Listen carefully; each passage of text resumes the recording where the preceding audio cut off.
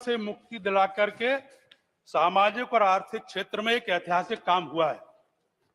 माननीय प्रधानमंत्री जी ने भी किसानों की आय को दोगुना बढ़ाने की दिशा में जो संकल्प लिया है और उसी आधार पर कृषि की आर्थिक नीति और प्राकृतिक खेती को बढ़ावा देने की दिशा में भी जो महत्वपूर्ण काम मंत्रालय कर रहा है, मैं माननीय मंत्री जी से ये जानना चाहता हूं कि जो समितियां हैं और बड़ी संख्या में जो समितियां किसानों के हित में और आम जन के हित में जो काम कर रही हैं, वो समितियों को बैंकों, जो राष्ट्रीय बैंकों हैं उसी के तरह सहकारी बैंकों का सुदृढ़ीकरण और आर्थिक रूप से वो और अधिक लोन किसानों को, छोटे किसानों को दे सकें। माननीय सदस्य, इसी के साथ साथ समिति के सदस्यों को उससे क्या लाभ होगा, यह मैं माननीय मंत्री जी से जानना चाहते हैं। माननीय सभापति महोदय, आदरणीय सभापति महोदय, सांसद महोदय ने बहुत अच्छा क्वेश्चन किया है। माननीय प्रधानमंत्री मोदी जी के नेतृत्व में सहकार से समृद्धि का विजन और माननीय सहकारिता मंत्री जी के नेतृत्व में जिस तरह से लगातार 2-2.5 सालों में काम किए हैं, 57 इनिशिएटिव्स लिए हैं, उसमें किसानों की इनकम को बढ़ाने के लिए और खास तौर से किसानों की इनकम के साथ साथ उनके लिए सभी तरह से कैसे सुदृढ़ किया जाए, इसके लिए माननीय सहकारिता मंत्री जी ने एक cooperative multi state organic society का गठन किया है। साथ ही साथ एक मल्टी स्टेट सीड सोसाइटी का भी गठन किया है, जिससे हमारे किसान लघु और सीमांत किसान भी बीज उत्पन्न कर सकें और साथ ही साथ जैविक ऑर्गेनिक खेती को बढ़ावा देने के लिए माननीय मंत्री जी ने इस पर कदम उठाया है। और जहां तक किसानों के ऋण की सवाल है, किसानों के ऋण की सुविधा भी उनको दोगुना करने का काम किया। माननीय सदस्य, माननीय मंत्री जी ने जो जानकारी दी है, इसी के साथ साथ मैं माननीय मंत्री जी से जानना चाहता हूं कि जो राष्ट्रीय सहकारी विश्वविद्यालय की स्थापना के संदर्भ में जो मंत्रालय विचार कर रहा है, तो उसमें मल्टी कोऑपरेटिव एकीकृत सामूहिक खेती का जो मॉडल बनाने का जो लक्ष्य है, उस दिशा में सरकार ने क्या कदम उठाए हैं और इसी के साथ साथ जो 2 लाख का ऋण अभी तक उपलब्ध कराते हैं, उसको क्या आगे बढ़ाने की दिशा में सरकार विचार कर रही है? हमने राष्ट्रीय सहकारी यूनिवर्सिटी बनाने का जो निर्णय लिया है, उस पर लगातार हम काम कर रहे हैं और जहां तक ऋण की सीमा का सवाल है, पिछली बार ही हमने इसको 2 लाख तक बढ़ाने का काम किसानों के लिए किया है। तो मुझे लगता है कि आने वाले समय में आवश्यकता अनुसार जितना भी हमको लगेगा उतना वो करेंगे। प्राथमिक कृषि और ग्रामीण विकास जो पैकार्ड्स द्वारा नगद जमा और नगद ऋण की राशि पहले केवल 20,000 हुआ करती थी, उसको 2 लाख करने का काम किया। श्री महाबली सिंह जी। अध्यक्ष महोदय, प्राथमिक सहकारी समितियों को पारदर्शी और आर्थिक रूप से जीवंत बनाने के लिए सरकार ने बहुत सारी ऐसी योजनाएं चलाई है, जैसे पंचायत में पैक्स के माध्यम से जन वितरण प्रणाली, एलपीजी गैस, पेट्रोल पंप और पंचायत में गोदाम आदि जैसे कई 15-20 ऐसे बिंदुओं को सरकार ने पहल किया है, जिससे कि मतलब वहाँ ग्रामीण स्तर पर, पंचायत स्तर पर किसान और बेरोजगारों का समस्या का हल हो सके।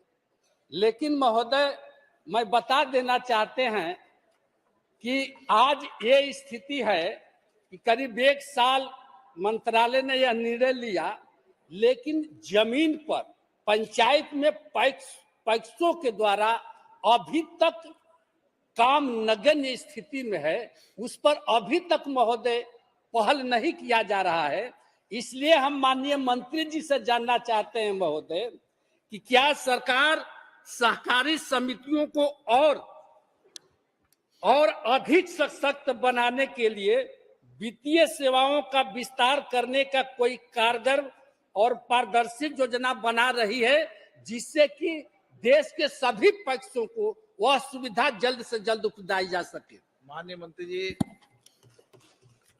माननीय सांसद महोदय को आपके माध्यम से मैं बताना चाहता हूं, माननीय सहकारिता मंत्री जी के नेतृत्व में जिस तरह से हमारे पैक्स 98,000 थे, उनमें से हमने 63,000 पैक्स को कंप्यूटराइजेशन करने का काम किया है, चल रहा है।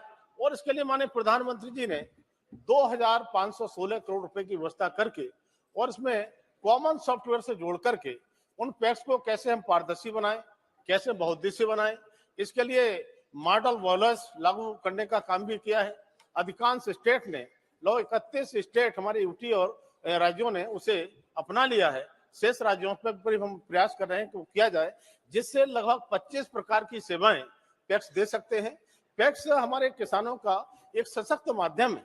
उनको मजबूत करने के लिए आज सीएससी केंद्र हो, जो 300 प्रकार की सेवाएं सीएससी पर होती हैं, अब पैक्स भी सीएससी की सेवाएं दे सकते हैं। उसी प्रकार से उनको बहुउद्देशीय बनाते बनाते पैक्स को पेट्रोल डीजल का रिटेल आउटलेट में बदलने की जो काम भी हम कर रहे हैं। पैक्स को उर्वरक खुदरा दुकान का लाइसेंस PMKSK के रूप में भी संचालित करने का काम किया है।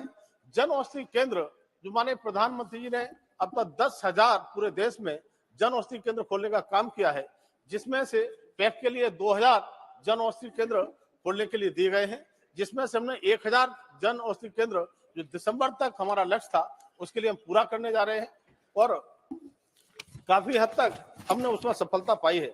साथ ही साथ हर घर नल से जल का वितरण के लिए भी हमने पैक्स में लागू करने का काम किया है और इसी तरह से पैक्स स्तर पर PM कुसुम योजना भी हमने लागू की है।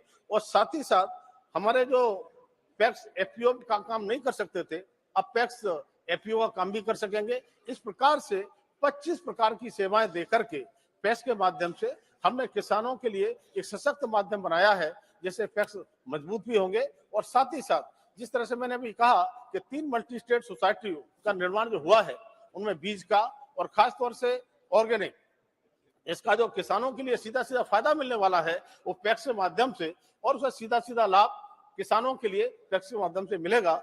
इसलिए माननीय सदस्य को मैं कहना चाहता हूं, माननीय सहकारिता मंत्री के नेतृत्व में लगातार जिस तरह से जो है सहकारिता क्षेत्र में काम हो रहे हैं और 57 तरह के अभी तक पहल केवल हमने किया ही नहीं है, उनको धरातल पर लाने का काम भी हमने किया है और निश्चित रूप से आने वाले समय में हम पैक्स को और मजबूत करने का काम करेंगे। और सहकारिता क्षेत्र का जहां तक सवाल मैं कहना चाहता हूं कि माननीय सांसद महोदय से, हमारे पूरे देश के अंदर बहुत सारे ऐसे क्षेत्र थे, ऐसी ग्राम पंचायतें थी जहां पर हमारा कोऑपरेटिव मूवमेंट नहीं था। माननीय प्रधानमंत्री जी ने पिछली बार ही 2 लाख पैक्स हमारी मत्स्य डेयरी सोसाइटी खोलने का निर्णय 5 साल में लिया है। कोई भी ऐसी ग्राम पंचायत ऐसी न बचे जिसमें हमारी ऐसी पैक्स सोसाइटी ना हो, कोऑपरेटिव मूवमेंट ना हो। इसलिए पूरे देश में सर्वस्पर्शी और सर्वव्यापी बनाने का अभियान माननीय सहकारिता मंत्री के नेतृत्व में चल रहा है और निश्चित रूप से सहकार से समृद्धि का विजन माननीय प्रधानमंत्री मोदी का पूरा करेंगे और सहकारिता आंदोलन को जमीनी स्तर तक चलाने का काम करेंगे। श्री फ्रांसिस को सर्दिना। Sir, in our state, many of the cooperative banks and also societies have gone into liquidation. People who have invested money are scared. It is their hard-earned money, and they are scared they will not get back their amount what they had invested. So I would like to request the Honorable Minister to give us assurance that they will interfere and see that people get their hard-earned money. माननीय मंत्री जी।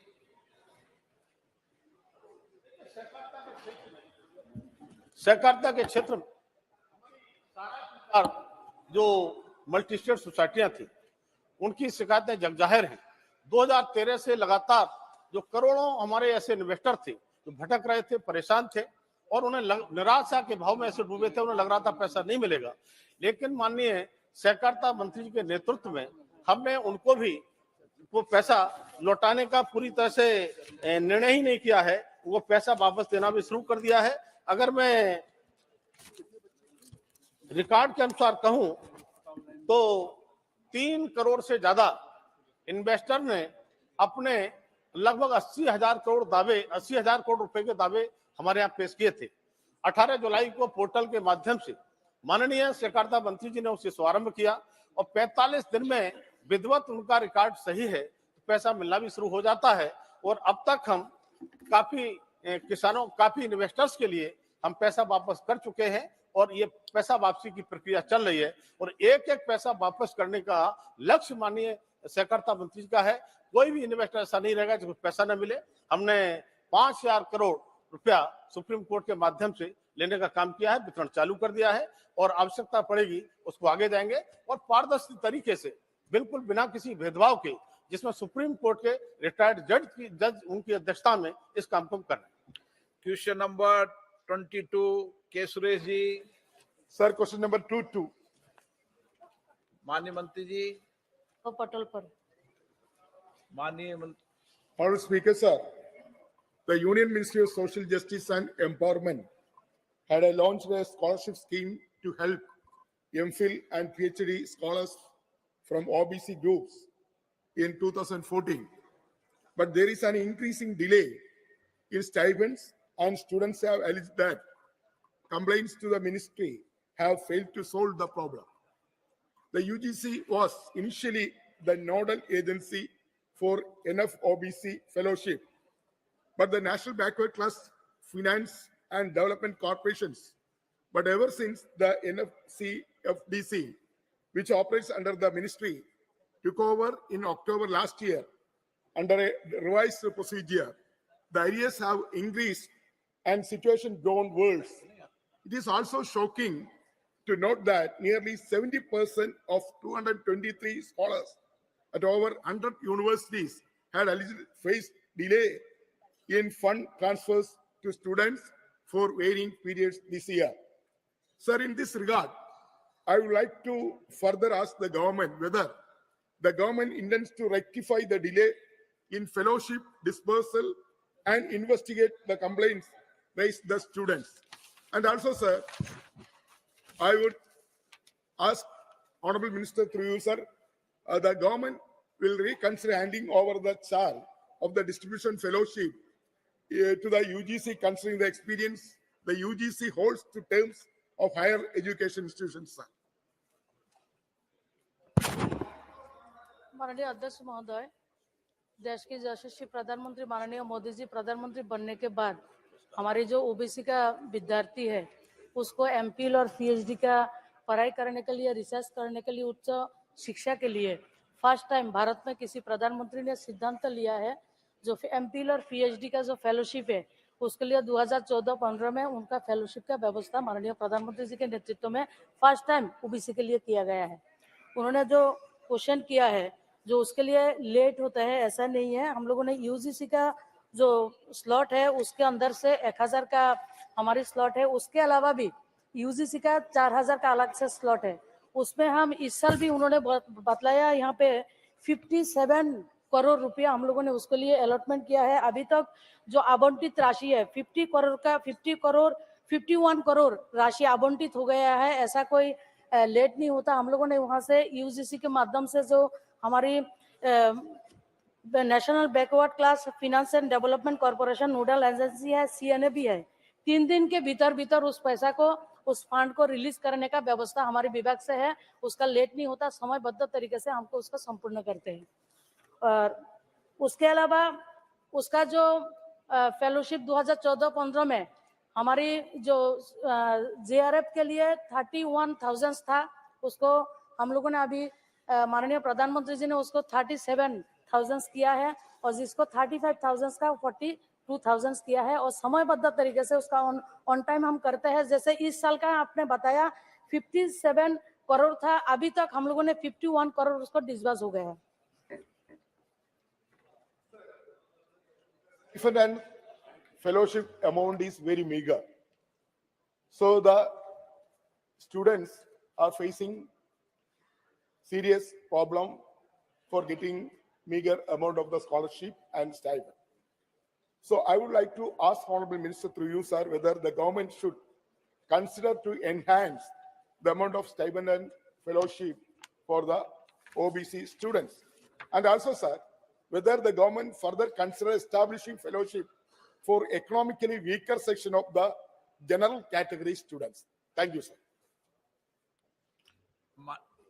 माननीय अध्यक्ष महोदय, मैं पहले भी बता दिया 2014-15 से एमफिल और पीएचडी के लिए जो फेलोशिप का शुरुआत किया है माननीय प्रधानमंत्री जी ने, जो 31,000 था उसको हम लोगों ने इस 2023 में उसको 22-23 में उसको 37,000 किया है। जो 35,000 था उसको 42,000 किया है। समय समय में उसको वृद्धि होता है। टीआर बालू जी। Sir, the number of OBC faculties in respect of technical and scientific universities, as far as OBCs are concerned, especially in the case of assistant professor, associate professors, and professors, are very meager. It is not even 10%, sir, as of now. Sir, 30 years ago, we have enacted brought an act to introduce 27% reservation, but so far only 10% we have provided so far. So equally, everybody is responsible. But you say, I want to know what is the reason for that. The reason is because of shortage of PhD degree holders. So for want of PhD, the shortage is still existing.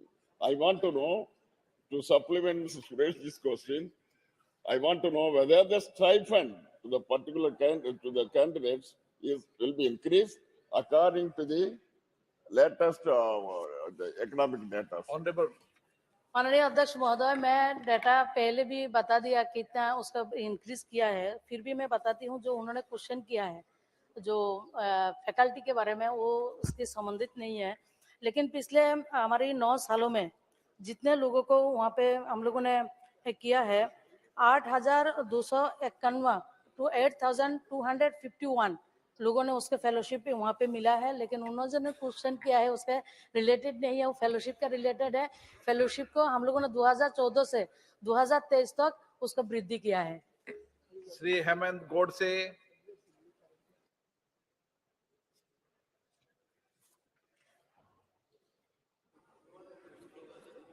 सन 2019 में सरकार ने OBC के अलावा 10% reservation economically weaker section को देने की निर्मित की। अध्यक्ष महोदय, मैं आपके माध्यम से मंत्री जी से ये जानना चाहता हूं कि ईडब्ल्यूएस के स्कॉलर्स को सेंट्रल इंस्टीट्यूशन में एमफिल्स और पीएचडी के स्कॉलरशिप की सुविधाएं क्या मिल रही है? अगर मिल रही है तो अब तक कितने स्कॉलर्स को ये सुविधा मिली है? अगर नहीं मिली है तो क्या सरकार इसके ईडब्ल्यूएस के स्कॉलर्स को स्कॉलरशिप देने के लिए सोच रही है? Thank you. ईबीसी का क्वेश्चन नहीं था, उसका फेलोशिप ओबीसी का है। तो माननीय सदस्य महोदय को मैं उसका तथ्य उपलब्ध करके उनको भेज दूंगी। Question number 23 Shri Shyam Singh Yadav. माननीय अध्यक्ष जी, क्वेश्चन नंबर 23, लेकिन माननीय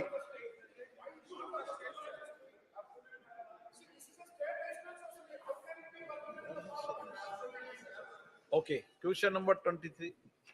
क्वेश्चन नंबर 23, लेकिन माननीय अध्यक्ष जी एक बात कहना चाहूंगा। माननीय अध्यक्ष जी, उत्तर सभा पटल पर रखा हुआ। माननीय मंत्री जी इसका जवाब दे। माननीय अध्यक्ष जी एक बात कहना चाहूंगा। पहले क्वेश्चन नंबर 23 बोलो। 23। अब माननीय मंत्री जी बोलेंगे। एक मिनट बैठ जाइए। अब माननीय मंत्री जी। माननीय अध्यक्ष महोदय, उत्तर सभा पटल पर। अब माननीय सदस्य। मैं सभी माननीय सांसदों की तरफ से एक दरख्वास्त करना चाहता हूं। माननीय अध्यक्ष जी, आप प्रश्न पूछो, दरखास्त बाद में, अभी प्रश्न क्यों? ये रिलेवेंट सवाल है। जो हम लोगों का क्वेश्चन अपलोड किया जाता है 10 बजे, जिस दिन 11 बजे, वो विषय मुझे एक दिन पहले हो, वो विषय आप चेंबर में बताना या नहीं, आप प्रश्न पूछे यहाँ पे। तो दूसरा ये कहना था कि शायद आप मुझे बधाई दें कि 4.5 साल में पहली बार स्टार क्वेश्चन आया है। तो पूछे आप। और जैसे लोगों को ईवीएम पर संदेश है, उसी तरह से ऐसे मुझको भी बात नहीं बोलते process माननीय सदस्य। अच्छा नो, इसको रिकॉर्ड मत लेना, अच्छा। कभी बोलना ही मत। तो 1 मिनट बैठिए, अच्छा, हाँ, हाँ, बैठिए, माननीय बैठिए, सवाल पूछ रहा बैठिए हूं। माननीय सदस्य। मैं माननीय सदस्यों से आग्रह करता हूं, आप सब वरिष्ठ सदस्य हैं, कभी इस पर सवाल नहीं उठे। इस तरीके के विषयों को सदन में नहीं उठाना चाहिए। आपका सदन है माननीय। मैं माननीय अध्यक्ष जी से के द्वारा माननीय मंत्री जी से यह पूछना चाहता हूं कि ये प्रधानमंत्री ग्रामीण सड़क योजना में बड़ी मुश्किल से तो हम लोग एक दूसरे से तारतम्य बैठा करके ये सड़कें स्वीकृत करवाते हैं, लेकिन हमारे जौनपुर के एक मंत्री जी हैं, विधायक लोग हैं, वो जा करके इसका उद्घाटन पहले ही कर देते हैं, जबकि एक शासनादेश है माननीय मंत्री जी जिसमें यह है कि इन सड़कों का उद्घाटन निर्विवाद रूप से माननीय सांसद करेंगे। तो क्या मैं जानना चाहता हूं कि ऐसे विद्वान मंत्री जिसको कानून नियम का ज्ञान नहीं है, माननीय मंत्री जी अनुरोध करेंगे उत्तर प्रदेश सरकार के मुखिया से कि उनको नियम कानून का पाठ पढ़ाएं और भविष्य में ऐसी घटनाएं न हो कि वे जाकर खुद सड़क का उद्घाटन कर देते हैं और जनता को गुमराह करते हैं। आपका प्रश्न, बस यही प्रश्न है। ओके, क्या माननीय अध्यक्ष महोदय, ये क्वेश्चन से संबंधित नहीं है, क्वेश्चन दूसरा है। इसके लिए मैं बता दूं, इसके लिए गाइडलाइन जारी है और उस गाइडलाइन की पालना सब करते हैं। ठीक है।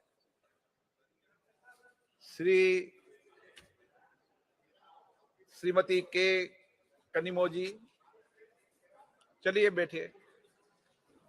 Thank you, sir. Since this question is related to rural unemployment, I just like to ask, given the fact that the average number of days of employment provided per household in the NREGA scheme is less than 50 days, what are the measures that the government is taking to ensure that 100 days of employment are because the entire scheme was intended to give minimum 100 days of employment, and we're not even able to reach 50 days. What is the government, doing to ensure that at least 100 days of employment is given and the money, the payment and wages are given to the people in different states who are working in this NREGA scheme are getting their payment on time, because it's been delayed by a few months in most of the states.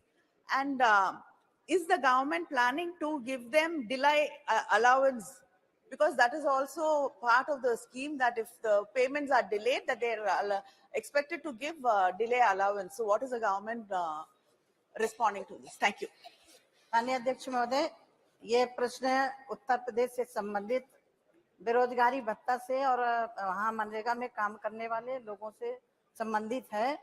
माननीय सांसद महोदय ने प्रश्न पूछा, उनको हम पहुंचा देंगे। उत्तर प्रदेश के लिए ही पूछा है, उत्तर प्रदेश के लिए पूछ। श्री शशि थरूर जी। Thank you, sir. Actually, I would have the same problem with the minister because Mr. Speaker, sir, the question is headlined unemployment allowance. So that's what we're asking about. The specific question may have been about UP, but we can ask about the principle, sir, because according to sections 7.1 of the MNREGA rules, if an applicant for employment under the scheme is not provided such employment within 15 days of receipt of his application seeking employment, or from the date on which the employment has been sought in the case of an advance application, whichever is later, he shall be entitled to a daily unemployment allowance in accordance with the section, quote unquote, sir. I want to ask the Honorable Minister, I can tell you from my experience in the state of Kerala, this is not being done, sir. And to the best of my knowledge, in many states, we are not finding the government actually compensating MNREGA applicants. In my own state, the number of applicants is more than twice the number of jobs offered. Only a handful of people are getting the full 100 days, sir. So if the government has a rule like this, that means that if somebody doesn't get the requested employment within 100 days of MNREGA, they should be paid unemployment allowance. Now, where is the government doing this? I would like the Honorable Minister to explain. UP and every other state, but certainly in my state of Kerala, this is a genuine problem for our rural workers. And in Kerala, sir, 92% of MNREGA workers are women because they're running women-run households. We really need to ensure that this protection is given, sir. And given this, can you tell us what mechanisms you have in place to ensure that the states are paying the money they're supposed to pay? Is the central government giving the states the money to enable them to pay it? Thank you, sir. महोदय, एक तो इस प्रश्न से जुड़ा हुआ नहीं है, लेकिन विद्वान मित्र जिस ढंग से प्रश्न को उठाए हैं, मैं 1 मिनट आपके सामने देश का चित्र रखना चाहता हूं। अगर 2014 तक जिस पार्टी से जुड़े हैं, केवल 1660 श्रम दिवस ही बन पाया था। अभी 2700 श्रम दिवस बन चुके हैं। और जहां तक पैसे का सवाल है, अरे मैं वही बता रहा हूं, चिल्लाने से नहीं होगा, ये चिल्लाने से नहीं होगा। हमें भी चिल्लाने आता है, हम ज्यादा चिल्लाना जानते हैं। चिल्लाने से नहीं होगा। ये 2,13,000 खर्च किए और 6,74,000 हमने खर्च किया। लेबर बजट राज्य सरकार लेकर के आती है, लेबर बजट की स्वीकृति हम करते हैं। और ये काम देना, मैं तो कहता हूं कि जो अधिकारी काम नहीं दे रहे हैं, राज्य सरकार उनके ऊपर पूछे। भारत सरकार की ओर से कोई दिक्कत नहीं है, न पैसे की दिक्कत है, न लेबर की दिक्कत। बजट बढ़ाइए सर, पैसे दे दीजिए उनको। 24 डॉक्टर पोन गौतम सिंगामणि। Question number 24. माननीय मंत्री जी, माननीय सदस्य। Sir, my first supplement is, in the reply by the Honorable Minister, it has been stated that most of works which are pending under the said program in certain states or in hilly states, sir. The very purpose of PMGSY is to make road connectivity in rural as well as in hill terrain areas. Kalvarani Hills and Yerkad Hills fall in my Kallakurchi parliamentary constituency, which needs better road connectivity. My question is, what are the steps the government proposed to take to remove the bottlenecks to complete the road projects in those states where the work is still pending despite many extensions?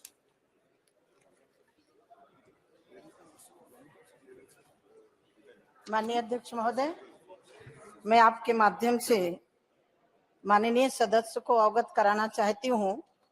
उसके पहले प्रधानमंत्री सड़क योजना लागू करने वाले स्वर्गीय अटल बिहारी वाजपेयी जी को भी मैं बहुत बहुत अभिनंदन करना चाहती हूं।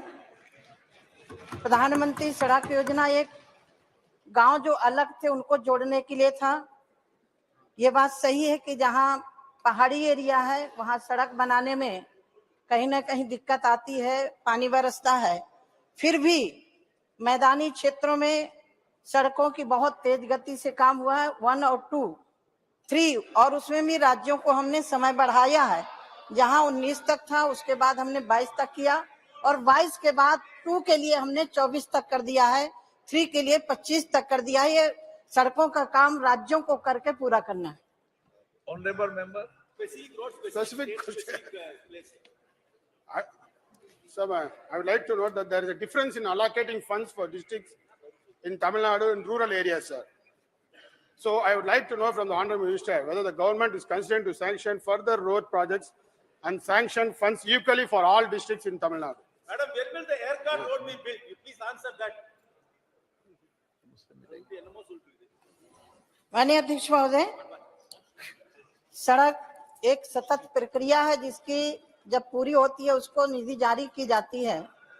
1, 2 और इस टाइम 3 का काम चल रहा है, लेकिन कई राज्य अभी 1 और 2 को पूरा नहीं कर पाए। इसलिए जिन राज्यों से सदस्य आते हैं अपने राज्यों को प्रेरित करें कि पहले 1 और 2 को पूरा करें। पैसे की कमी नहीं है, पैसा हमारा पूरा जा रहा है, लेकिन अभी पूरी 2 और 1 की सड़क नहीं बन पाई। हम 3 में पहुंच चुके हैं। मैं बधाई देना चाहती हूँ उत्तर प्रदेश सरकार को। उत्तर प्रदेश सरकार ने लगभग पूरा कर लिया है। इसके लिए उत्तर प्रदेश सरकार में पहली सरकार है प्रदेश केंद्र में देश में जो सड़कों का काम पूरा किया।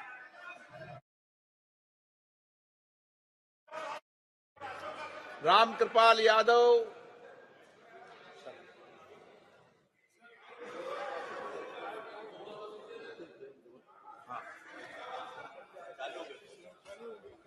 सर आभार व्यक्त करते हैं सर आपका कि आपने एक महत्वपूर्ण क्वेश्चन के लिए मुझे अनुमति प्रदान की है। सर ये प्रधानमंत्री ग्रामीण सड़क योजना पूरे अटल बिहारी वाजपेयी स्वर्गीय नहीं है, उनको आदर। उन्होंने एक कंसेप्ट के साथ प्रारंभ किया और पूरे देश में गांव को सड़कों से जोड़ने का एक नया उदाहरण पेश करने का काम किया और वर्तमान मोदी जी की सरकार ने इसमें बहुत बड़ी गति देने का काम किया है।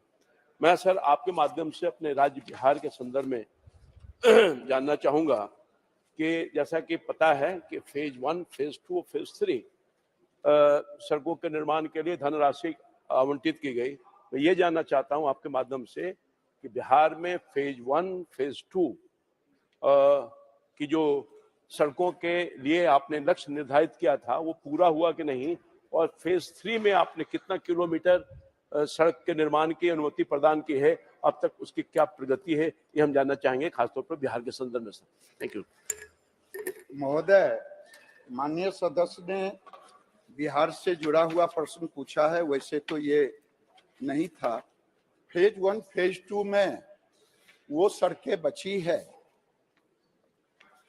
जो उग्रवादी से जुड़ा हुआ क्षेत्र है।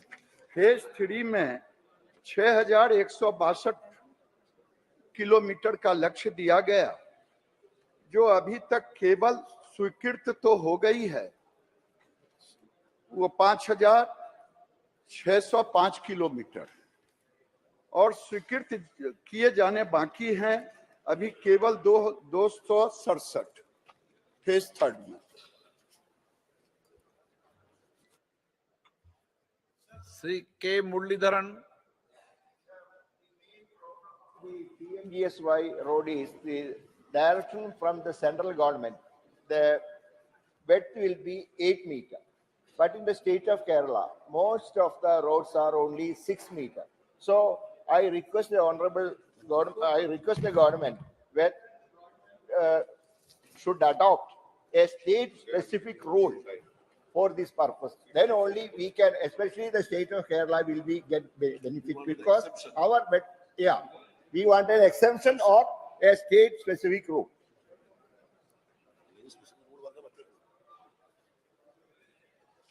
माननीय अध्यक्ष महोदय, केरल से संबंधित प्रश्न पूछा है, उनका उत्तर मैं जरूर लिखित में भेजूंगी, लेकिन जो अभी तक पूर्ण सड़कें हुई हैं उनको 2006 से मार्च 2014 तक 411 किलोमीटर, अप्रैल 2014 से अब तक 8000 ये लंबित सड़कें पूरी की गई हैं। माननीय अध्यक्ष महोदय, सतत प्रक्रिया है प्रधानमंत्री सड़क योजना। किसी भी राज्य में कहीं कमी है उसको पूरा करने के लिए हम बिल्कुल, हमारा मंत्रालय खुला दरबार है। 1, 2 और 3 जब तक ये तीनों फेज की पूरी नहीं हो जाती तब तक हम आगे का कार्रवाई नहीं कर सकते। सुदीप बंदोपाध्याय जी, आप सुदीप बंदो नहीं, आपने लिखाया है।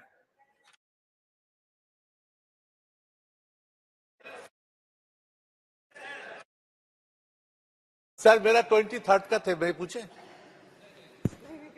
मेरा 24 मैंने दिया। तो मैं थोड़ा सर गिरिराज सिंह जी का देखने से मेरा प्रश्न आ जाते हैं। नमस्कार।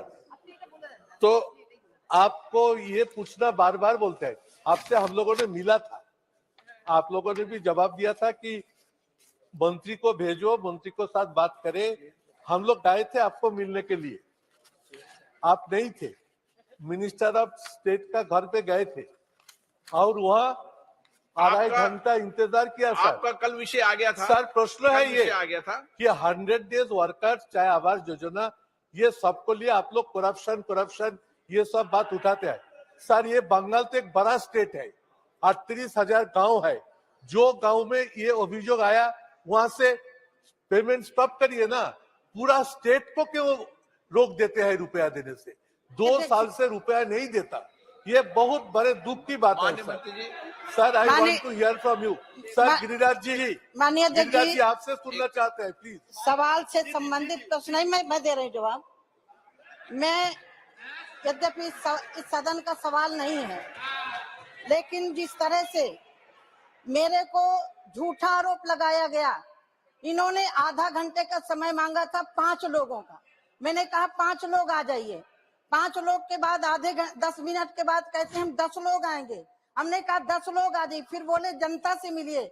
मैंने कहा आपका जो प्रतिनिधि मंडल आया है जिस इशू को लेकर के, उसके पहले टेबल में बात करिए। सुनिए पहले माननीय अध्यक्ष महोदय, 2.5 घंटा मैं अपने ऑफिस में बैठी रही जहाँ मुझे आधा घंटा बैठना था। फिर बोले हम पूरे सांसद आएंगे। हमने कहा पूरे सांसद आ जाइए, अकेले नहीं मिलूंगी। महua मोitra, उन्होंने कहा मैं अकेले नहीं, आज आपका डेलीगेट आया, डेलीगेट से मिलूंगी। जिस इशू को लेकर के उस संबंध में बात करिए। लेकिन अध्यक्ष जी मुझे खेद है, ये मिलने के लिए तैयार नहीं थे। इन्हें प्रोपोगंडा करना था, मेरे ऑफिस में धरना देना था। माननीय अध्यक्ष महोदय, मैं 2.5 घंटा बैठी रही। 2.5 घंटा रात में 6 बजे से लेकर के 8:30 बजे उठी हूँ और मेरे को बोला पीछे गेट से निकल गई। अध्यक्ष महोदय, मैं 4 नंबर गेट से जाती हूँ, 4 नंबर से ही आती हूँ और 4 नंबर से गई हूँ। इन्हें मांगना नहीं था, इन्हें पश्चिम बंगाल की जनता की चिंता नहीं है, इन्हें सिर्फ राजनीतिक रोटियां सेकनी है। इन्होंने राजनीतिक रोटियां सेकने के लिए इसी भवन में आकर के धरना दिया। मैं 2.5 घंटा बैठी रही। मैं उसके लिए इनसे चाहूंगी इस तरह का झूठा बयान नहीं दें। मुझे झूठा बोला, मुझे महua मोitra ने कहा कि साध्वी निरंजन ज्योति जैसा पापी हो तो पाप की जरूरत नहीं है। माननीय अध्यक्ष महोदय, मैं संत हूँ और उसका परिणाम इनको मिल गया। श्री तापिर गांव जी,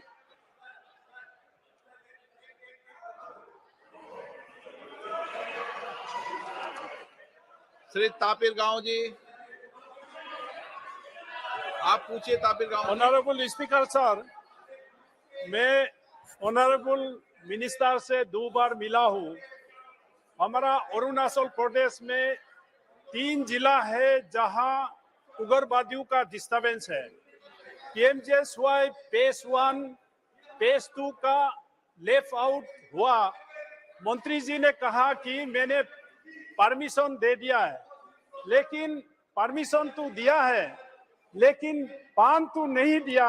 तो स्टेट गवर्नमेंट कैसे फेज 1 और फेज 2 का लेफ्ट आउट PMJSY को कैसे बनाएंगे? मैं मंत्री जी से जवाब चाहता हूं। और पान कैसे रिलीज करेंगे फेज 1 फेज 2 का, ये मंत्री जी से जवाब चाहता हूं। ये सदस्य, आप इनका माननीय मंत्री जी इनका जवाब दो। माननीय अध्यक्ष महोदय, माननीय सदस्य ने मेरे पास आए और मैंने इनके कहने पर समय अवधि दिया हूं, बढ़ाया हूं। राज्य सरकार से अनुरोध कर रहा हूं कि वो पूरा कर दे। क्वेश्चन नंबर 25, अब ये मनोज राजौरिया जी।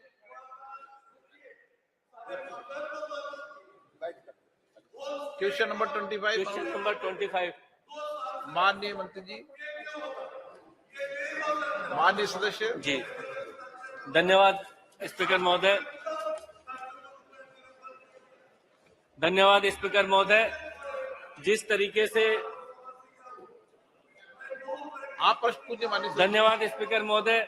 जिस तरीके से देश के प्रधानमंत्री आदरणीय नरेंद्र मोदी जी ने किसानों के सम्मान के लिए, किसानों की उन्नति के लिए पिछले लंबे समय से काम किया, उसी अवधि के उसी कार्यक्रम के तहत माननीय प्रधानमंत्री जी ने किसानों को सम्मान देने के लिए प्रधानमंत्री किसान सम्मान निधि की घोषणा की थी। और आज उस घोषणा से मेरे संसदीय क्षेत्र करौली के 1,46,953 और धौलपुर के 1,52,271 किसानों सहित राजस्थान के 80 लाख से अधिक और पूरे देश के 11 करोड़ से अधिक किसानों को प्रधानमंत्री किसान सम्मान निधि का फायदा मिला है। मैं इसके लिए माननीय प्रधानमंत्री जी का आभार व्यक्त करता हूं। साथ में ही माननीय मंत्री जी से एक सवाल करना चाहता हूं कि माननीय प्रधानमंत्री जी ने जो किसानों के हित के लिए ये प्रधानमंत्री किसान सम्मान निधि जो की है, इसमें बचे हुए किसानों को या 100% किसानों को लाभ पहुंचाने के लिए माननीय मंत्री से आग्रह करूंगा कि भारत सरकार ऐसे क्या प्रयास कर रही है कि 100% किसानों तक प्रधानमंत्री किसान सम्मान निधि का लाभ पहुंच सके। माननीय अध्यक्ष जी, 2018 में प्रधानमंत्री नरेंद्र मोदी जी ने किसान सम्मान योजना शुरू की थी। तब से अभी तक 15 किस्तों में हम 11 लाख किसानों के लिए 11 करोड़ किसानों के लिए 2.81 लाख करोड़ रुपया डीबीटी के तहत हम पहुंचाए सर। अभी ये योजना विश्व का अत्यंत बड़ा योजना है। डीबीटी के तहत योजना जारी की है, इसे विदेश में भी इसका तारीफ हो रही है सर। हम ये योजना देने के समय राज्य सरकार से आंकड़ा मांगे थे। उसी समय हमको 11 करोड़ आंकड़ा मिला था। उसके बाद इसी में 2 करोड़ किसानों फर्जी निकले। उसके बाद हम किसानों में जागृति की है, मोबाइल ऐप बनाए हैं एंड वेबसाइट में खुद वो एप्लीकेशन डालने के लिए मौका दिया है। अभी हम ई-केवाईसी के तहत फेस आइडेंटिफिकेशन करने का भी एक प्रावधान इसी में किया है। इसीलिए हमारा सरकार का इच्छा है किसान सम्मान योजना को सैचुरेशन पॉइंट में लाना, सब किसान को वो देना। ऐसे करके हम अभी हमारे काम शुरू किए हैं सर। इसीलिए ये बड़ा योजना विदेश में भी इसका तारीफ हो रहा है सर। सप्लीमेंट्री। धन्यवाद माननीय मंत्री महोदय जी। मैं एक सवाल और आपसे पूछना चाहूंगा कि माननीय प्रधानमंत्री जी ने जिस तरीके से पिछले 9 वर्षों में किसानों को आर्थिक संबल और उन्नति करने के लिए उनकी फसल को समर्थन मूल्य देने के लिए एमएसपी का जो मूल्य बढ़ाया है, किसानों को अधिकतम फसलों पर एमएसपी दी और अधिक से अधिक फसलों की खरीद की घोषणा की। कुछ फसलें ऐसी भी रही जिसमें प्रधानमंत्री जी ने एमएसपी को 1.5 गुना से भी अधिक मूल्य पर उनकी फसलों की खरीद की। मैं आपसे माननीय मंत्री महोदय जी से आपके माध्यम से जानना चाहूंगा कि पिछले 9 वर्षों में कुछ किन किन फसलों को 1.5 गुना से अधिक एमएसपी पर उन्होंने खरीदने का काम किया और 9 वर्षों में कितनी फसलों की उन्होंने किसानों से खरीद की और किसानों को लाभ दिया और उनका आर्थिक उन्नति में उनके सम्मान को बढ़ाने में सहयोग किया।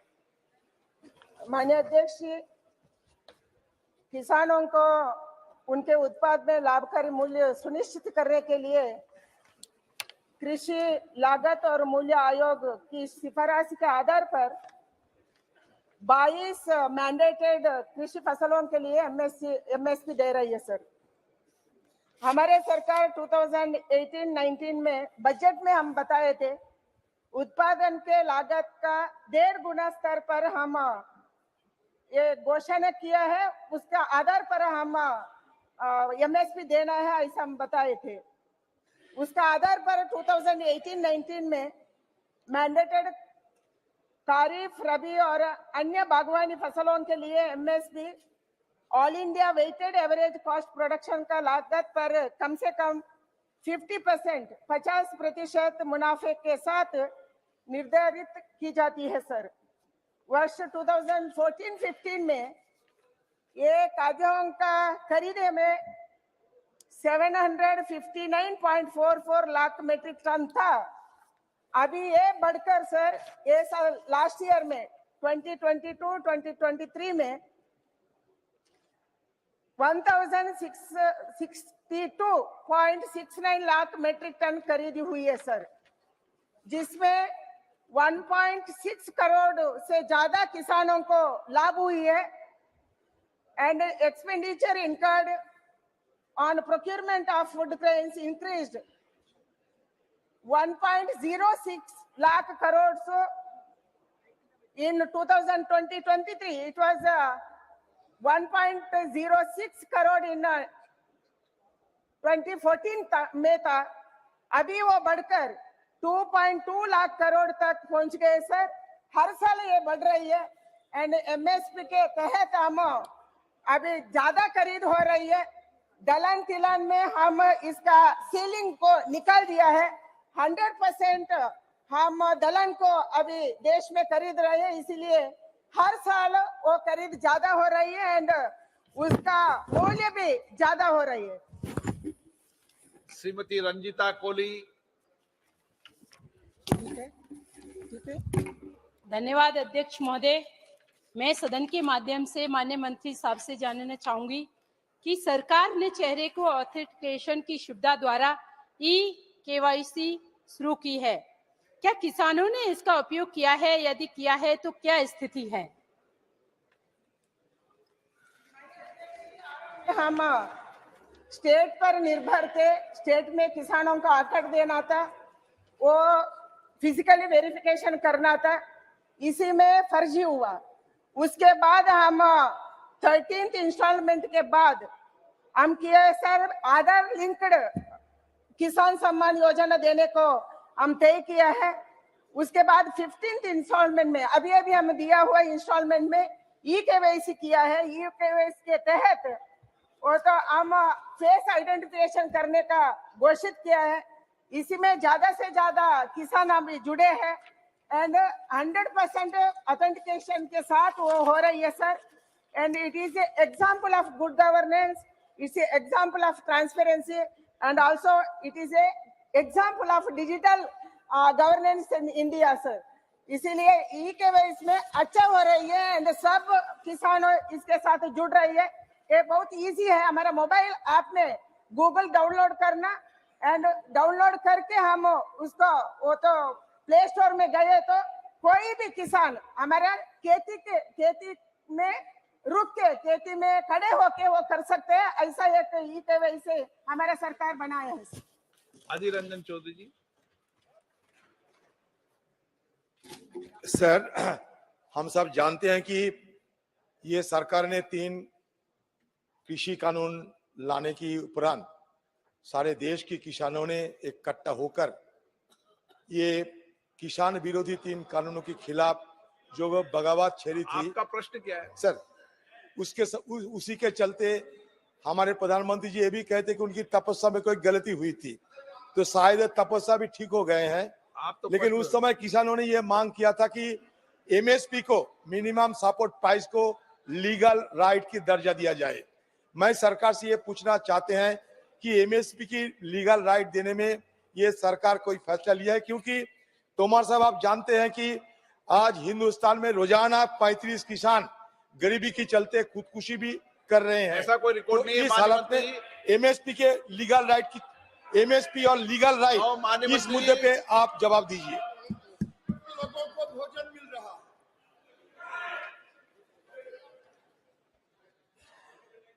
आज स्वामीनाथन साहब जीवित नहीं है, लेकिन मैं समझता हूं जब भी MSP की बात होती है तो स्वामीनाथन साहब को याद करना ही चाहिए। वाजपेयी जी की सरकार थी, उस समय कृषि सुधारों की दृष्टि से स्वामीनाथन साहब की अध्यक्षता में एक आयोग बनाया गया था और उस समय वाजपेयी जी की सरकार के टाइम पर वो रिपोर्ट नहीं आ पाई थी। 4 में सरकार बदल गई। 2007 में माननीय मनमोहन सिंह साहब प्रधानमंत्री थे और उस समय ये रिकमेंडेशन उनके समक्ष प्रस्तुत की गई। तदुपरांत सरकार ने कृषि मंत्री और बाकी लोगों का एक ग्रुप बनाया रिकमेंडेशन पर विचार करने के लिए, और उस समय स्वामीनाथन साहब ने रिकमेंडेशन तो 201 की थी, जिनमें NDA सरकार 200 पर काम कर रही है, लेकिन प्रमुख रिकमेंडेशन थी MSP की, जिसमें स्वामीनाथन साहब ने कहा था कि लागत पर 50% मुनाफा जोड़कर MSP घोषित करना चाहिए। 2007 के बाद 14 तक UPA की गवर्नमेंट रही और यूपीए की गवर्नमेंट के समय इस रिकमेंडेशन को नहीं माना गया, ये निरसन सूची में डली रही। मुझे कहते हुए प्रसन्नता है प्रधानमंत्री नरेंद्र मोदी जी बने और उसके बाद इस रिकमेंडेशन पर काम हुआ और आज एमएसपी 50% मुनाफा जोड़कर लागत पर घोषित की जाती है। और जैसा मंत्री जी ने बताया कि अभी तक लगातार प्रोग्रेस है। उस समय 1 लाख करोड़ रुपया खरीद पर खर्च होता था, आज 2,28,000 करोड़ रुपया खरीद पर खर्च होता है। और साथ ही साथ मैं यह भी बताना चाहता हूं कि जो किसान आंदोलन की बात की, उस समय जो समिति बनाई गई थी, वो समिति में 3-4 विषय थे, जिसमें प्राकृतिक खेती भी थी, बाकी सुधार भी थे और एमएसपी को और ठीक प्रकार से किसानों तक कैसे पहुंचाया जाए, इसके मैकेनिज्म पर विचार विमर्श करने की बात थी। उस कमेटी की बैठक लगभग 30-35 बैठकें हुई हैं, अभी रिकमेंडेशन नहीं आई है, ये मैं आपको बताना चाहता हूँ। क्वेश्चन नंबर 26 संजय काका पाटिल। माननीय मंत्री जी।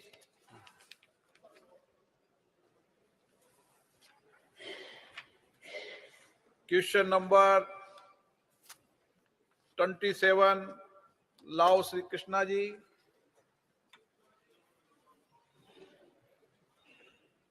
माननीय मंत्री जी। उत्तर सभा पटल पर रख दिया गया। Sir, Andhra Pradesh is going through severe drought. Sir, there is a rainfall deficit ranging from 21% to 51% across different districts of Andhra Pradesh. Sir. Specifically, coming to my district of Palnadu. Specifically coming to my district of Palnadu and Guntur, there is a drastic reduction in sowing area of chili and cotton, sir.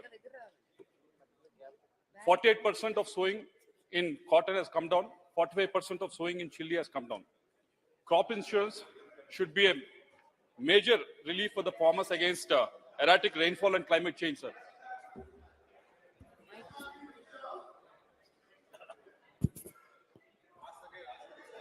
Can I ask again? Sir, Andhra Pradesh is going through a severe drought, sir, in 103 mandals. There is a rain deficit, sir.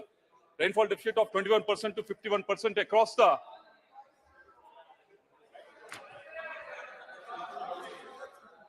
Sir, again, Andhra Pradesh is not being heard, sir. लगा लो, headphone लगा लो। Okay, बोलो, एक दोबारा बोल ले। Sir, the question is that the chili farms. Can you hear? Can I ask again, sir? Yes, आ रही है आवाज। Andhra Pradesh is going through a severe drought in 103 mandals, sir. There's a rainfall deficit of almost 21% to 58% across different districts of Andhra Pradesh. Specifically, coming to my district of Guntur and Palnadu, there's a drastic reduction in sowing area of cotton and chili, sir. It has gone down by 48% in cotton and 45% in chili, sir. Crop insurance should come as a major relief for farmers against erratic rainfall and climate change, sir. So the question to the minister is, chili crop, which comes under the yield-based, whereas it is sowed under the irrigated base, but it is classified as yield-based under the insurance, sir. So the question for you is whether government is looking that chili crop can be moved from yield-based to the irrigated weather-based. माननीय अध्यक्ष महोदय जी, प्रधानमंत्री फसल बीमा योजना बहुत ही महत्वपूर्ण योजना है। देश भर में किसानों को एक कवच प्रदान करता है कि किसान के अगर किसी प्रकार का नुकसान होता है तो फसल बीमा के माध्यम से वो उसको कवर होता है। और जैसा कि आंध्र प्रदेश के विषय पर आपने पूछा है कि उनको मिर्ची और उसमें वेदर बेस्ड आधार पे करने के लिए, तो मुझे आपसे इसमें ये कहना है कि जिस तरह से यहाँ पर अभी जिस तरह से किया जा रहा है, तो इसमें राज्य सरकार पूर्ण रूप से फसल बीमा के लिए कौन सी पैटर्न को अपनाना है, जो हमने उनको मॉड्यूल दे रखे हैं, उस मॉड्यूल के आधार पर वो करते हैं और उसमें राज्य सरकार को पूरा अधिकार है कि कौन से नोटिफिकेशन के अंदर उसको किस तरह से करना है, तो वो राज्य सरकार वहां से जिस प्रकार से भी करना चाहे, वो अगर उस मॉड्यूल को अपनाना चाहते हैं जिसमें वो चाहे उसमें वेदर बेस्ड है, तो अगर वेदर बेस्ड पे जाना चाहता है राज्य सरकार उसको निर्धारित कर सकती है, क्योंकि राज्य सरकार इसके अंदर दोनों मॉड्यूल को राज्य सरकार को दे रखा है।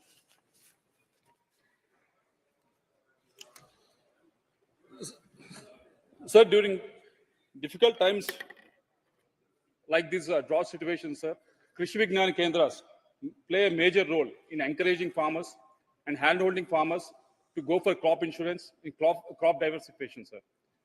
Sir, coming to my constituency of Palnadu, we have proposed a Krishi Vignan Kendra 3 years back, sir, in the village of Jangameshwarapuram in Gurjala Mandal. So 3 years back when we asked, they said, because it's a Corona time, we have not been deciding on the Krishi Vignan Kendra, sir. But it's been 3 years. We've been following it up in various offices, sir. But still there is no response to it, sir. So I request the minister to whether there is a policy by the union government to not sanction any KV case, or if they're going to sanction any KV case, or if they're going to do it before the 2024 elections.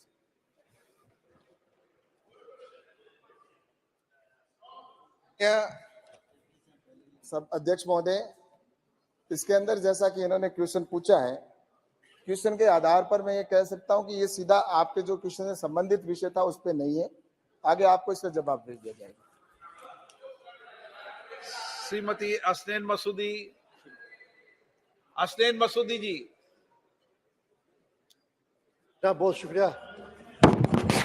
जैसा कि आप जानते हैं कि सेब उत्पादन जो है वो जम्मू कश्मीर के लिए एक रीढ़ की हड्डी की मईशत के लिए रीढ़ की हैसियत रखती है, तो मेरा ये सवाल होगा कि क्या सरकार जम्मू कश्मीर में सेब की पैदावार कोई 30 मिलियन टन के करीब होती है, क्या उसको PMFBY में के दायरे में लाना चाहती है, ताकि कंसेशन रेट्स पर जो प्रीमियम रेट्स हो उस पर ये भी इस जो सेब का जो सनत है, तो फ्रूट जो इंडस्ट्री है उसको भी उसके दायरे में लाया जाए।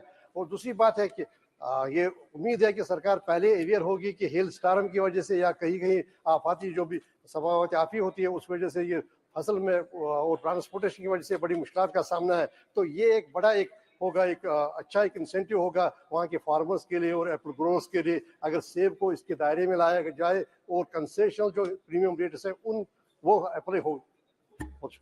माननीय अध्यक्ष महोदय, निश्चित रूप से प्रधानमंत्री नरेंद्र मोदी जी की सरकार किसानों के साथ खड़ी रही है और खड़ी रहती है हमेशा। और जम्मू कश्मीर के अंदर जब सेब का अगर भाव कोरोना के समय में कम हुआ था, तो उस समय भारत सरकार ने उसकी खरीद की थी, आपको ये अच्छी तरह से ध्यान में है। और निश्चित रूप से मैं ये कह सकता हूँ कि जम्मू कश्मीर के अंदर भी इसको कवर करने के लिए निर्णय निश्चित रूप से राज्य सरकार लेती है, इसमें राज्य सरकार का पूर्ण अधिकार है राज्य सरकार के अंदर। और मैं यही कह सकता हूं कि भारत सरकार की ओर से इस प्रकार कोई अगर विषय आएगा तो निश्चित रूप से गंभीरता विचार। प्रश्नकाल समाप्त। कल माननीय सदस्यगण, मुझे कुछ माननीय सदस्यों द्वारा कुछ विषयों पर स्थगन प्रस्ताव की सूचना प्राप्त हुई है। मैंने स्थगन प्रस्ताव की किसी सूचना के लिए अनुमति प्रदान नहीं की गई है। सभा पटल पर रखे जाने वाले पद आइटम नंबर 2 श्री कृष्णपाल सामने कार्यसूची में क्रम संख्या 2 पर मेरे नाम के सामने उल्लिखित सूचीबद्ध दस्तावेजों को सदन के पटल पर रखता हूं। Item number 3 doctor Sanjeev Kumar Balyan ji से आज लोकसभा की संशोधित कार्यसूची में क्रम संख्या 3 पर मेरे नाम के समक्ष दर्शाए गए पत्र सदन के पटल पर रखता हूं। Item number 4 Shri Nityanand Rai ji. आज की पुनरीक्षित कार्यसूची में क्रमांक संख्या 4 पर मेरे नाम के सम्मुख उल्लेखित दस्तावेज सभा पटल पर रखता हूं। Item number 5 Sushri Shobha Karandlaje ji. I lay the paper shown at serial number 5 of the revised list of business in the Lok Sabha for today on the table of the House. Item number 6, Shri Kailash Chaudhary ji. माननीय सभापति महोदय जी, आपकी अनुमति से मैं आज की लोकसभा की संशोधित कार्यसूची में मेरे नाम के सम्मुख मत संख्या 6 पर उल्लेखित पत्र सभा पटल पर प्रस्तुत करता हूँ। Item number 7 Shri Ajay Kumar ji. इच्छित कार्य सूची में क्रम संख्या 7 पर मेरे नाम के सम्मुख उल्लेखित दस्तावेज सभा पटल पर रखता हूँ। आइटम नंबर 8 महासचिव जी। Sir, I have to report that Rajya Sabha at its sitting held on 4th December 2023 passed the Post Office Bill 2023. Sir, I lay on the table the Post Office Bill 2023 as passed by Rajya Sabha on the 4th of December 2023. Item number 9 महासचिव जी।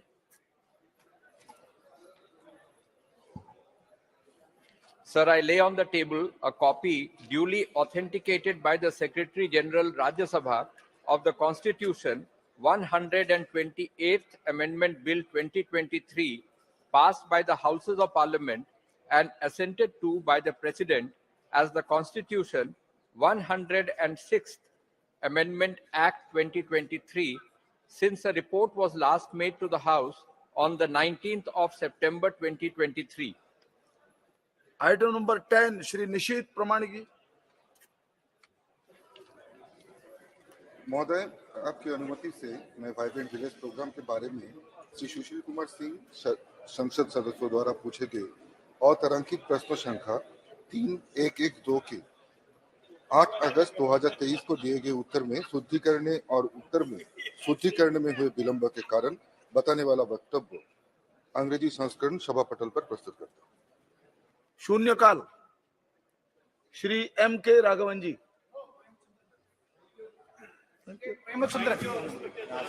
M के Raghavan, sorry please आपको जी। I wish to draw a grave disparity shown to Kerala. Today only Kerala and other states are not allotted an AIIMS-like institute. The government of Kerala had in advance identified Kinalur in my constituency Kozhikode sufficient land for establishing this prestigious medical institute. I have also repeatedly followed this for the last very many years. Yet it is a dream come true. Sir, the availability of the AIIMS at Calicut, a region which is deprived of advanced specialized medical centers, will be a major boon to the people of 7 districts in the Malabar region of Kerala and some regions of the nearby states like Karnataka and Tamil Nadu. Sir, the district is notorious for frequent Nipah and other virological outbreaks. The entire Malabar region is also prone to various lifestyle diseases including cancer, cardiac, diabetes, respiratory ailments, and others. Sir, the setting of the AIIMS in Kozhikode will enhance the healthcare as well as research facilities to address common disease apart from helping people get treatment at doorstep. Sir, I strongly request both the Health Minister and Finance Minister to include the setting up of the proposed AIIMS for Kerala at Kozhikode in the next budget proposal positively. Thank you, sir. Shri Pradyut Bordoloi ji. I raise my concern and I would like to register my grave concern and urge the relevant departments of the Government of India, especially Ministry of Home and Healthcare and Social Justice Department, to take urgent action because there has been proliferation of the drugs use and substance abuses on the rise in this country. So you'll be surprised to know that in the northeastern region, in certain remote areas now, in the states of Manipur, in the states of Arunachal Pradesh and Assam and even Mizoram, so extensive poppy cultivation is expanding. And not only poppy cultivation, but also their processing plants have been set up. Hereby, there have been the very rise of the different types of drugs coming to the rest of the country from the valleys of Assam. So, as per the report of NDDTC and AIMS 2019-20, it is reported that over half of the total drug users of India come mainly from 8 states. 4 of which are in the northeast itself: Assam, Manipur, Sikkim, and Mizoram. Sir, my state, Assam, is reported to currently have over 4 lakh drug users with 8 vulnerable districts, including in my constituency called Nagaon. So Nagaon has become a conduit district. A large quantity of drugs are every day coming out of through that area to the rest of the country. So my request to the government of India to take urgent action to stamp these menace, and also, sir, the ministry should put up a rehabilitation center, counseling, and add a new dimension so that the drug abusers can be put at bay and counseling can be done and rehabilitation of the drug users can be taken up, sir. Thank you. Thank you. Shri N.K. Premchandran ji. Thank you very much, Mr. Chairman, sir. So this is the first time in my parliamentary experience I got the ballot as number 1, but I couldn't make it because of my learned friends. Sir, thank you very much for providing me this opportunity. The matter is pertaining to my constituency, the Greenfield National Highway 744, starting from my constituency, Kadampa to Onam Paripalli to Edaman, Edaman, Aringav, Tenmala, and Changota and to Tirumangalam. That is National Highway 744. Greenfield Highway has been declared by the Government of India, minutes NHAI, but it is quite unfortunate that land acquisition has already been done. 3A notification is there, 3D notification has been completed, but so far the acquisition proceedings are not completed, and thereby the people who have already surrendered the land or people already consented for land acquisition is in big trouble because they are not able to transact any business on the land which has already been under acquisition. What is the problem now is that state government has agreed that they will pay 25% of the total cost of land acquisition will be borne by the state government. That was the assurance given by the state government, but unfortunately, the state government has withdrawn from the promise. So, the state government has withdrawn. The state government has withdrawn from the assurance, and they are not ready and willing to pay the 25% of the land acquisition cost.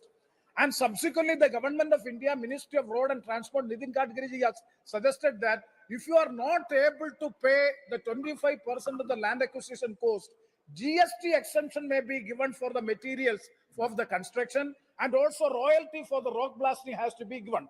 And the state government and the central government, they had series of discussions, but so far no final decision has been taken. What is the problem is, it is 2 years back, the acquisition proceedings have started and the people are suffering. They are ready and willing to surrender the land. Notification is over. They are not getting the compensation. They are in big difficulty. So my submission to the Government of India is 25% of the total cost of land acquisition will come only 250 crores of rupees. Why should you depend and rely on the state government? The total cost of the construction of the road is 2,700 crores. If the Government of India is able to bond 2,700 crores of rupees for the national highway, Greenfield Highway, new highway, why should we rely upon the state government? So my submission to the Government of India is, please bear the total cost of the construction of the highway and expedite the steps of the acquisition, complete the acquisition at the earliest, and the compensation be provided to the people belonging to that area, and the proceedings have to be initiated at the earliest of National Highway 744. Thank you very much, sir. Thank you, Chairman, sir. आपको बहुत बहुत धन्यवाद मुझे मौका देने के लिए। पश्चिम बंगाल के सरकार ने हमेशा अपने जनता को पॉलिटिकल कारणों से वंचित कर रहा है। पश्चिम बंगाल की सरकार ने 2020 में एक डिसीजन लिया कि कॉमन सर्विस सेंटर जो केंद्र द्वारा चलाया जाता है उसको बंद कर देने के लिए। अब सोचिए, कॉमन सर्विस सेंटर केंद्र द्वारा चलाया गया ऐसा एक प्रोजेक्ट है जिसके माध्यम से जो साधारण लोग हैं, जो जनता है, उनको तरह तरह के हेल्प मिलता है। जो केंद्रीय जो प्रकल्प है, जो प्रोजेक्ट्स है, उसका हेल्प मिलता है। उसके साथ साथ जो आधार कार्ड का भी हेल्प उनको मिल सकता है वहां से।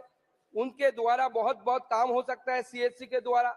बंद सिर्फ नहीं किया, इसके कारण 40,000 लोग जो युवा इसके साथ जुड़े हुए थे, जो वहां पे जिनका इनकम होता था, जो सीएससी चलाते थे, उनको जो पंचायत की ऑफिस से वहां से डरा के, गुंडे देकर, धमका के उसको बाहर निकाल दिया गया कि आप यहाँ पे सीएससी नहीं चला सकते, सीएससी आपको बंद करना पड़ेगा। जो ऐसी सरकार, जो सरकार अपनी जनता की नहीं सुनती, जो सरकार अपने जनता को प्रताड़ित करती है, वो सरकार यहाँ पे आके अपने जनता के लिए जो आंसू, जो देखने वाला आंसू बहाते हैं। ऐसा नौबत आ गया कि उन्होंने, सरकार ने ये डिसीजन लिया कि जो इकोनॉमिक सेंसस है वो नहीं किया जाएगा पश्चिम बंगाल में। आप बताइए चेयरमैन सर, अगर इकोनॉमिक सेंसस नहीं होगा तो कैसे पता चलेगा कि पश्चिम बंगाल में कौन आदमी गरीब है, कौन अमीर है? और अगर इकोनॉमिक सेंसस नहीं हुआ तो कहां से लोगों को वो आप प्रोजेक्ट बनाएगा? आपके पास अगर डेटा ही नहीं है तो आप गरीबों के लिए प्रोजेक्ट कैसे बनाएंगे? तो इसके ऊपर जनता की डिमांड के कारण हमने कलकत्ता हाई कोर्ट में पीआईएल भी लगाया और कलकत्ता हाई कोर्ट ने राज्य सरकार को बोला है कि आप इसके ऊपर आपका अपना एफिडेविट दाखिल कीजिए। पश्चिम बंगाल सरकार डिले कर रहा है, एफिडेविट भी नहीं दाखिल कर पा रहा है और उनको 12 तारीख तक का टाइम दिया गया। अगर विद इन 12 आप अगर एफिडेविट नहीं कर पाए तो आपको 50,000 रुपये का जुर्माना आएगा पश्चिम बंगाल सरकार के ऊपर। तो इस संदर्भ में मैं माननीय मंत्री जी से अनुरोध करता हूं, पश्चिम बंगाल की जनता को हित को ध्यान में रखते हुए रेल स्टेशन और पोस्ट ऑफिस जो है वहां पे सीएससी फिर से चालू किया जाए, तो पश्चिम बंगाल के जनता उस सीएससी का लाभ ले पाए। नहीं तो पश्चिम बंगाल की सरकार पश्चिम बंगाल की जनता को प्रताड़ित कर रही है। Thank you, sir. Sir, this is regarding my state, Odisha. Sir, there were 34 government and 124 private polytechnics, which includes 22 new polytechnics, including one in my parliamentary constituency, Berhampur, under the scheme of submission on polytechnics under coordinated action for skill development, covering all the 30 districts with at least one government polytechnics in Odisha. Sir, I thank the union government for providing central financial assistance for implementation of the schemes, upgradation of existing polytechnics for 11 polytechnics and construction of women's hostel for 13 polytechnics. However, sir, there has been a critical issue before the state, and that is shortage of trained faculty required for these polytechnics. In the Odisha, there is only government polytechnic at Bhubaneswar, which has an extension center, that is National Institute for Technical Teachers Training and Research, Calcutta, under the Ministry of HRD, providing only short-term training, that is without any practical skill training facilities. Odisha doesn't have a board of practical training for which technician and graduate apprenticeship program and graduates are hampering. Sir, through you, I request the Honorable Minister for Education to consider setting up of a technical teachers training institute on the pattern of National Institute for Technical Teachers Training and Research with practical training facilities to enable the Odisha to create a pool of trained teachers of the polytechnics to maintain quality of teaching in government and private polytechnics at Berhampur and Odisha, sir. Thank you, sir. Thank you, thank you. Shri Om Prakash Bhopal Singh ji.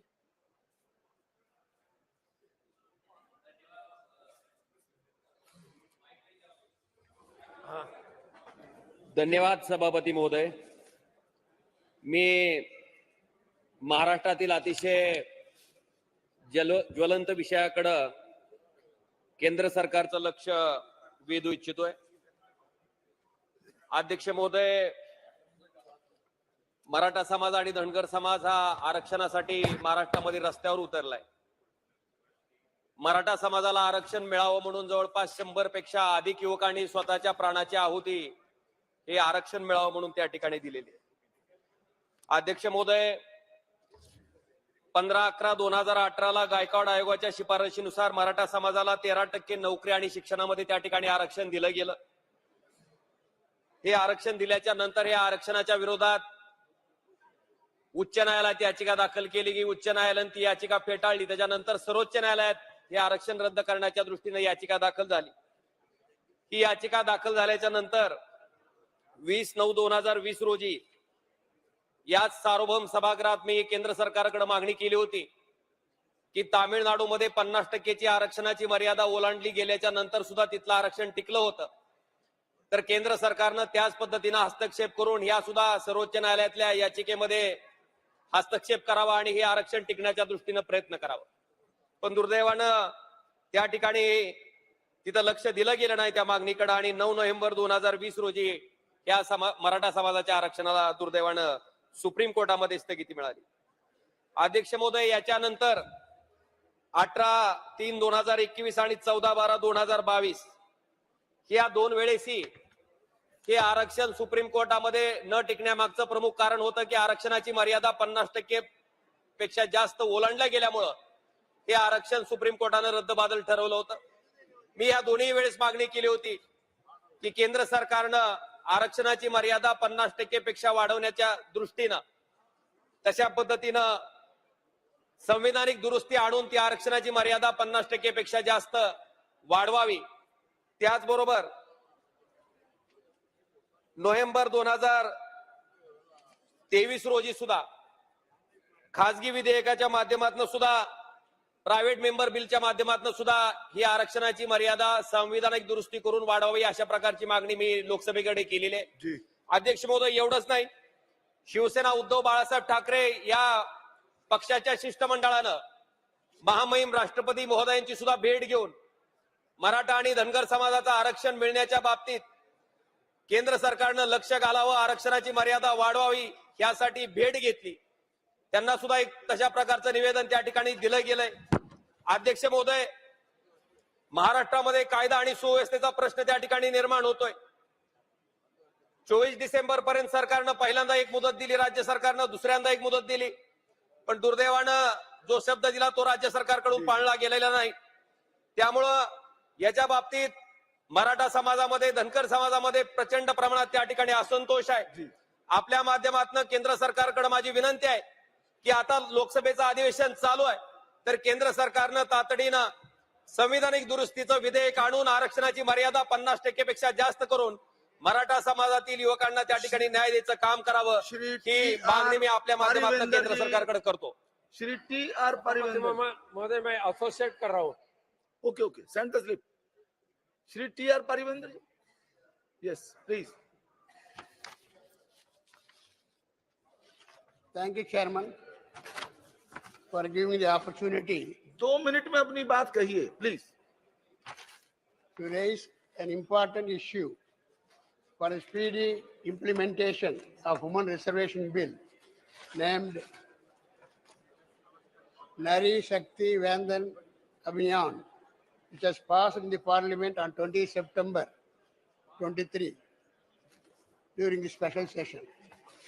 The said bill has many special features like 1/3 of the seats in Lok Sabha and state assemblies and the legislative assemblies, including SC/ST seats. Further, seats reserved for women will be rotated after each delimitation as determined by law made by the Parliament, through which the government made all women more powerful and self-empowered in the decision-making body. In this context, I would like to emphasize that even though the Honorable Union Home Minister has clarified during the discussion on the bill that reservation for women will not be implemented in the upcoming 2024 election. The reservation will be effective after the census conducted after the commencement of the bill has been published. In view of the above, I urge upon the Union government to take early action to conduct census and to constitute delimitation commission to decide which seat will go to the women after the delimitation exercise. Thank you. Shri Vishnu Dayal Ramji. धन्यवाद सभापति महोदय। मैं आपका ध्यान एक अति महत्वपूर्ण विषय की ओर आकर्षित करना चाहता हूं। मेरे संसदीय क्षेत्र के अंतर्गत दो जिला आते हैं, पलामू एवं गढ़वा। ये दोनों जिले आकांक्षी जिलों की सूची में हैं और यहाँ की 80% से ज्यादा आबादी कृषि पर निर्भर करती है। परंतु दुर्भाग्यवश ये दोनों जिले रेन शैडो एरिया में पड़ते हैं, जिसका नतीजा ये होता है कि प्रतिवर्ष यहाँ तो या तो अतिवृष्टि होती है या अनावृष्टि होती है, सीट बदल लीजिए, जिससे फसलें मारी जाती हैं और लोग बेरोजगारी का शिकार हो जाते हैं, पलायन के लिए मजबूर हो जाते हैं। यहाँ पर किसी प्रकार का कोई उद्योग धंधा नहीं है, जबकि उद्योग धंधा स्थापित करने के लिए यहाँ पर सारे तत्व मौजूद है, जमीन है, खनिज है, पानी है, बिजली है, वगैरह वगैरह। उद्योग धंधों के नाम पर मात्र एक कॉस्टिक सोडा फैक्ट्री है, जिसका ही उत्पादन क्षमता बहुत सीमित है और रोजगार देने की क्षमता और भी ज्यादा सीमित है। ऐसी परिस्थिति में लोग पलायन करने के लिए मजबूर हो जाते हैं और प्रतिवर्ष जब झारखंड से बाहर रोजगार के लिए जाते हैं तो उनकी लाशें आती है जो बहुत हृदय विदारक उत्पन्न करती हैं। ऐसी परिस्थिति में मेरा आपके माध्यम से माननीय उर्वरक एवं रसायन मंत्री जी से अनुरोध है कि वहाँ पर खाद का कारखाना स्थापित करने की कृपा करें, ताकि लोगों को रोजगार मिल सके, कृषि की उपज में वृद्धि हो सके और पलायनवाद की भी समस्या समाप्त हो सके। धन्यवाद। श्री सप्तगिरी शंकर उलाका जी।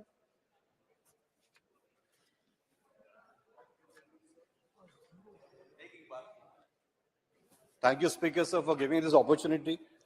Sir, this is a very serious issue and a long pending issue which is impacting my constituency, Jaipur. Sir, this is about the transfer of EPF past accumulations of employees of erstwhile Built Graphic Paper Products Limited, BGPPL, Unit Seva, which comes under OR/BAM/2910. They are now reporting compliance to RPFC Barampur being employees of Messrs. Mother Earth Resources Private Limited, MERPL, Seva, which is ORBAM/2468945. Sir, the problem is this Seva unit, which was sold by BGPPL to MERPL in the month of February 2020. But after that, the PF amount, the accumulated PF accumulation, this is under RPFC Kolkata, and they need to transfer it to RPFC Barampur.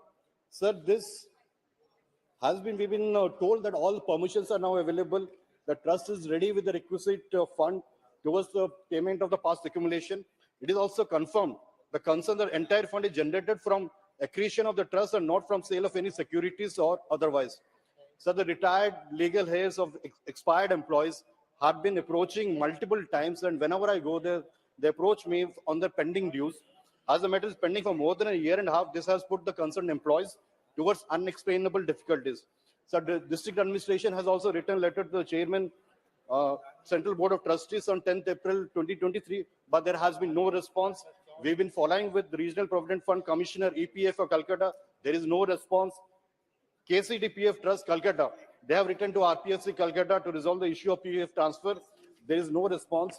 The RPFC Barampur, some fellows from there, they visited Jaipur also. They are saying they're helpless unless until RPFC Calcutta transfers the fund to RPFC Barampur.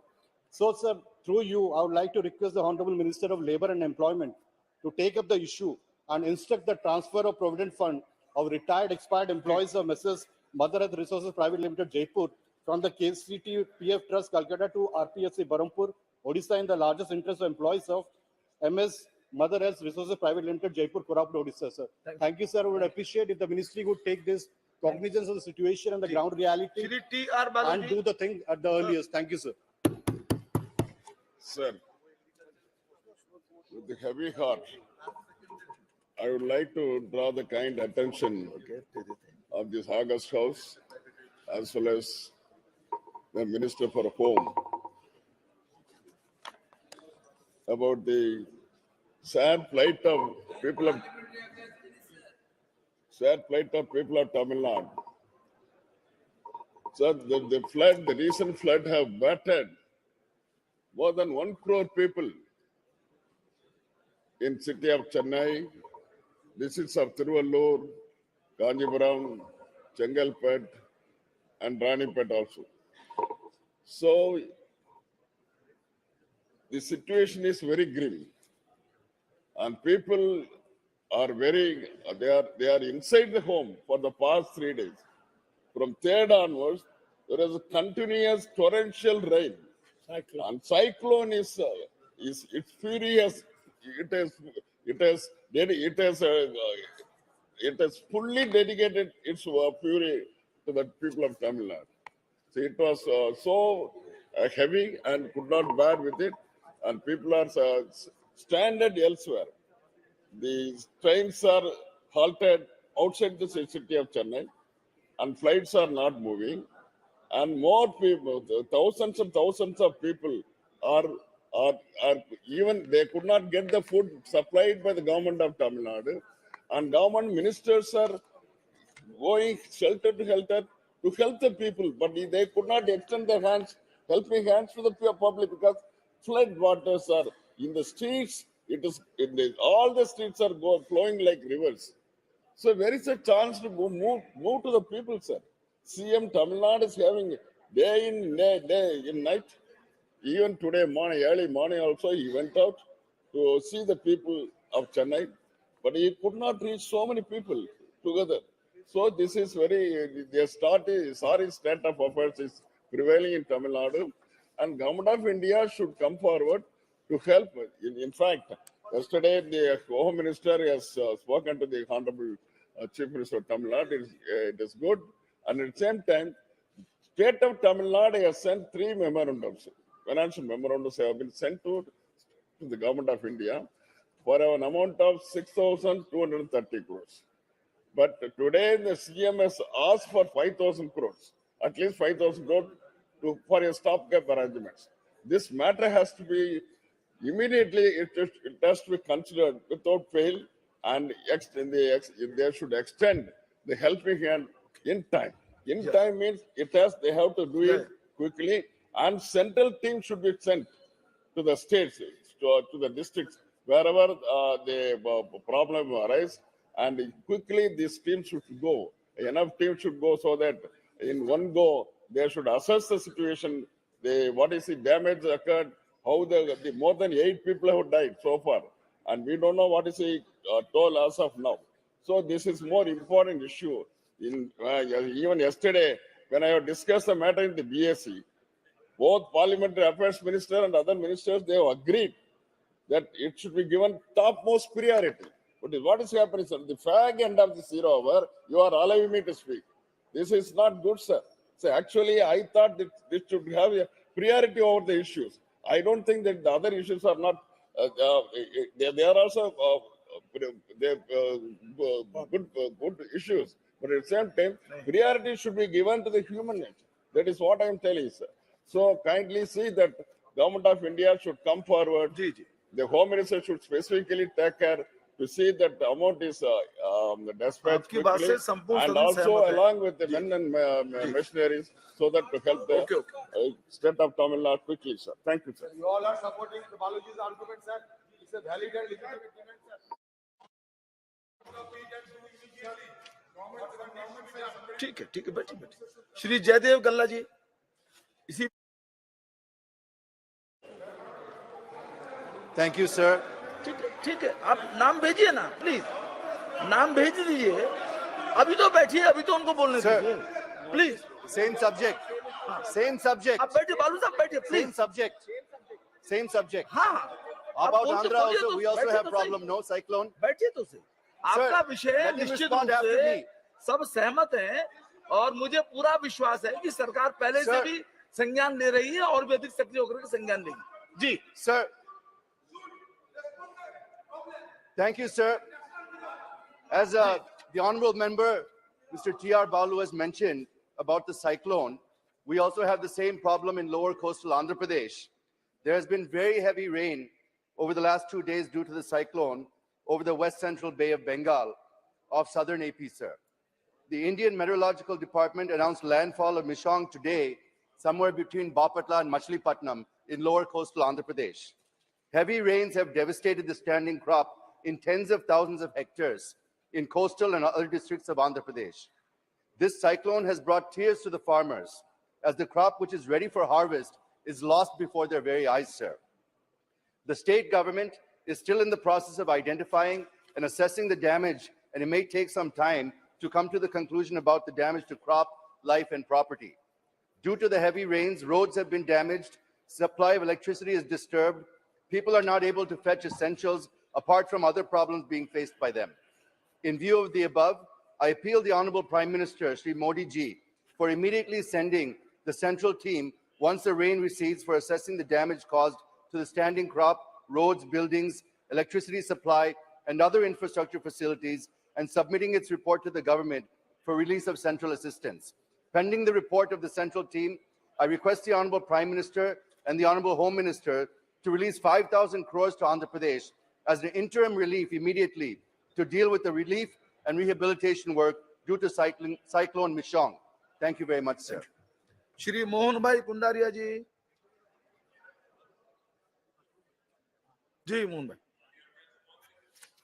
आपका माध्यम से विदेश मंत्री का ध्यान आकर्षित करना चाहता हूं कि सौराष्ट्र क्षेत्र के विद्यार्थियों और उद्योगों के लिए वीजा फैसिलिटी सेंटर अहमदाबाद में होने के कारण 250 से 500 किलोमीटर दूरी जाना पड़ता है। इसलिए राजकोट औद्योगिक सेंटर है, यहाँ एम्स हॉस्पिटल है, इंटरनेशनल एयरपोर्ट भी है, तो इसके लिए वीजा फैसिलिटी सेंटर राजकोट में मिलने के लिए आपका माध्यम से मैं मंत्री का ध्यान आकर्षित करना और विनती भी करता हूं। Thank you. जी श्री एस रामलिंगम जी। मिस्टर लाल जी। மாண்புமிகு नो नो மாற்றுத் தலைவர் அவர்களே, don't use these words please. Mayiladuthurai okay and nothing is புகைவண்டி गोइंग ऑन நிலையத்திற்கு रिकॉर्ड அருகில் மாப்படுகை பாலம் அமைக்க வேண்டும் என்பது என்னுடைய கோரிக்கை. ரயில்வே நிலையத்திலிருந்து சுமார் 100 மீட்டர் தொலைவில் இருக்கிறது இந்த மாப்படுகை சாலை. ஆம்புலன்ஸ், தீயணைப்பு வண்டிகள் கூட அந்த சாலையில் நேரத்திற்கு சென்று சேர இயலவில்லை. சுமார் அரை மணி நேரம் ஒவ்வொரு புகைவண்டி நிற்கும் போதும் சாலை மூடப்படுகிறது. நூற்றுக்கணக்கான வாகனங்கள் தேங்கி கிடக்கிறது.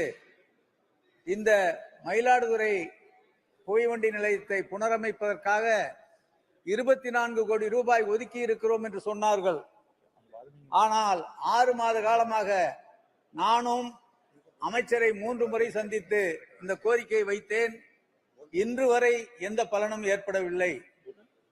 என்னுடைய நாடாளுமன்ற தொகுதி வளர்ச்சி நிதியிலிருந்து அந்த சாலையை ஒட்டி உடனடியாக எஸ்கலேட்டர் அமைப்பதற்காக 3.25 கோடி ரூபாய் ஒதுக்கி கொடுத்தும் பணி துவங்கப்படவில்லை. Please stop. Right now the arrangement of translation is not here. आपको मैं बाद में बुलाऊंगा. I will call you later. Now please you sit down. I will call you later. Please. हो जाता है, इसमें कोई खास बात नहीं है. नोटिस थोड़ा देर में आया. We will. Yes, please cooperate. You all know the issues and the problems and what is the system. Shri VK Shri Kandan ji. Respected Chairman ji, Bharat Earth Movers Limited is a profit-making company with orders worth more than rupees 10,000 crore, 1 crore, mostly global tenders. The company had made a profit of rupees 278 crore in 2022-2023, and the government so far got rupees 400 crore in the form of dividends. A unit of BEML at Kanjikot in my parliamentary constituency has already delivered 1,500 heavy military trucks, 300 railway coaches and 500 metro bogies. The government had to abandon a move of disinvestment in BEML in 2016 due to stiff opposition. The privatization move again is not in the interest of our nation's security. Therefore, I urge upon the government not to privatize BEML and withdraw such a move immediately. Thank you, sir. Shri Raghuram Krishna Raju ji. Thank you, Honorable Chairman, sir. This is regarding the Independence Gram Swaraj, which is initiated by Mahatma Gandhi, and later on the governments followed. And in the government of Narendra Modi ji, lot of priority has been given to all the Gram Panchayats, and lot of funds are also being released. In this case, last year, to the government of Andhra Pradesh, 569 crores got released to the Gram Panchayats, but not even a single penny has come to the accounts of the Gram Panchayats, which was given under 15th Finance Commission. And in the 14th Finance Commission, starting from 2019 to 2023, around 8,629 crores got released, but nothing has been credited to the accounts. We all have met the Sarpanchas Association of Andhra Pradesh, where all party members are there, predominantly dominated by my present party. We all have met Honorable Minister Giriraj Singh ji and given a representation. He is kind enough to give a note to the state government to give back the money within 10 days. But in the last 3 months also, nothing has happened. Now, with this, the villages are greatly suffering, and the dream of the Honorable Government of India, led by Narendra Modi ji, is not getting honored. So I once again request Honorable Minister Giriraj Singh ji, who was here till now, I had already briefed him this morning also, through the Honorable Chairman, sir, to take it up immediately on priority. And one more minute, sir, just one more minute, I'll finish. And there has been a new system known as volunteer system, which has totally replaced the Sarpanchas and the ward member system, wherein totally dysfunctional. The village system has got totally dysfunctional. I request the Honorable Member Panchayati Raj, as far as the village development is concerned, it should be left with only the Panchayat, Sarpanch and the ward members, not with the volunteers. Thank you, sir. Okay. Dr. Dhal Singh Bisain ji. बहुत बहुत धन्यवाद सभापति महोदय।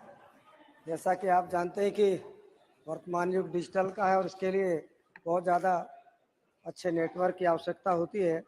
और जैसा कि आपको विदित है अध्यक्ष महोदय कि वर्तमान में सारे काम ऑनलाइन होते हैं, चाहे वो ऑफिस के काम हो, किसानों के काम हो, पढ़ाई लिखाई के काम हो, चाहे विभागीय सारे काम हो, इन सब के लिए, चाहे सार्वजनिक वितरण प्रणाली का काम हो, सभी काम के लिए ऑनलाइन बैंकिंग करनी हो, तो भारत जो है एक डिजिटल लेन देन के लिए विश्व में प्रसिद्ध है।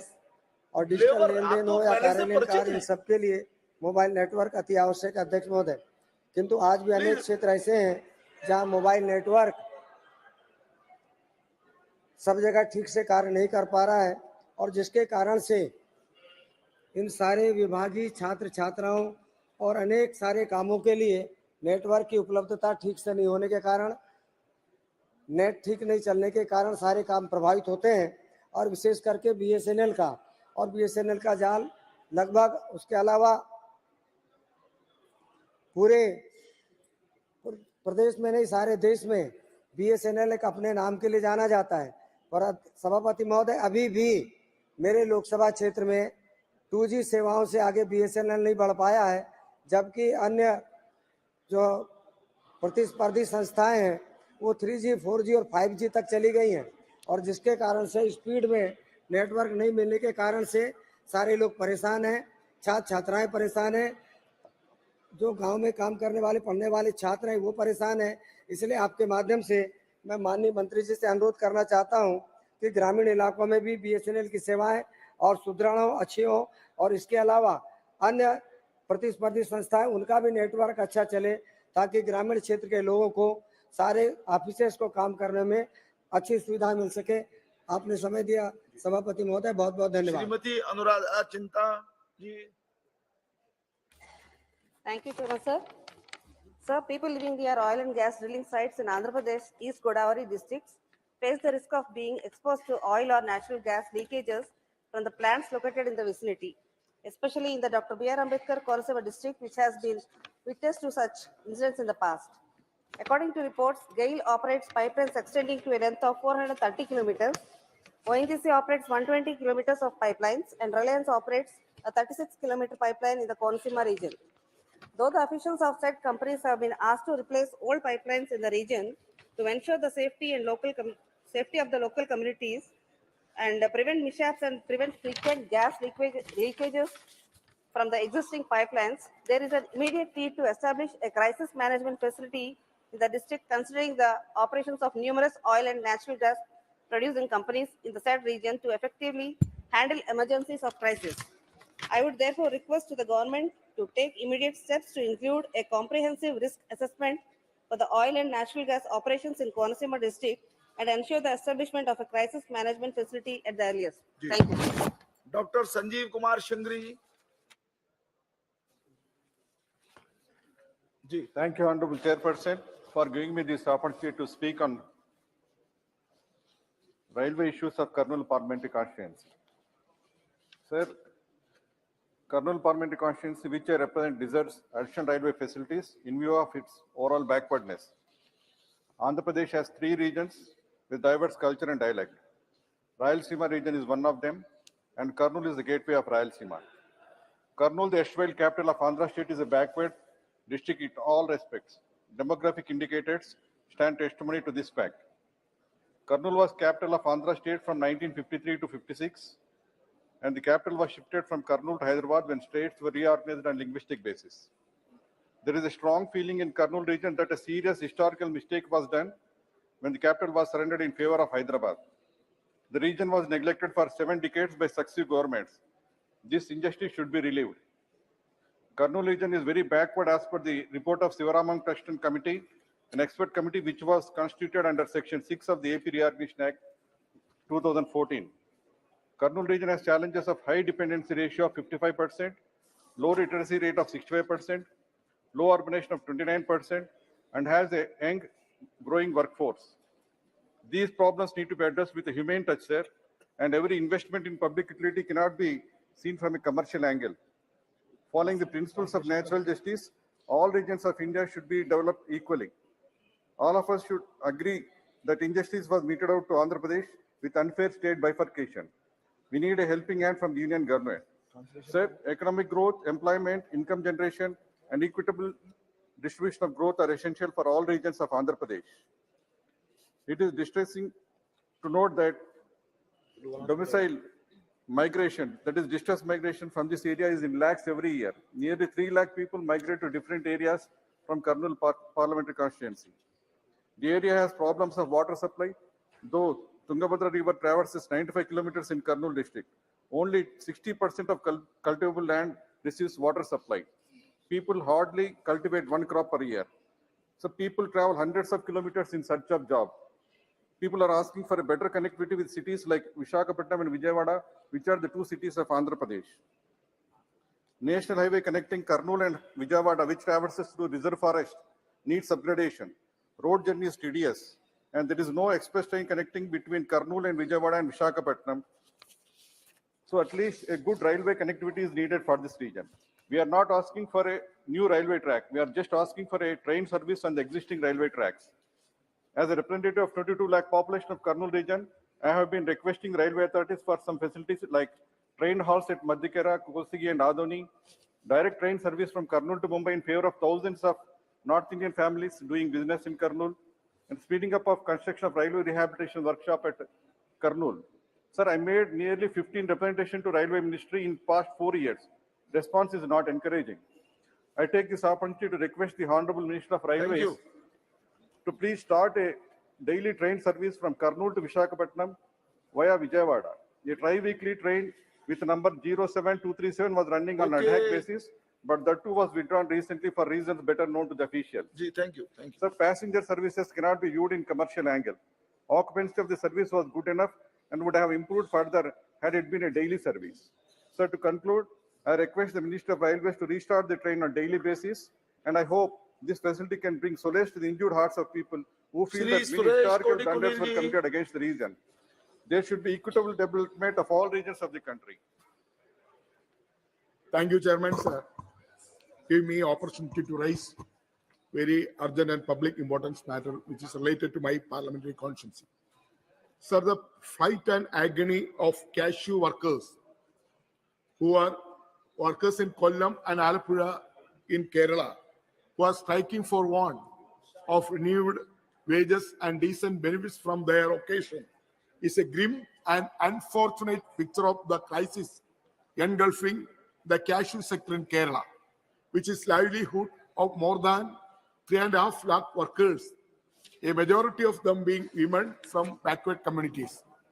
The minimum wages of cashew workers are not revised even after 10 years since then Ummanchandi government, which was the last government to have increased the wages of cashew workers. The present state government under Chief Minister Pinarayi Vijayan has ignored the plight of cashew workers and their wages is not revised. The present wages are even lower than wages of Manrega workers.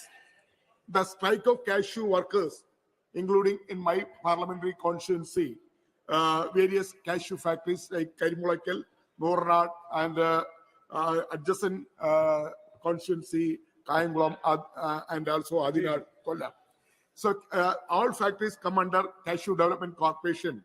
Demanding rise the minimum wages is not limited to Kollam district alone, but also these cashew workers are striking not only in Kollam district, other districts also. My Alapi, Pathanamthitta, Thiruvananthapuram district also facing this crisis. So, but sir, the benefits of cashew workers, including ESI and PF benefit, also not getting properly because the ESI benefit is denied cashew workers because of the thin attendance, the working hours and also working days also working days also not properly. That's why ESI benefit also and also PF benefit also not getting for cashew workers. So I am coming, sir. Sir, the women cashew workers earn 500 rupees per day. Now workers are getting 35 for shelling 1 kg of raw cashew and 45 for peeling the kernel. The mere sum they get on in a while does not even cover their food expense or medical emergencies. Many women's cashew workers are now working as household help and do other sundry jobs sustain themselves. Sir, there was a time when more than 780 licensed cashew factories function in Kerala, which has now reduced less than 800 cashew factories. Please. Sir, I am coming, very important. I am coming, sir. Sir, the 1980s and 1990s, cashew has peaked 125,000 metric tons, which has sealed down to less than 20,000 tons.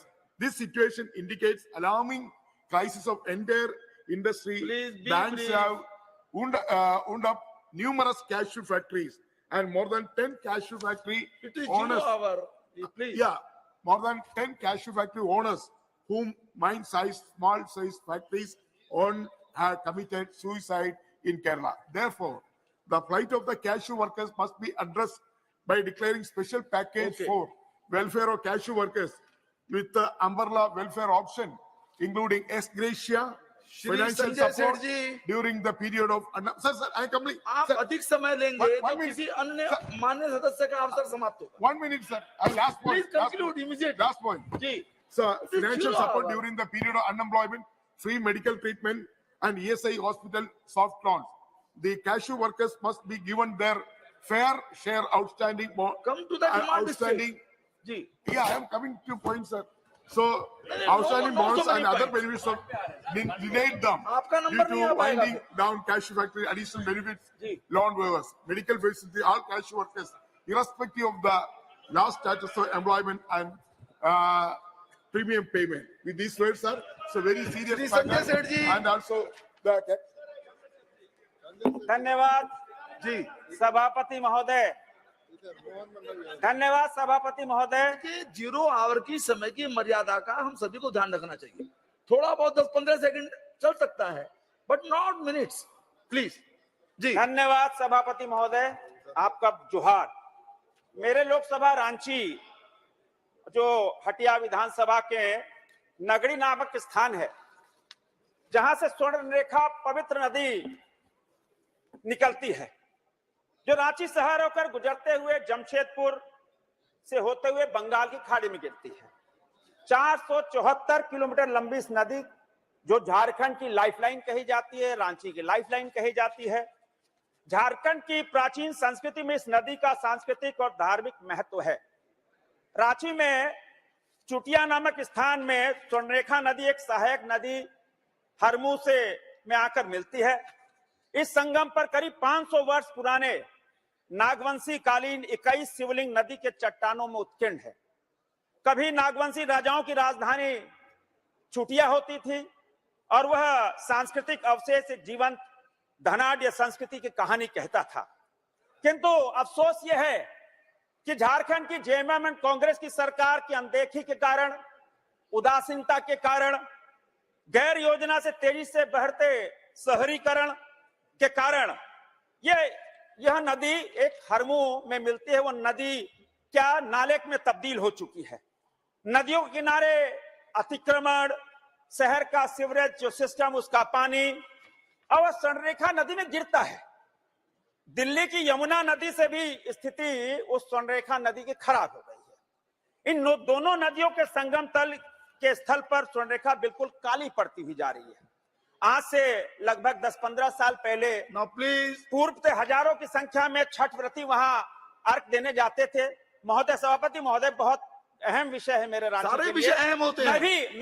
मैं भी वहां सावन के महीनों कांवर लेके उस स्वर्णरेखा के नदी के तट से पानी लेकर पहाड़ी मंदिर पर बाबा का अभिषेक करने जाते थे। वहां अनेक तरह के मेले, आप कृपा करके नरेंद्र नारायण भोजन क्या आप करके चाहते हैं ये बताइए। हर एक घर से एक एक मुट्ठी चावल और दाल लेकर प्रसाद बनाया जाता था। लेकिन नदी के प्रदूषण होने कारण लोगों ने इस नदी से खुद को दूर कर लिया। अब छठ और कार्तिक पूर्णिमा दोनों में श्रद्धालुओं की संख्या कम हो गई। नदी के चट्टानों में उत्कीर्ण जो शिवलिंग है, मांग रखिए, तेजी से क्षरण हो रहा है। मेरी यह डिमांड है कि दीर्घकालीन योजना बनाकर इस स्वर्णरेखा नदी, जो पवित्र नदी, इसको बचाया जाए, क्योंकि वहां की सरकार से कोई उम्मीद नहीं है। यह नदी सांस्कृतिक धरोहर है, उसको कैसे हम सब बचाएं, इस पर आपका ध्यान, आपके माध्यम से सरकार का ध्यान हम आकृष्ट करना चाहते हैं। श्री एस रामलिंगम जी। हमारा फोटो மாண்புமிகு மாற்றுத் தலைவர் அவர்களே, மயிலாடுதுறை புகைவண்டி நிலையத்தில் சுமார் 100 மீட்டர் தொலைவில் மாப்படுகை நெடுஞ்சாலை அமைந்துள்ளது. இதில் மேம்பாலம் இல்லாத காரணத்தினால் அவசர காலத்தில் ஆம்புலன்ஸ், தீயணைப்பு வாகனங்கள் கூட செல்ல முடியாத நிலை. எனவே இந்த லெவல் கிராசிங் நம்பர் 229 இதில் உடனடியாக மேம்பாலம் கட்டப்பட வேண்டும். கடந்த 24/11/23 அன்று பொதுமக்கள் மிகப்பெரிய அளவில் கூடி சாலை மறியல் செய்தார்கள். அப்போது மாவட்ட ஆட்சியர் தலையிட்டு விரைவில் இதற்கான பரிந்துரையை நான் அனுப்புகிறேன் என்று சொல்லியிருந்தார். இருந்தும் கூட இதுவரை எந்த பணியும் துவங்கப்படவில்லை. இந்த ரயில்வே தடத்தில் நூற்றுக்கணக்கான வாகனங்கள் அரை மணி நேரத்திற்கு ஒரு முறை தேங்கி கிடக்கிறது. அது மட்டுமல்ல, இதே மயிலாடுதுறை புகைவண்டி தடத்தில் இரட்டை வழிப்பாதை விழுப்புரம் வரை அமைக்கப்பட வேண்டும் என்று பலமுறை வற்புறுத்தி இருக்கிறேன். இதுவரை செய்யப்படவில்லை. மயிலாடுதுறை புகைவண்டி நிலையத்தில் எஸ்கலேட்டர் அமைப்பதற்காக முதல் பிளாட்பாரத்தில் இருந்து 3வது பிளாட்பாரம் செல்ல முடியாத நிலையில் என்னுடைய தொகுதி மேம்பாட்டு நிதியிலிருந்து 3.25 கோடி ரூபாய் ஒதுக்கீடு செய்தும் புகைவண்டி துறையில் இதுவரை அதற்கான பணிகள் துவங்கப்படவில்லை. மேலும் 24 கோடி ரூபாயில் புனரமைக்கிறோம் என்று சொல்லிக் கொண்டே இருக்கிறார்கள். 2 வருட காலமாகிறது. எந்த பணியும் இதுவரை துவங்கப்படவில்லை. நான் இப்போது கேட்டுக்கொள்வதெல்லாம் மிக மிக அவசரமான ஒன்று.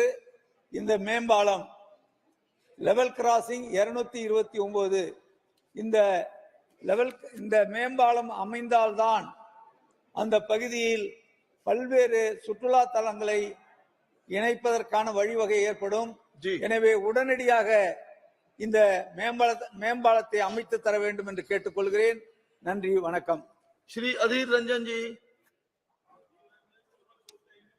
Sir, I would like to flag the attention of this government that it is alarming to note that there is no respite of ethnic conflict and violence in the state of Manipur.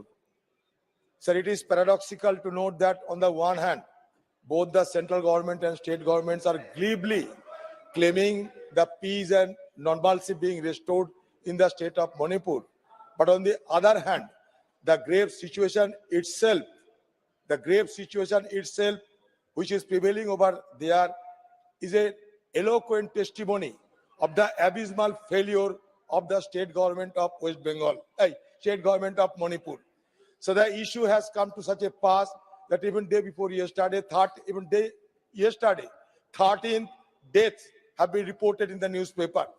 But the issue is that the government has been found totally impervious to the intensity of the violence, to the sensitivity of the northeastern state, as if nothing is happening over there. So the government of Manipur has been totally failed to maintain the law and order situation in Manipur, and the situation has been right to एक minute में अपनी बात कहिए. The situation has been right. Sir, situation has been right to impose presidential rule. और महोदय, मैं आपके माध्यम से आज भारत सरकार के एक अत्यंत महत्वाकांक्षी परियोजना हर घर जल योजना के संबंध में सरकार का ध्यान आकृष्ट कराना चाहता हूं. मानवर एक ड्रीम प्रोजेक्ट है जिसके आस में गांव के अंतिम छोर पर बैठा व्यक्ति टकटकी लगाए देख रहा है, लेकिन मेरे लोकसभा क्षेत्र प्रतापगढ़ में हर घर जल योजना के कार्य करने वाली एजेंसियां मनमाने तरीके से गुणवत्ता विपरीत कार्य करके धन का अपव्यय कर रही हैं. इस तरह के समय से परियोजना पूरे न होने से संशय प्रतीत होता है. वहीं दूसरी ओर प्रधानमंत्री सड़क निर्माण योजना से लेकर राष्ट्रीय राजमार्ग तथा गांव ग्रामीण की सड़कों के किनारे लेने वाली एजेंसियों ने सबलेट कर स्थानीय लोगों को काम दे दिया गया है. उन्होंने स्वयं भी सबलेट कर दूसरे लोगों को काम देकर कार्यों की गुणवत्ता को दरकिनार करते हुए बनी हुई सड़कों के किनारे गांव के इंटरलॉकिंग. शुक्रिया स्पीकर साहब, ਤੁਸੀਂ ਬਹੁਤ ਹੀ ਮਹੱਤਵਪੂਰਨ ਵਿਸ਼ੇ ਉਠਾਉਣ ਦਾ ਮੌਕਾ ਦਿੱਤਾ. ਅੰਮ੍ਰਿਤਸਰ ਪਾਰਲੀਮੈਂਟ ਮੇਰਾ ਖੇਤਰ ਹੈ, ਉਹਦੇ ਤੋਂ ਜਿਹੜੀਆਂ ਟ੍ਰੇਨ ਚੱਲਦੀਆਂ ਨੇ ਰੇਲ ਵਿਭਾਗ ਦੇ ਆਰਡਰ ਦੇ ਨਾਲ ਅੰਮ੍ਰਿਤਸਰ ਤੋਂ बनामुखी अमृतसर तो लालकुआं जयनगर अजमेर के टाटानगर माध्यम से माननीय जल शक्ति मंत्री को ध्यान आकर्षित करता हूं कि जो सड़कें गांव के ग्रामीण क्षेत्रों में टूट गई हैं, ऐसी कार्यदायी संस्थाओं पर कानूनी कार्रवाई की जाए. एक मिनट प्लीज, एक मिनट, अगले वक्ता के नाम में बोल दूंगा. सर जी, शुक्रिया स्पीकर साहब रेल विभाग वालों अमृतसर तो चलने वाली ट्रेन ਜਿਹੜੀਆਂ ਨੇ ਉਹ ਅੰਮ੍ਰਿਤਸਰ ਤੋਂ बनामुखी लालकुआं जयनगर अजमेर टाटानगर नंगल डेरा बाबा नानक पठानकोट ਤੇ ਚੰਡੀਗੜ੍ਹ ਬੰਦ ਕਰ ਦਿੱਤੀਆਂ ਗਈਆਂ ਨੇ. ਧੁੰਦ ਦਾ ਬਹਾਨਾ ਲਾਇਆ 1 ਦਸੰਬਰ ਤੋਂ ਲੈ ਕੇ 29 ਜਨਵਰੀ ਤੱਕ 2 ਮਹੀਨੇ ਟ੍ਰੇਨ ਬੰਦ ਨੇ. ਧੁੰਦ ਸਿਰਫ 15 ਦਿਨ ਪੈਂਦੀ ਹੈ. ਪਠਾਨਕੋਟ ਡੇਰਾ ਬਾਬਾ ਨਾਨਕ ਪੱਟੀ ਤੇ ਜਿਹੜੀ ਖਾਸ ਕਰ ਚੰਡੀਗੜ੍ਹ ਨੂੰ ਚੱਲਣ ਵਾਲੀ ਟ੍ਰੇਨ ਹਜ਼ਾਰਾਂ ਲੋਕ ਜਿਹੜੇ ਨੇ, ਚੰਡੀਗੜ੍ਹ ਰਾਜਧਾਨੀ ਹੈ, ਹਾਈ ਕੋਰਟ ਹੈ, ਹਜ਼ਾਰਾਂ ਲੋਕ ਉੱਤੇ ਸਫ਼ਰ ਕਰਦੇ ਨੇ. 2 ਮਹੀਨੇ ਲੋਕ ਕਿਵੇਂ ਜਾਣਗੇ? ਕਿਸਾਨ ਆਪਣੀ ਫਸਲ ਲੈ ਕੇ ਅੰਮ੍ਰਿਤਸਰ ਦੇ ਵਿੱਚ ਕਿਵੇਂ ਆਏਗਾ? ਮਜ਼ਦੂਰ ਜਿਹੜਾ ਆ ਉਹ ਆਪਣੀ ਮਜ਼ਦੂਰੀ ਵਾਸਤੇ ਅੰਮ੍ਰਿਤਸਰ ਤੱਕ ਕਿਵੇਂ ਪਹੁੰਚ ਕਰੇਗਾ ਤੇ ਮਜ਼ਦੂਰੀ ਕਰਨ ਤੋਂ ਬਾਅਦ ਘਰ ਕਿਵੇਂ ਪਹੁੰਚੇਗਾ? Virendra ji,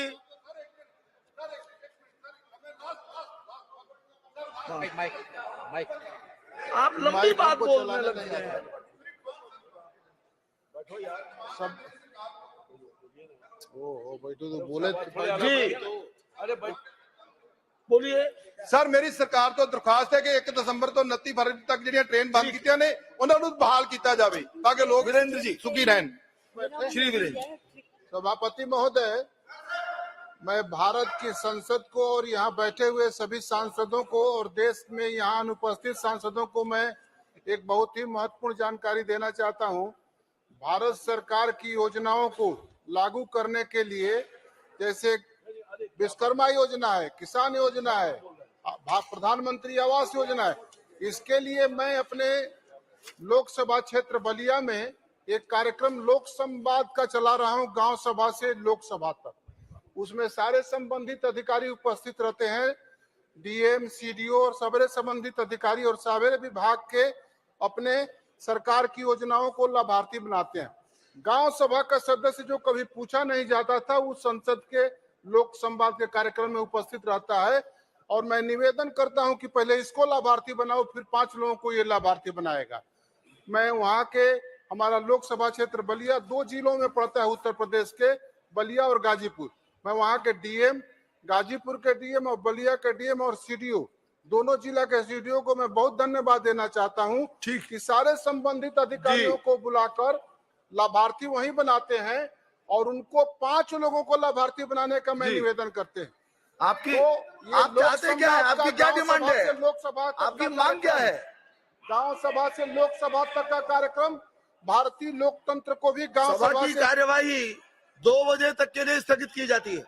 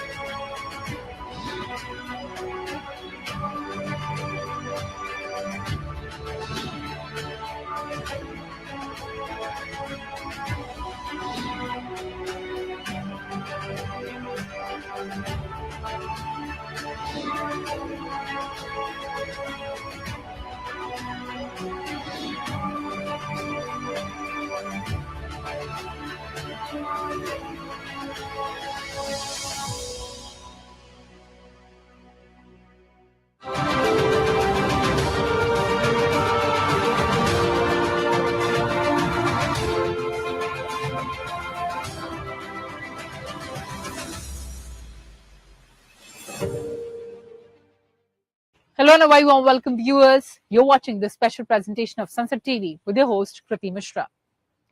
India's criminal justice system is set for a complete overhaul. The government has introduced 3 key bills to replace colonial era courts with the objective of speeding up trials by laying down specific timelines, boosting rates of conviction by improving the quality of evidence and providing relief and protection to victims. So what are the key provisions in the bill? What are the major recommendations of the Parliamentary Committee on Home Affairs? Well, we've packed everything for you in this edition, so come along.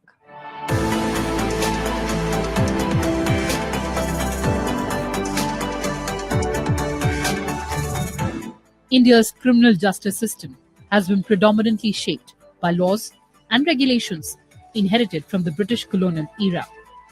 In the post-independence years, these legal foundations underwent alterations and amendments to align with the evolving requirements of modern times.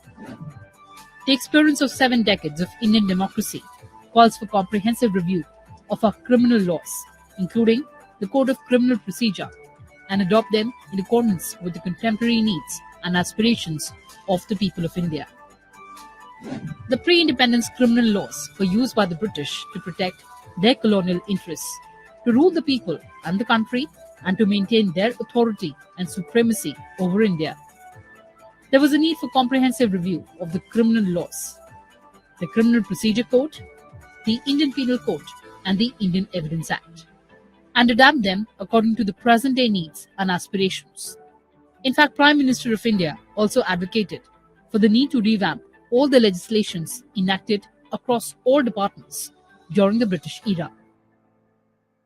देश ने 1,500 से ज्यादा पुराने और अप्रासंगिक कानूनों को रद्द कर दिया है। इनमें से अनेक कानून तो गुलामी के समय से चले आ रहे हैं। In accordance with the basic principles enshrined in the Constitution of India, it was proposed to bring about fundamental comprehensive changes in the framework of Indian criminal laws. With this objective in view, the existing Indian Penal Code of 1860, the Code of Criminal Procedure 1973, and the Indian Evidence Act 1872 would now be repealed and replaced by the Bharatiya Nyaya Sanhita 2023, the Bharatiya Nagrik Suraksha Sanhita 2023, and the Bharatiya Sakshi Bill 2023, respectively. The Home Affairs Minister introduced these 3 key bills in the Lok Sabha on 11th of August 2023.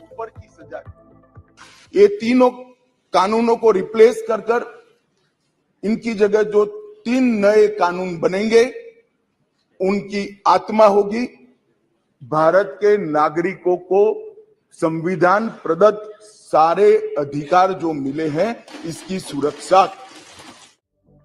The main problems in present legal system are very complex. There's huge pendency of cases in the courts. There's low conviction rate, and the amount of fine prescribed in the laws is very less, from 10 rupees to 500. There's overcrowding of under-trial prisoners in prisons. There's very little use of modern technology in the legal system. And there's delay in investigation, pending hearing process, and delayed justice due to inadequate use of forensic evidence. The new bills seek to historically address the problems in the criminal justice system to strengthen law and order simplify legal procedure, provide speedy justice, and adapt the criminal justice system with the technological advancements.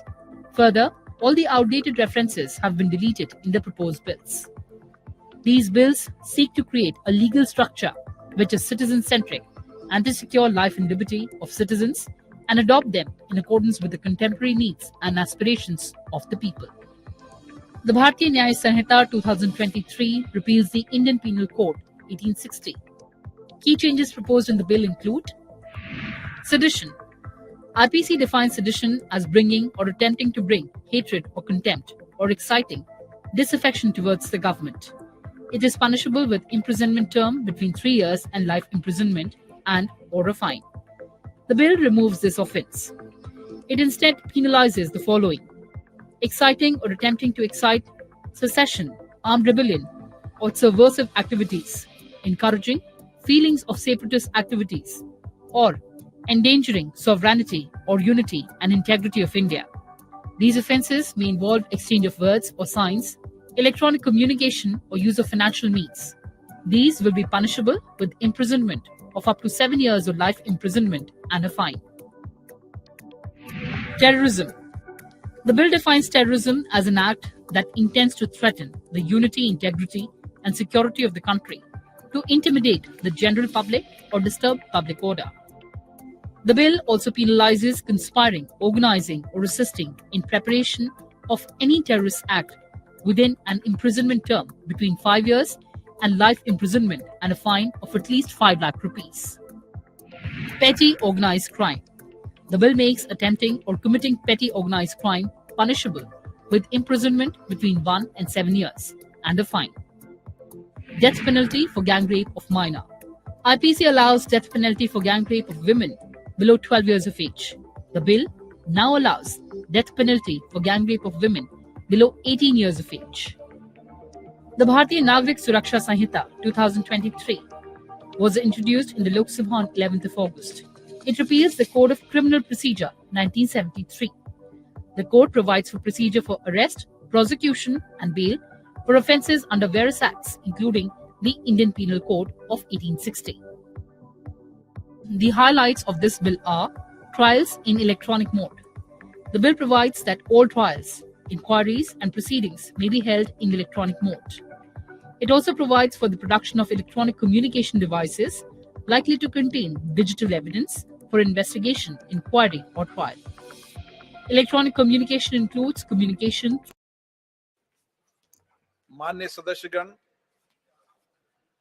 Item number 12 और 13 को एक साथ ले रहे हैं। माननीय सदस्यगण, सभा की सहमति हो तो दोनों बिलों पर 4 घंटे की चर्चा करा लें, और भी आवश्यक है तो और बढ़ा देंगे। माननीय गृह मंत्री जी का कहना है कि सब बोलें, कल रिप्लाई करा देंगे। सर्वदता है कि सबको बोलने का पर्याप्त अवसर, पर्याप्त समय सदन में मिलता है। सदन चलता है तो अच्छा लगता है, इसलिए मैं पुनः आग्रह करता हूं कि सदन में मर्यादा, अनुशासन बनाए रखें, चर्चा करें। कल बिजनेस एडवाइजर कमेटी की मीटिंग में भी सभी दलों ने सहमति व्यक्त की है कि संसद का नया सत्र के अंदर और इस नए भवन के अंदर हम तख्तियां, प्ले कार्ड लेकर नहीं आएंगे, और मुझे आशा है कि सभी दल इस मत से सहमत है। और मैं भी आग्रहपूर्वक कहता हूं कि कोई भी मान्य सदन की मर्यादा, अनुशासन को बनाए रखें। प्ले कार्ड लेकर आएंगे तो मुझे उस माननीय सदस्य पर कार्रवाई करनी पड़ेगी। आइटम नंबर 12 और 13 एक साथ लिए जा रहे हैं। जम्मू कश्मीर आरक्षण संशोधन विधेयक 2023, जम्मू कश्मीर पुनर्गठन संशोधन विधेयक 2023। माननीय मंत्री जी। माननीय अध्यक्ष जी, मैं प्रस्ताव करता हूं कि जम्मू कश्मीर आरक्षण अधिनियम 2004 का और संशोधन करने वाले विधेयक पर विचार किया जाए और जम्मू कश्मीर पुनर्गठन अधिनियम 2019 का और संशोधन करने वाले विधेयक पर विचार किया जाए। आप कुछ बोलना चाहते हैं? नहीं। श्री अमर सिंह जी।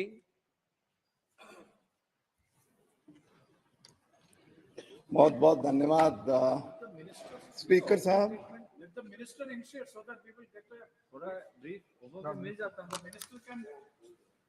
रिप्लाई पे विस्तार से देंगे ना। कन्वेंशन है सर,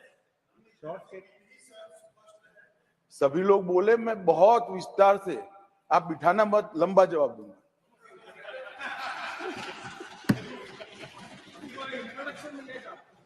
Normally, initial इंट्रोडक्शन हो चुका है बिल का। माननीय Amar Singh ji. normally mover will tweak something. धन्यवाद स्पीकर साहब। आज दो बिलों पर चर्चा हो रही है। एक तो जम्मू कश्मीर रिजर्वेशन अमेंडमेंट है, दूसरे में नॉमिनेशंस की अमेंडमेंट है। सर, जो रिजर्वेशन वाला अमेंडमेंट बिल है उसमें तो सिर्फ जो शब्दों का उपयोग है, पहले जो 2004 का बिल है उसमें वर्ड यूज्ड है under privilege classes, weak and under privilege classes, उसको नए बिल में ओबीसी कर दिया है, अदर बैकवर्ड क्लासेस कर दिया है। वो तो इतना ही है। वो सर ये पॉजिटिव आप अमेंडमेंट ला रहे हैं क्योंकि जम्मू कश्मीर में उस नाम से weak and under privilege classes में उनको रिजर्वेशन सिर्फ 2% थी और जब वो स्टेट से बाहर, अब तो स्टेट नहीं बची, यूटी है, जब कभी सूबे से बाहर या भारत सरकार की किसी नौकरी को अप्लाई करना चाहते थे तो उनको ओबीसी वाला बेनिफिट नहीं मिलता था क्योंकि नाम डिफरेंट था। तो इसलिए मैं इसको पॉजिटिव अमेंडमेंट मानता हूं और मैं इसका सपोर्ट करता हूं। लेकिन सर, इसमें जो मुद्दा असली है और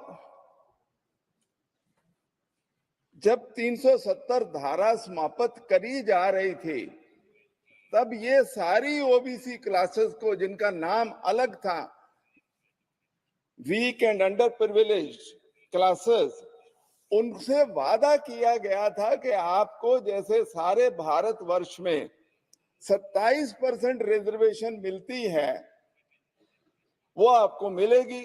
जम्मू कश्मीर में तो अभी 2% मिलती है। तो मैं बेनती करूंगा स्पीकर साहब आपको, आपके माध्यम से गृह मंत्री जी को, क्योंकि देखिए नाम तो अच्छा हो गया, बढ़िया है, लेकिन नाम के साथ वो जो उनकी असली मांग है ये सभी ओबीसी क्लासेस की, और आपने वहां वादा भी किया था, उसका आप क्या कर रहे हैं? क्योंकि सदन को वो जरूर बताइए, नहीं तो नाम चेंज तो हो गया, भारत सरकार में वो नौकरियों में अप्लाई कर पाएंगे, वो सही है, लेकिन जम्मू कश्मीर अब आपके पास है, यूटी है, सेंट्रली एडमिनिस्ट्रेटेड है, 2% रिजर्वेशन को आप किधर लेके जा रहे हैं? वो बहुत मुख्य मुद्दा है।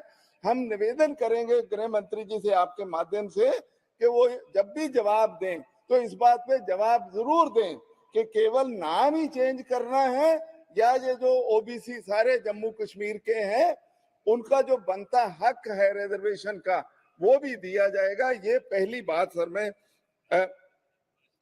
निवेदन करना चाहता हूं। सर, दूसरी बात ये है, क्योंकि इसके होने के बाद उनको नौकरियों में, एजुकेशनल इंस्टीट्यूशंस में सभी जगह फायदा होगा, इसमें कोई डाउट वाली बात नहीं, इसीलिए तो हम कह रहे हैं कि अच्छी बात हुई। पर सर, जो आज भी एससी एसटी ओबीसी के जो एजुकेशनल इंस्टीट्यूशंस के जहाँ शिक्षा पाने के लिए जहाँ नौकरी रिजर्वेशन है, लेकिन वो पाने के लिए जो आज वो मुद्दे हैं वो भी मैं गृह मंत्री जी से पूछना चाहूंगा कि अगर आप ये जम्मू कश्मीर के लोगों को क्या कोई स्कॉलरशिप एजुकेशन का देंगे? उनकी एजुकेशन पे आप बढ़ोतरी कैसे करेंगे? वो कमजोर लोग हैं, गरीब लोग हैं, कैसे आप करेंगे? वो मैं आपसे सर सवाल जरूर पूछना चाहता हूं, क्योंकि जो हायर एजुकेशन का इस मुल्क का तजर्बा है, मैं वो केस को छेड़ना नहीं चाहता हैदराबाद वाले को। सर, जो SC ST लड़के लड़कियां PhD करते थे, MPhil करते थे, उनका स्कॉलरशिप या तो बहुत कम कर दिया गया, या करीब करीब बंद कर दिया गया है। वो अब भटकते हैं चारों ओर। तो वो ये जम्मू कश्मीर वालों के साथ भी यही होना है। इसलिए वो मुद्दे को मैं आज रेज करना चाहता हूं, क्योंकि गृह मंत्री जी, आप सारी सरकार देखते हैं, आप इसका जवाब जरूर दीजिए कि आप स्कॉलरशिप पे क्या करेंगे, क्योंकि स्कॉलरशिप बहुत बड़ा इशू है, सारे हिंदुस्तान का इशू है, जम्मू कश्मीर का तो है ही है। तो इसलिए मैं इसको रेज कर रहा हूं आपके साथ। और दूसरा मैं ये भी कहना चाहता हूं सर कि आपने जो वादा किया था वहां, अब तो 4 साल हो गए, आप इलेक्शन कब करा रहे हैं? क्योंकि वहां डेमोक्रेसी तो करनी चाहिए ना, आज नहीं कल जब भी है। आप इलेक्शन कमीशन का जवाब दे देते हैं सर। जब तक आप गृह मंत्री जी आप नहीं कहेंगे कि नहीं मैं वहां इलेक्शन करवा सकता हूं फोर्सेस के साथ, इलेक्शन कमीशन क्या करेगा? तो आपको उस पर भी बताना चाहिए कि आप वहां डेमोक्रेसी कब दे रहे हैं उन लोगों को, क्योंकि लद्दाख में आपने इलेक्शन करा दिए, अब जम्मू कश्मीर वाले इलाके को छोड़ दिया। तो मेरी बेनती है उस पर भी सर हम लोगों को कोई ना कोई बात बताइए। अगली बात सर जो मैं आपसे करना चाहता हूं, मतलब वो सारे हिंदुस्तान के एक्सपीरियंस से बात करना चाहता हूं, तो जम्मू कश्मीर में भी वही होगा सर। सारे हिंदुस्तान में जो भारत सरकार के इंस्टीट्यूट हैं, जो सेंट्रल यूनिवर्सिटीज हैं, जो आपके ITI और सारे हैं, उसमें सर आज SC ST टीचरों की कितनी भर्ती हुई है? यहाँ सर लोकसभा में, राज्यसभा में भी जवाब दिया था कि अबाउट 60% पोस्ट खाली पड़ी है। तो सर ये तो नॉमेनक्लेचर तो बहुत अच्छा पॉजिटिव स्टेप है, लेकिन नॉमेनक्लेचर से अकेले में मुद्दा निपटता नहीं है ना, उसके साथ उस लाइन में जितनी बातें जुड़ी हुई हैं उनका सारा का भी तो सोल्यूशन करना पड़ेगा। उनकी पोस्ट रिजर्व कर दी, उनकी भर्ती नहीं हो रही, तो कहाँ जाएंगे वो? रिजर्वेशन हो गई पर भर्ती नहीं कर रही है। तो सर मेरा कहने का मतलब है क्योंकि आप सारी सरकार चलाते हैं प्रधानमंत्री जी के बाद, तो आपसे जवाब इसलिए मांग रहे हैं कि आप किसी डिपार्टमेंट से भी पूछना तो आप पूछ सकते हो।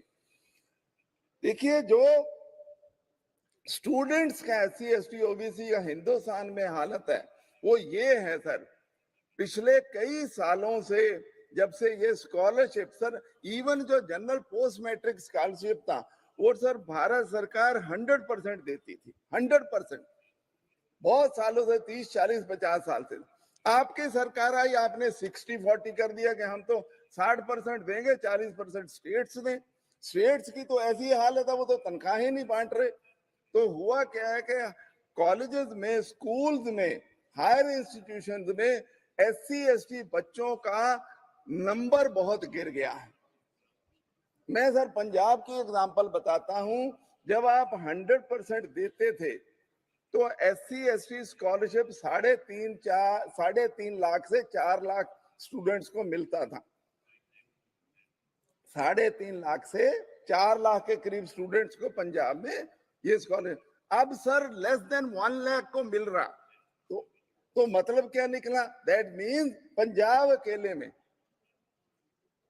करीब 2-2.5 लाख शेड्यूल्ड कास्ट वहां ट्राइबल नहीं है।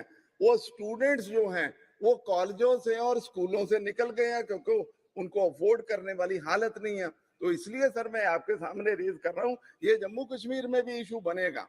तो इसलिए आपसे बेनती है कि जब आप कानून ला रहे हैं तो कंप्रीहेंसिव सर सारी चीजें लाइए, उसके साथ आप हमें सारी चीजें बताइए।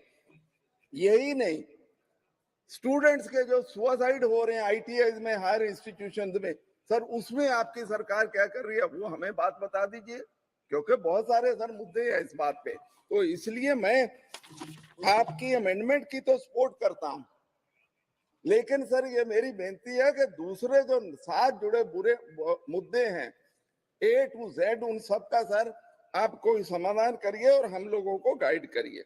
सर जो दूसरा अमेंडमेंट ला रहे हैं जिसमें वो 3 लोग नॉमिनेट करने हैं, उसमें सर मेरा कहना बहुत छोटा सा मेरी बेनती है उसमें कि सर जम्मू कश्मीर में सर पंजाबी आदमी भी बहुत बसता है, specially in Jammu region, Srinagar में थोड़े कम हैं। तो सर पंजाब की ओर से मैं बेनती करना चाहूंगा, सर कोई हमारा भी कोई आदमी उसमें नॉमिनेट करिए उन 3 लोगों में, पंजाब का आदमी। मैं पगड़ी वाला नहीं कहूंगा, कोई पंजाबी तो कर दीजिए, क्योंकि वहां हमारे इतने पंजाबी रहते हैं। बाकी आप करिए, उसमें कोई बात नहीं। ऐसा नहीं कि सर पंजाब इग्नोर हो जाए, पंजाबी लैंग्वेज बस सर वहां पहले चलती थी वो बंद कर दी, तो वो भी उसको चालू करिए, वहां सर होती थी वो उसको बंद कर दिया। मेरा कहने का मतलब ये है कि सर बहुत सारे इश्यूज है जम्मू कश्मीर के, अच्छे अमेंडमेंट आप लेके आए से साथ जुड़े मुद्दे भी निपटाने का करिए। और लास्ट बात कहना चाहता हूं, सर भारत सरकार में जॉइंट सेक्रेटरी और सेक्रेटरीज पे सर ये SC ST OBC का कोई नंबर बढ़ाइए। मैं एग्जैक्ट परसेंटेज बोलना नहीं चाहता हूं, क्योंकि सर वैसे मुझे सारा पता था, मैं बोलना नहीं चाहता हूं। और उनको जब आप भारत सरकार सर लेके आते हैं तो उनको जरा अच्छी पोस्टिंग भी दीजिए। उनको हमेशा ही कभी उधर, मैं किसी डिपार्टमेंट का नाम नहीं, पर आई अंडरस्टैंड दैट थिंग, पर सर उनको, क्योंकि हमारे प्रधानमंत्री जी SC ST की OBC की उनके भले की इतनी बात कहते हैं, तो यार सर जो उनके ऑफिसर्स बन गए हैं, IAS IPS बन गए हैं, उनको जरा, उनको भी important posting government of India में दे दिए। आप अभी पावर में हैं, तो मैं उस बिल का सर समर्थन करता हूं, लेकिन जो मैंने दूसरी बेनतियां करी हैं मैं उसका सर जवाब चाहता हूं। बहुत बहुत धन्यवाद।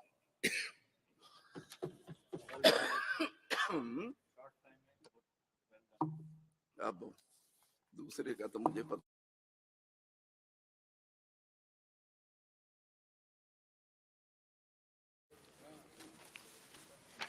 धन्यवाद अध्यक्ष महोदय। अध्यक्ष महोदय, मैं देश के प्रधानमंत्री नरेंद्र भाई मोदी जी और गृह मंत्री अमित शाह जी का बहुत आभार प्रकट करना चाहता हूं, जिन्होंने ये जम्मू कश्मीर आरक्षण संशोधन विधेयक 2023 और जम्मू कश्मीर पुनर्गठन संशोधन विधेयक को जहां पर लाया है। महोदय, मैं कहना चाहता हूं कि देखिए, जम्मू कश्मीर की जितनी भी ये समस्याएं हैं, ये कोई आज ही डिमांड नहीं आई या आज ही इसकी जरूरत नहीं पड़ी, ये वर्षों से इसकी जरूरत थी। लेकिन स्वार्थ की राजनीति करते हुए यो पहली सरकारें जहां पर रही हैं, उन्होंने जम्मू कश्मीर की तरफ कोई ध्यान जो है वो नहीं दिया। और विशेष तौर पर कांग्रेस जो वोट बैंक की राजनीति करती है, हमेशा से करती आ रही है, लोभ लुभावने नारे भी देती है, लेकिन समस्याओं का समाधान करने की उनका कोई प्रयास जो है वो नहीं कभी भी रहा है। मैं कहना चाहता हूं कि देखिए, जब 19 में धारा 370 हटने के बाद जम्मू कश्मीर को इंसाफ मिला और वो सारी बेसिक सुविधाएं जो जम्मू कश्मीर के लोग जिसके हकदार थे, 70 वर्षों से वंचित थे, वो सारी सुविधाएं भी आज उनको जो है वो मिल रही हैं। और एक के बाद एक वो सारे विधेयक भी, कानून भी जम्मू कश्मीर में लागू हो रहे हैं, जो कि पहले से ही होने चाहिए थे। और आज जिस विधेयक की जहां पर बात हो रही है, ये एक बहुत बड़ा वर्ग है और इसकी बहुत बड़ी एक डिमांड भी थी, और कुछ और भी ऐसे लोग थे जो इससे वंचित भी रह रहे थे। लेकिन आज देश के गृह मंत्री जी ने ये जहां पर विधेयक लाकर उन सब जो वर्ग के लोग थे उनके साथ इंसाफ करने का जो है वो काम किया है। महोदय, मैं बताना चाहता हूं कि देखिए, इसमें जैसे जहां पर हमारे भाई कह भी रहे थे, ये दुर्बल और शोषित वर्गों के नाम से जो विधेयक था या इस अन्य पिछड़ा वर्ग के नाम से करने का जो है उपबंध जहां पर है, ये अब पूरे देश की भांति जम्मू कश्मीर में भी लागू हो जाएगा और इसी नाम से जाना जाएगा। और जहां पर चर्चा हो रही थी कि भाई नाम बदलने से कुछ नहीं होता, मैं ये कहना चाहता हूं कि महोदय देखिए, एक के बाद एक जो कानून जम्मू कश्मीर में बदले गए हैं, उन सब का लाभ जो है वो जम्मू कश्मीर की जनता को जो है वो मिल रहा है। और विशेष तौर पर धारा 370 हटने के बाद वहाँ की माता बहनों को, नौजवानों को और बाकी जो हमारे वाल्मीकि समाज के लोग थे, जो गोरखा समाज के लोग थे, जो हमारे वेस्ट पाकिस्तान के रिफ्यूजीज थे, और उसके अलावा भी कई ऐसे लोग थे जिनको 17 वर्षों तक इंसाफ जो है वो नहीं मिला था। तो जैसे ही ये बदलाव आया तो आज उनको भी वो सारे लाभ जो हैं वो मिल रहे हैं। मुझे पूरी उम्मीद है कि इस विधेयक के पास होने के बाद भी ये सारी सुविधाएं उन हमारे जो अदर बैकवर्ड क्लासेस के भाई हैं उन सबको जो है वो मिलेंगी। और विशेष तौर पर जैसे जहां पर कहा गया कि सेंटर की जो नौकरियां होती थी उनमें भी उनको आरक्षण जो है वो नहीं मिलता था, लेकिन आज ये आरक्षण बढ़ भी जाएगा और सेंटर में भी उनको ये सारी सुविधाएं जो है वो मिलेंगी और बराबर का हिस्सा जो है अब इन हमारे वर्गों को जो है वो मिलेगा। महोदय, शिक्षा आधारों की बात हो चाहे दूसरे आधारों की बात, जो आज तक नहीं होता था वो आज वहां पर होगा। और जो डिमांड उनकी थी और कई बार उन्होंने संघर्ष भी किए, और मुझे ये कहते हुए खुशी होती है कि जम्मू कश्मीर में अब तक ओबीसी आरक्षण नहीं था। जम्मू कश्मीर आरक्षण संशोधन विधेयक के जरिए जम्मू कश्मीर आरक्षण अधिनियम 2004 में बदलाव का प्रावधान किया गया है। इसके तहत कमजोर और वंचित वर्गों की शब्दावली को बदलकर अन्य पिछड़ा वर्ग कर दिया जाएगा। इस विधेयक के कानून बनने के बाद पहली बार राज्य में ओबीसी को दूसरे राज्यों की भांति सरकारी नौकरियां और छात्रवृत्ति आरक्षण सहित बाकी अन्य लाभ भी जो है मिलेंगे और संवैधानिक अधिकार जो है उन्हें हासिल होगा। और इसके साथ साथ जहां तक मेरी जानकारी है कि कुछ और ऐसे हमारे समाज के लोग थे, जैसे कि जाट समाज के हमारे जो लोग थे वो भी इस कैटेगरी में जो है वो आ जाएंगे, जिसका कि बड़ी देर पहले से ही उनको जो था इसका इंतजार जो था। महोदय, मैं कहना चाहता हूं कि केंद्र सरकार ने समय समय पर जम्मू कश्मीर की उन्नति और जम्मू कश्मीर के विकास के लिए कदम जो है वो उठाए हैं और एक नहीं अनेकों। जम्मू कश्मीर का चहुमुखी विकास तो हो ही रहा है, लेकिन इसके साथ साथ ही मैं ये भी कहना चाहता हूं कि देखिए, जहां पर बहुत बड़ी तादाद में हमारे विस्थापित जो हैं कश्मीरी पंडित और इसके अलावा भी अधिकृत जम्मू कश्मीर जो पीओके जिसे हम कहते हैं, वहाँ के विस्थापित भी जो हैं वो जम्मू कश्मीर में रहते हैं। और ये भी बहुत बड़ी एक डिमांड लोगों की आ रही थी कि भाई हमें भी कोई मौका जो है वो मिले और हम भी अपनी बात जो है वो रख सकें।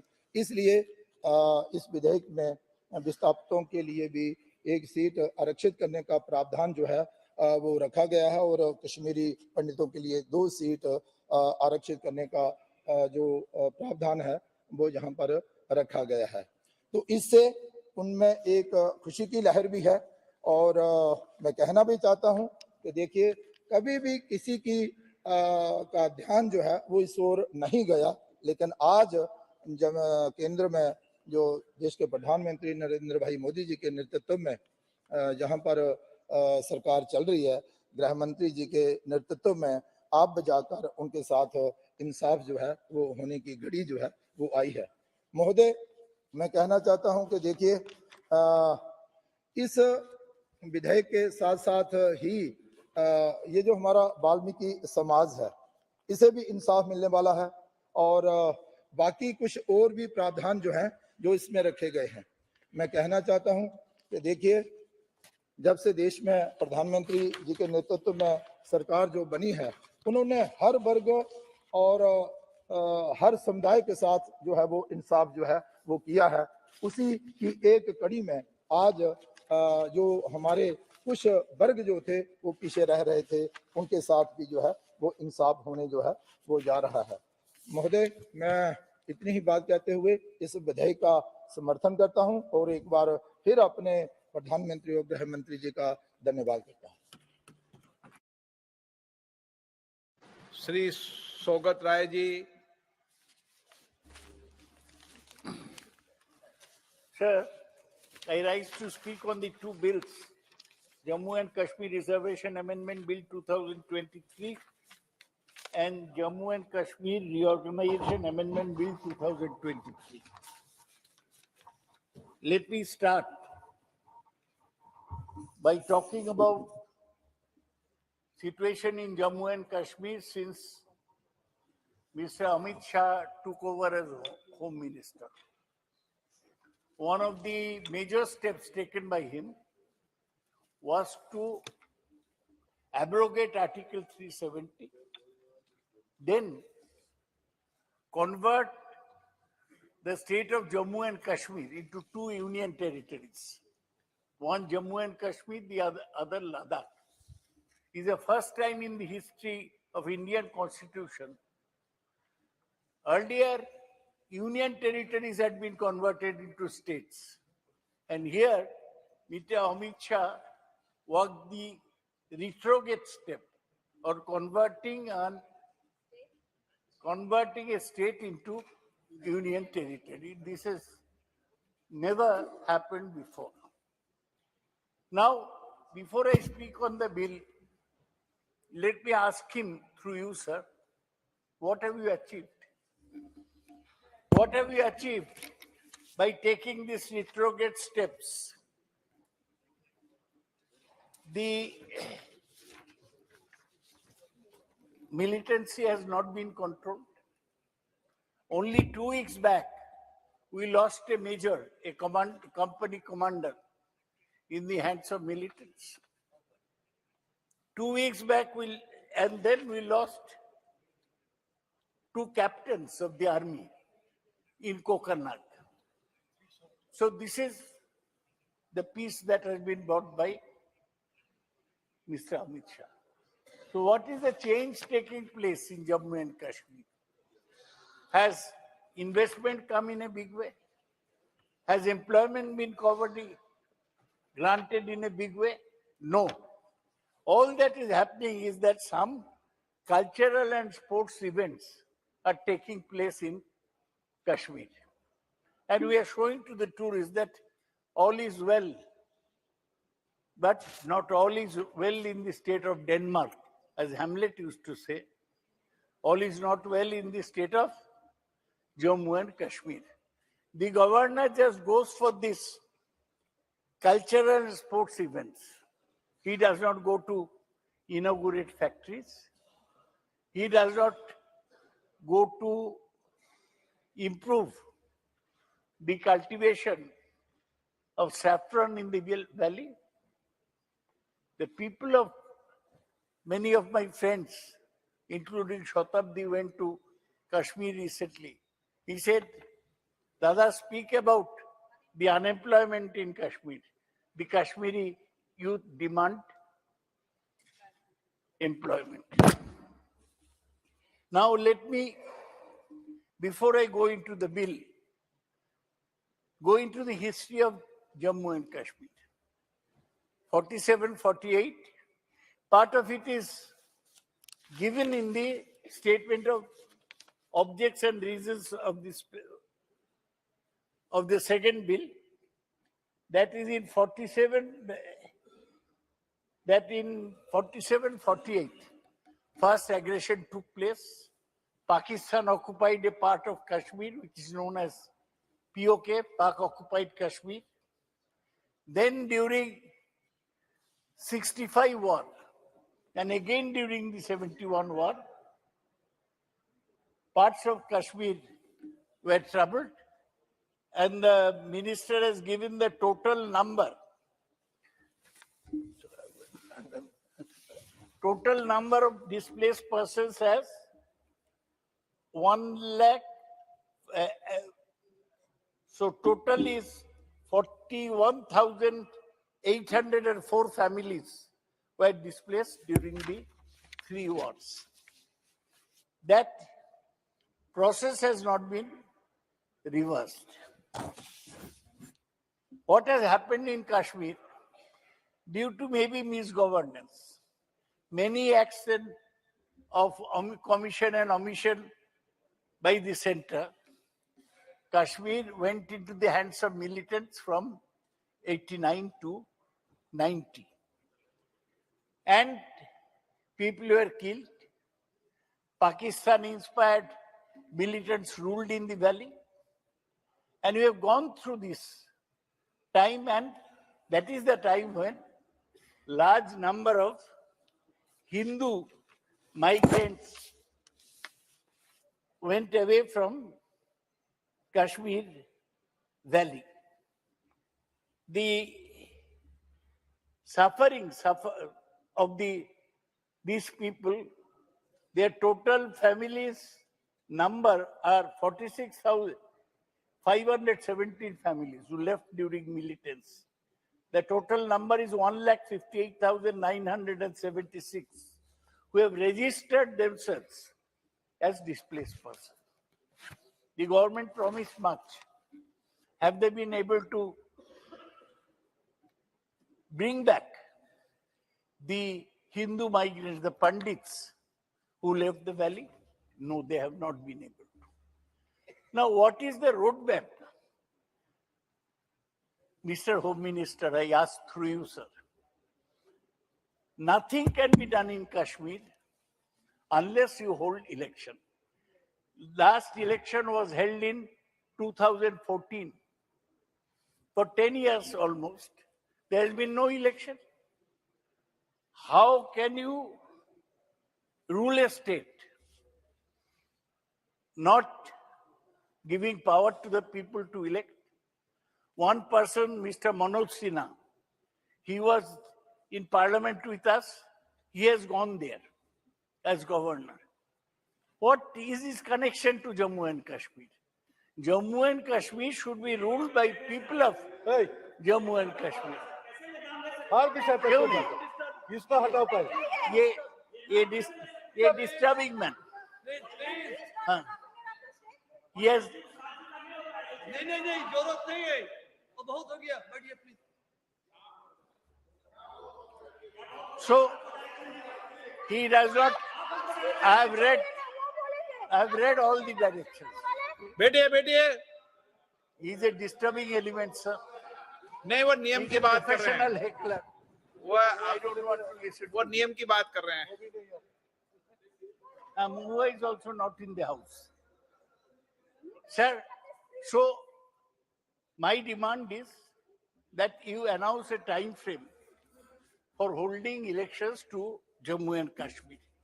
Now you have promised that there will be a reservation, and the reservation will be changed to for OBCs. Now it is mentioned as weak and underprivileged classes, and you want to change that to other backward classes. That is OBCs. Now there is no state, no assembly. This is a state law. And you are doing the law, making the changes here. You are making a big change that for first time from migrant families. They are nominating not more than 2 members, one of whom shall be a woman from the community of Kashmiri migrants, people who belong to Kashmir and who have left. This was suggested, recommended by the Delimitation Commission. And also one member from displaced persons from Pakistan occupied Jammu and Kashmir. There is no legislative assembly. Why are you making these changes? Have a legislative assembly, then bring this amendment. I do not know what is the hurry. The hurry should be in having elections. I want to state, sir, that the step of the BJP government to abrogate Article 370, abolish the state of Jammu and Kashmir into an union territory and a union territory for Ladakh. I've told you that this is a retrograde step. They did it just to fulfill the BJP's election promise. एक प्रधान, एक विधान, एक निशान, ये सब BJP Shyama Prasad बाबू के समय slogan होता था, उसी को पूरा किए. ये कोई कश्मीर के लोगों के लिए नहीं. Now, Kashmir has been a conflict point. It is India's position that Kashmir is an integral part of India. It's also India's position that the territory of Pak-occupied Kashmir, that should be brought back to us. Does the Home Minister have any time frame as to when he is going to get Pak-occupied Kashmir into India? No. Everything is in the air. He is bringing two laws. Sir, Kashmir is called the paradise on earth, the most beautiful valley anywhere. Now, will Kashmir remain only a tourist place? Now we'll have a tourist territory of Jammu and Kashmir, or it will be for the people of Jammu and Kashmir. इस सदन की legislative assembly. दादा, इस सदन के एक minute, इस सदन के ज्यादातर माननीय सदस्य मेरी शायद में 370 के बाद कश्मीर गए हैं, तो कश्मीर आज भी वैसा ही है जैसा पहले था.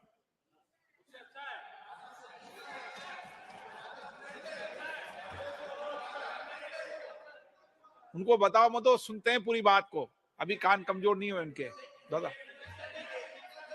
sir, this is a matter of opinion. This opinion is voiced by those who go to Kashmir as tourists. Oh, Dal Lake, shikaras are so nice. The cherry is blossoming.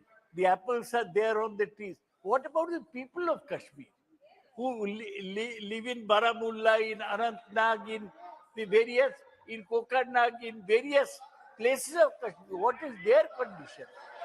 Kashmir is not for tourists.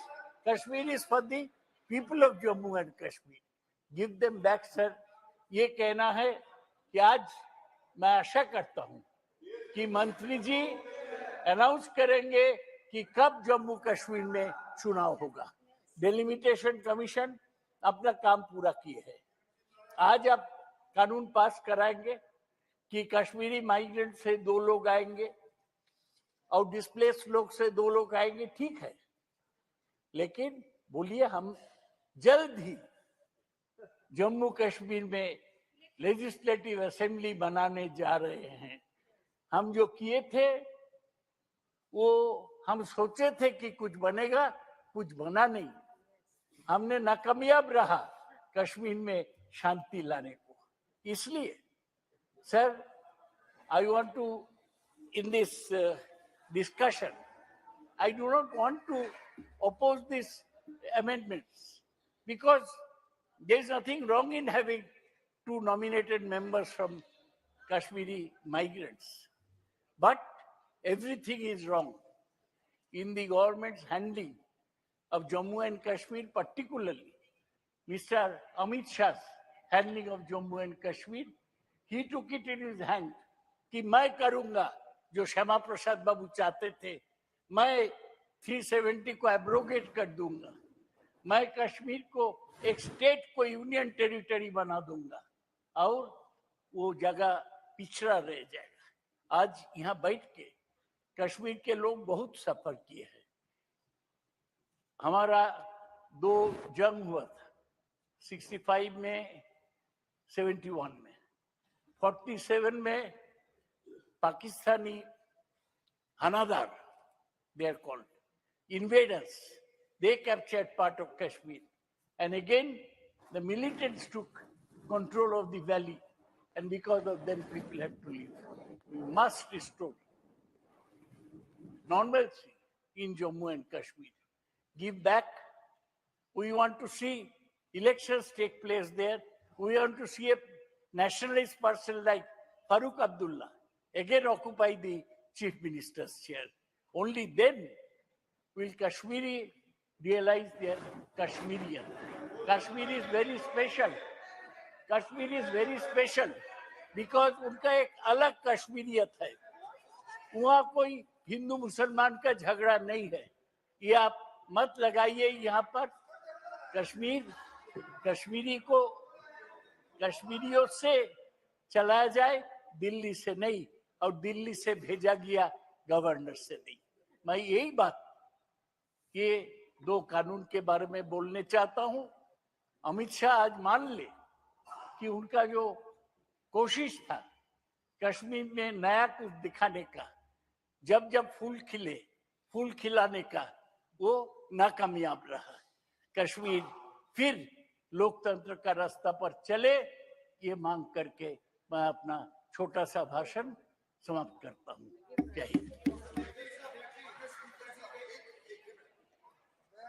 करता था, दादा पश्चिम बंगाल से आते हैं, उन्होंने श्यामा प्रसाद मुखर्जी जी का नाम तो लिया, लेकिन मुझे उम्मीद थी शायद उनके बलिदान के बारे में भी कुछ बोलते, कि उन्होंने बलिदान करना पड़ा तब जाके कश्मीर में बदलाव आया। आपको जरा सोचना चाहिए कि आप ये बात आज की कर रहे हैं, क्या हालत रही है कश्मीर की, किस तरीके से आप लोगों के शासन में जब आप समर्थन करते थे यूपीए को और कांग्रेस को, क्या हालत बना के रखी थी आपने कश्मीर की। आपने नेशनलिस्ट लीडर की बात की, नेशनलिस्ट लीडर के नीचे क्या हालत थी। कश्मीर में कितने लोग मरते थे, कितने मेजर रोज मरते थे, कितने आतंकवादी वहां पे घुसे हुए थे, उसका तो जिक्र करना चाहिए था दादा। श्रीमती बीवी सत्यवती, आपको बोलने का मौका देंगे पूरा, अगर आप बोले। अध्यक्ष जी, बदलाव इतना ही है, पहले पथराव होते थे, लोगों को मारा जाता था, आज कोई पथराव 370-35A के बाद नहीं हो रहा है। 2011 की घटना बताता हूँ, नेशनल कॉन्फ्रेंस की सरकार थी, तिरंगा झंडा में नहीं फहराने दिया, जेल में डाला था 2 विपक्ष के नेताओं को, लोकसभा के भी और राज्यसभा के। लेकिन आज लाल चौक पर भी क्या, कश्मीर की गली गली में तिरंगा झंडा फहराया जाता है। ये बड़ा बदलाव देखने को मिलता है। अगर और उदाहरण चाहिए तो और भी मिलेंगे, अब इस पे चर्चा होगी। लेकिन कलकत्ता में वहां पर बैठकर विकसित भारत की यात्रा को ना निकालने दिया जाए। देश में जो विकास नरेंद्र मोदी की सरकार कर रही है, उन गाड़ियों को वहां पर बंद कर दें और आप जेल में डाल दें। ये आपने बंगाल को क्या किया है, ये सुधार कश्मीर में हुआ है, जो बंगाल को आपने बिगाड़ने का काम किया है। बीवी Satyavati. Thank you speaker sir.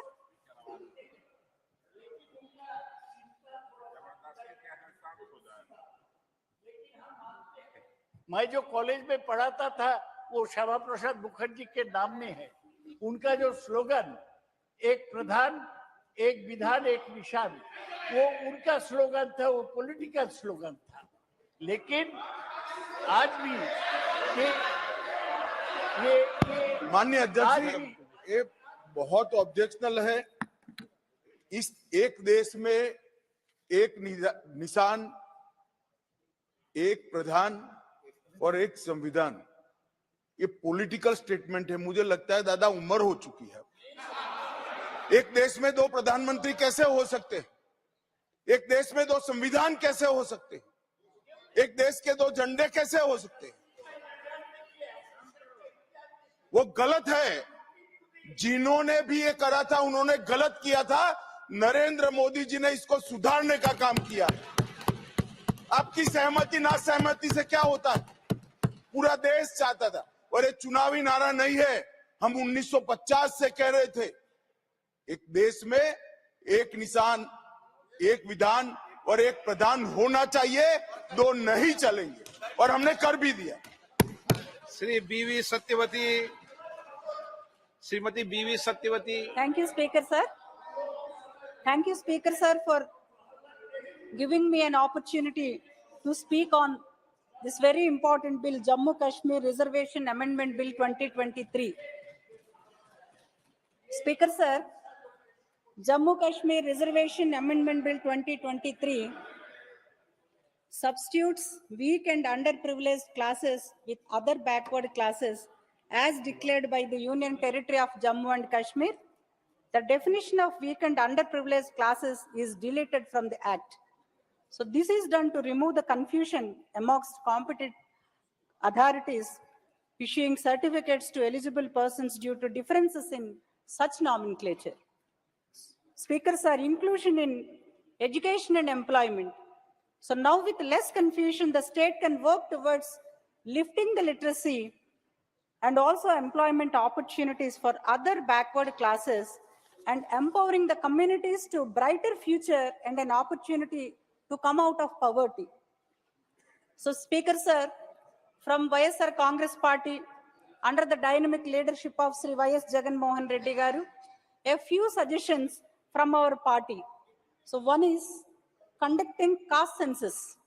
The current and comprehensive census detailing the population of other backward classes OBC is indispensable for effectively implementing development schemes aimed at the marginalized masses in various states and union territories. And conducting a fresh OBC census should be the initial step towards the welfare of the community. So there needs to be qualitative and quantitative data to understand how our schemes aimed at OBCs are benefiting them.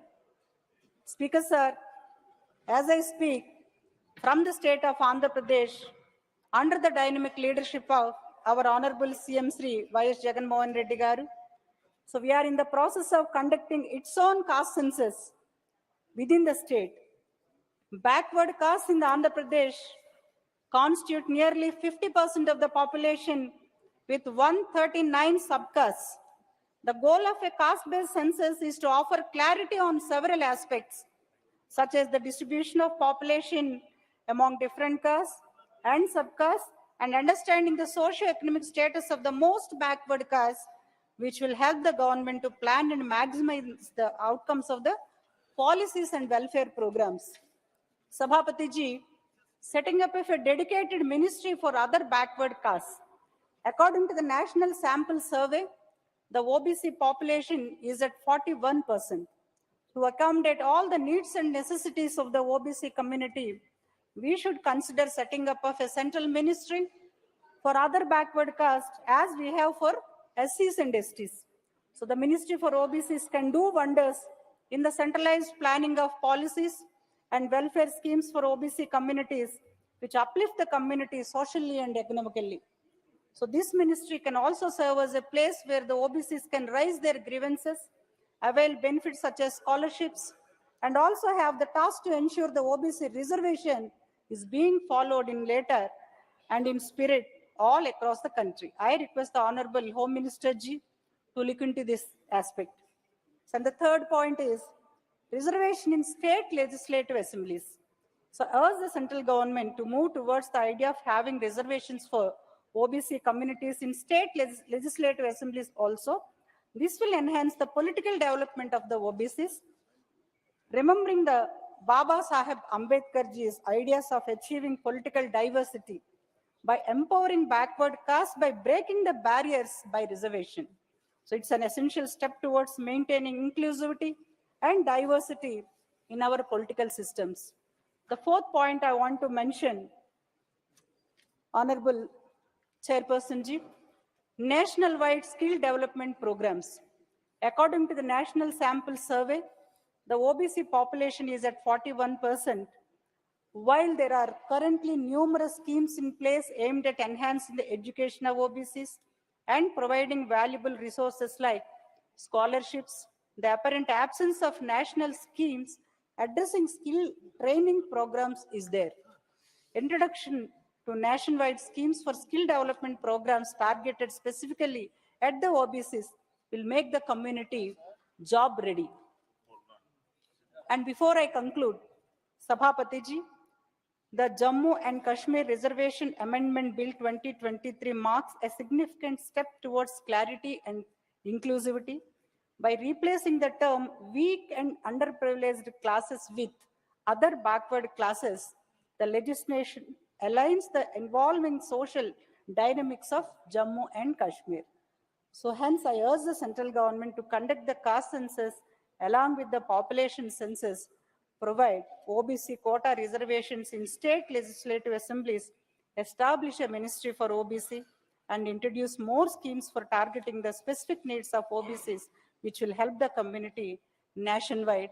I want to bring only one sentence which our Honorable CM Garu frequently says, backward classes, they are not backward, they are the backbone classes to the society. So hence, I bring to the notice of this August House. So I conclude this bill from this, I support this bill from YSR Congress Party and also take it to consideration of the suggestions made by YSR Congress Party. Thank you very much, sir. Jai Hind. Thank you very much. Sri. Seeing it as a union territory, as already said, it is always the union territory which looks ahead of going into a statehoodship so that they can have more authority. But this is the first instance where we see a state being converted into a union territory. And what is the main reason behind it? The BJP has just won many of these state elections and they have come into this house. They see themselves and their strength is always seen as winning elections after elections and going after micromanagement. But what happens in Jammu and Kashmir? Why are they not able to do that? Since they are not able to do that, they bring a state into a union territory where they can have control over the governor and then they can run the governance through that. If they were capable and if they were very confident of winning Jammu and Kashmir, would they have gone in for a union territory? So that is the main reason that the people of this country should think that the power of this BJP is only winning elections and mainly in the heartland states of Hindi and what we generally call as the Gomutra states. You cannot come to South India. You see all the results of what happens in Tamil Nadu, Kerala, Andhra, Telangana and Karnataka. We are very strong over there.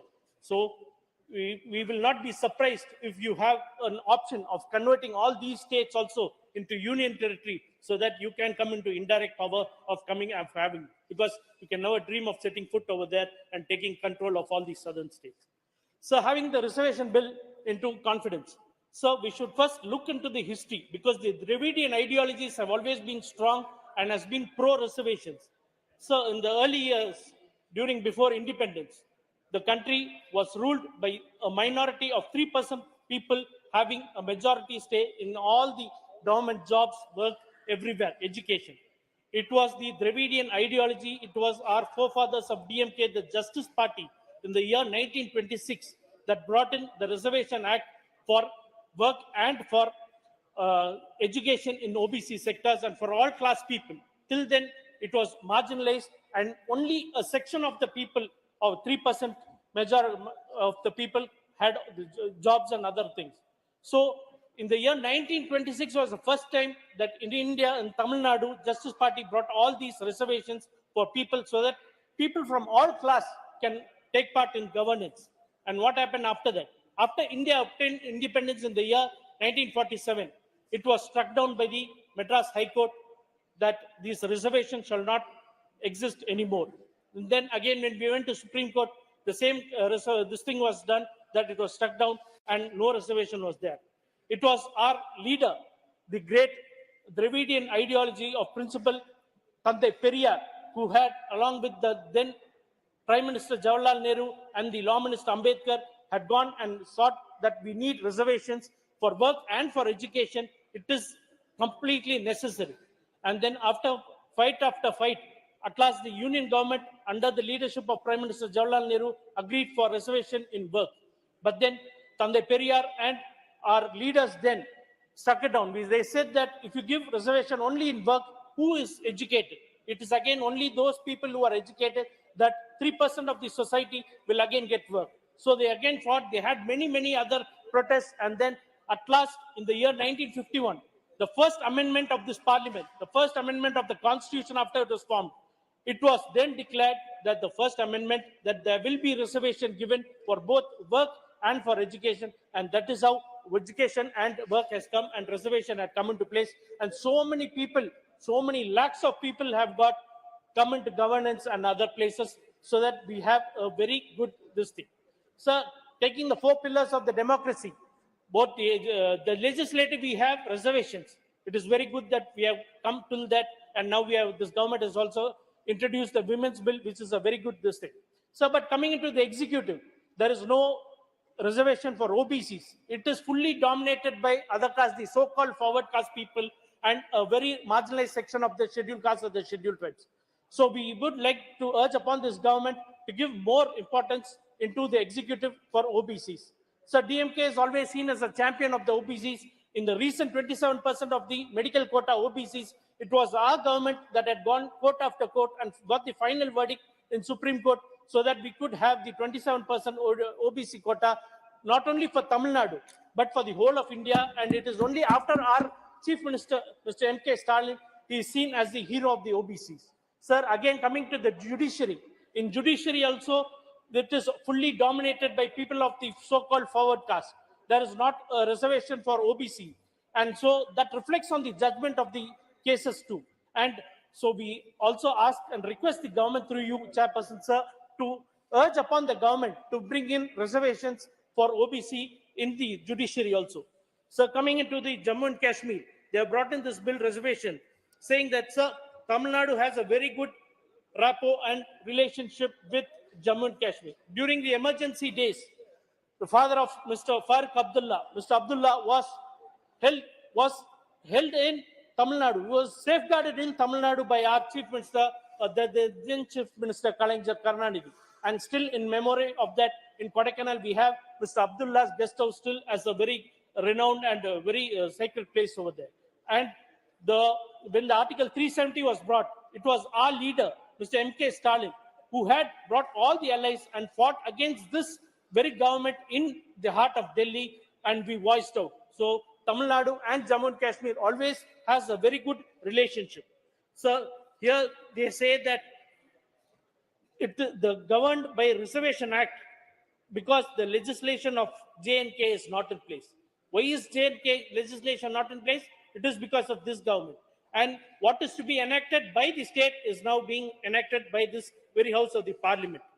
And sir, we would also like to make a very sincere request that the caste census, which has been pending for a very long time throughout the country, it should be conducted at once as demanded by our Chief Minister, Mr. M.K. Stalin. And sir, we told what are the struggles that we have got for OBC, but we see this government just handing over by a golden platter the economically weaker section 10%. So nobody has fought for it, nobody has asked for it, nobody has protested for it. But this government is seen in appeasing the forward caste, but the same quota, the same marks for an OBC, SC or ST is much higher than what is being handed over to the economically weaker section of 10%.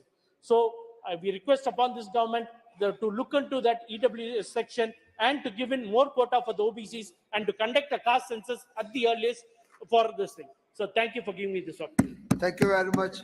Shri Kausalendra Kumar ji.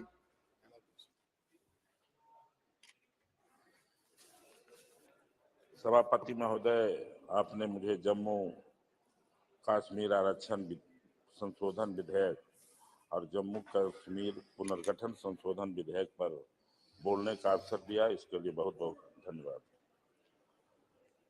यह विधेयक मूल रूप से जम्मू कश्मीर आरक्षण अधिनियम 2004 में कुछ संशोधन के लिए लाया गया है। अब दुर्लभ और शोषित जो वर्ग हैं, सामाजिक जातियां के स्थान पर अन्य पिछड़े वर्ग करने की बात कहा जा रहा है। यह शब्दों के कारण जो भ्रम और परेशानियां थी वह अब दूर हो जाएगा। बहुत ही अच्छा कदम है। यह धाराओं और उप धाराओं में भी संशोधन होने जा रहा है। यह सब उपयुक्त प्रक्रियाओं का पालन करने के साथ होने जा रहा है। अनुसूचित जातियां एवं जनजातियां की सूची में भी कई जातियों को शामिल किया जा रहा है, जो राज्य की मांग के अनुरूप है। इसी प्रकार देश के अन्य राज्यों से भी काफी सुझाव आए हैं, उन्हें भी सरकार को ध्यान में रखने के लिए मैं अपनी मांग रखता हूं। जम्मू कश्मीर के करीब 16 जातियां और लद्दाख क्षेत्र से 12 जातियां अब अनुसूचित जाति में शामिल हो जाएगी। यह राज्य के लोगों के लिए काफी फायदेमंद है। लेकिन माननीय मंत्री जी से भी मेरा अनुरोध है कि जिस तरीके से जब तक जनगणना नहीं होता है तब तक दलित पिछड़ों को, अगड़े को, जो आर्थिक स्थिति उनका कमजोर है, वो आरक्षण का लाभ नहीं ले पाएंगे। मेरा यह भी सुझाव है कि देश भर में जातीय जनगणना होना चाहिए, जिससे लोगों का इसका लाभ मिल सके। दूसरा संशोधन जम्मू कश्मीर पुनर्गठन संशोधन जो 2019 में कुछ संशोधन का प्रस्ताव रखती है। सरकार 2019 में जम्मू कश्मीर को इस अधिनियम द्वारा 2 भागों में बांटकर केंद्र शासित राज्य बना दिया था। धारा 370 समाप्त करने के समय माननीय गृह मंत्री जी साफ साफ कहे थे कि जल्द से जल्द जम्मू कश्मीर में प्रजातांत्रिक तरीके से सरकार का गठन होगा और राज्य का दर्जा दिया जाएगा। परंतु 5 साल होने वाला है, वहां की स्थिति पहले की तरह ही है। परिसीमन कार्य हो चुका है। जम्मू कश्मीर में 107 विधानसभा सीटें से बढ़ाकर 114 हो गई और उनमें 9 सीट अनुसूचित जातियों के लिए आरक्षित है। 3 नामित भी होंगे। अब कुल 117 सीट होने वाली है। यह सब तो ठीक है, किंतु जम्मू कश्मीर की जनता अपने लोकतांत्रिक अधिकारों से अभी तक वंचित है। G20 में भी जम्मू कश्मीर का इस्तेमाल हुआ, किंतु सरकार की वहां राज्य का दर्जा देने की बात पर चुप्पी समझ में नहीं आ रही है। जम्मू कश्मीर में समस्याएं ज्यों क्या त्यों बनी है, आतंकी घटनाएं भी घट रही है। कश्मीरी पंडितों की हालत तो और दयनीय है। सरकार द्वारा कहा गया था कि वहां के विस्थापित कश्मीर पंडितों को जल्द से जल्द वापस लाया जाएगा। आप बताएं कितनी कश्मीरी पंडितों को वापस लाए हैं? अन्य राज्यों में श्रमिकों की हत्याएं वहां रहती है। पर्यटकों की संख्या दिनों दिन कम रही है। वहां के नागरिकों की आमदनी बंद हो रही है। वहां का किसान बेहाल है। देखा जाए तो जम्मू कश्मीर की स्थिति पहले से भी बदतर हो चुकी है। केंद्र सरकार वहां के नागरिकों और राजनीतिक पार्टियों के साथ सलाह मशवरा करके राज्य में कानून व्यवस्था की स्थिति को बहाल करने की प्रक्रिया का प्रारंभ करे। जम्मू कश्मीर में पूर्ण राज्य का दर्जा दिया जाए और मेरा सुझाव होगा कि वहां चुनाव जल्द से जल्द कराया जाए, तभी लोकतंत्र बहाल हो सकता है। धन्यवाद। बहुत बहुत धन्यवाद। श्री महेश साहू जी। अधिष्ठाता महोदय, आज reservation Jammu Kashmir reservation bill उपरे आगत करबा पई मो दल ए कार्यक्रम रे कहबा पई सुजोग देछि। सेति दल को धन्यवाद देवा सहित आपण मते कहिबार सुजोग देथिबारु मु आपण को बधाई जनाउछि, धन्यवाद जनाउछि। उक्त प्रसंग रे आलोचना रे भाग नै बिल टी डिलिमिटेशन कमिटी को सुपारिश करबा पई उद्य अटे। सम्माननीय सभापति महोदय, जम्मू काश्मीर 21 नवेम्बर 2018 रे भंग करा जायथिले मध्य अद्यावधि यार पुनर्बार निर्वाचन परिप्रेक्षी मुहैया पई सुजोग के सृष्टि करि नथिले, किंतु आज से दिन ठारू आज पर्यंत कौन प्रयास बा उद्यम बोधहुए होई नहीं। साधारण जनता, नागरिक, बुद्धिजीवी, युवक युवती समस्ते उक्त भावनार आशा राज्यर मौलिक समस्या को राष्ट्रीय गणतांत्रिक व्यवस्था माध्यम रे केंद्र बा राज्य दृष्टि आकर्षण करने को आज समय आसी। प्रत्येक भारतीय परी जम्मू काश्मीर नागरिक एभली एक सुजोग पाइबा उचित। एवं एथिरे जेतेबेले 370 धारा बाद कराइथिला, केंद्र सरकार एक साहसिक पदक्षेप नहीं, से समय गोटे नजर देवा दरकार 370 धारा लागू होइतला बेले को व्यवस्था प्रति समान कर नजर थिला। आज जेते बेले एससी शेड्यूल कास्ट को देला बेले एसटी को मध्य सुजोग दिया जाय नहीं। अदर बैकवर्ड क्लासेस अदर राज्यर अनेक राज्य कमिशनर विशेष करी राज्य ओडिशा प्रदेश रे माननीय मुख्यमंत्री श्रीजुक्त नवीन पट्टनायक ओबीसी कमिशनर गठन करी तार कमिशनर मेंबर भी मध्य प्रतिष्ठा करिसंती। एवं आगामी निर्वाचन रे जेते बेले आमे विचार करूथलो एक देश में 2 प्रधान नहीं चलेगा ए प्रकार विचार कर 370 द्वारा बात कला परे आज एससी ओबीसी एससी एसटी एमान को सुजोग दिया जेते बेले माननीय मंत्री ए बाबद रे प्रसंग रे उल्लेख करिवे ता स्पष्ट भाव रे जणेमे। कारण माननीय मुख्यमंत्री ओडिशा श्रीजुक्त नवीन पट्टनायक अदर बैकवर्ड क्लास और सोशियली एजुकेशनली बैकवर्ड क्लासेस पई स्पष्ट भाव रे निर्धारण करी कमिशनर नियुक्त करिसंती रिटायर्ड जज जस्टिस रघुनाथ विश्वाल एवं तार मेंबर भी अच्छा नवनीत रथ एवं मिस मिताली चेनारा एवं प्रशांत कुमार पात्र यही करने सहित राज्य गणतंत्र सहित प्रदेश देशर माननीय मंत्री ए बाबद स्पष्ट भाव में उल्लेख कले जम्मू काश्मीर विश्वास सहित ग्रहण करेंगे। धन्यवाद। जय जगन्नाथ। धन्यवाद। श्री मलुक नागर जी।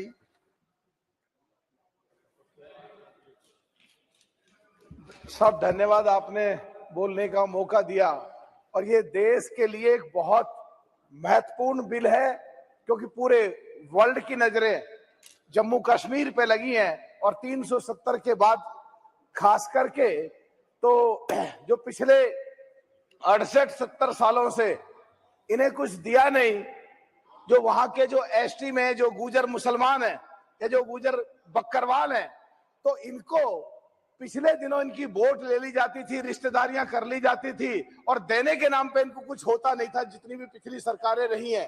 तो 370 हटने के बाद इनको जो सुविधाएं दी, मुझे लगता है कि जो आज मौजूदा सरकार है उन्हें पूरा रिसर्च कराया, चाहे कारगिल के समय था, चाहे 1947 के समय था, चाहे 1952 के समय था, जितने भी पाकिस्तान और हिंदुस्तान की लड़ाइयां हुई, जितने भी उग्रवादी हमारे देश में घुसते थे उनको बगैर तनख्वाह लिए हुए सरकार से और सरकार के सिपाही की तरह वहां के जो गुजर मुसलमान है, जो गुजर बकरवाल है, उन्होंने जो लड़ाइयां लड़ी उसको ध्यान में रख करके सरकार ने इनको जो आरक्षण की सुविधा दी, दिल से मैं सरकार का इसके लिए धन्यवाद देता हूं, सराहना करता हूं और भर्त्सना करता हूं जो पिछले 68-70 सालों में इनको कुछ दिया नहीं गया था। तो मैं एक चीज आज कहना चाहता हूं, जो पीओके से लेके आ रहे हैं उनको कुछ भी सुविधा दो, बहुत ही अच्छी बात है, और जो गरीब लोग हैं, कश्मीरी पंडित हैं, उनको भी सुविधा दो, ये भी बहुत अच्छी बात है।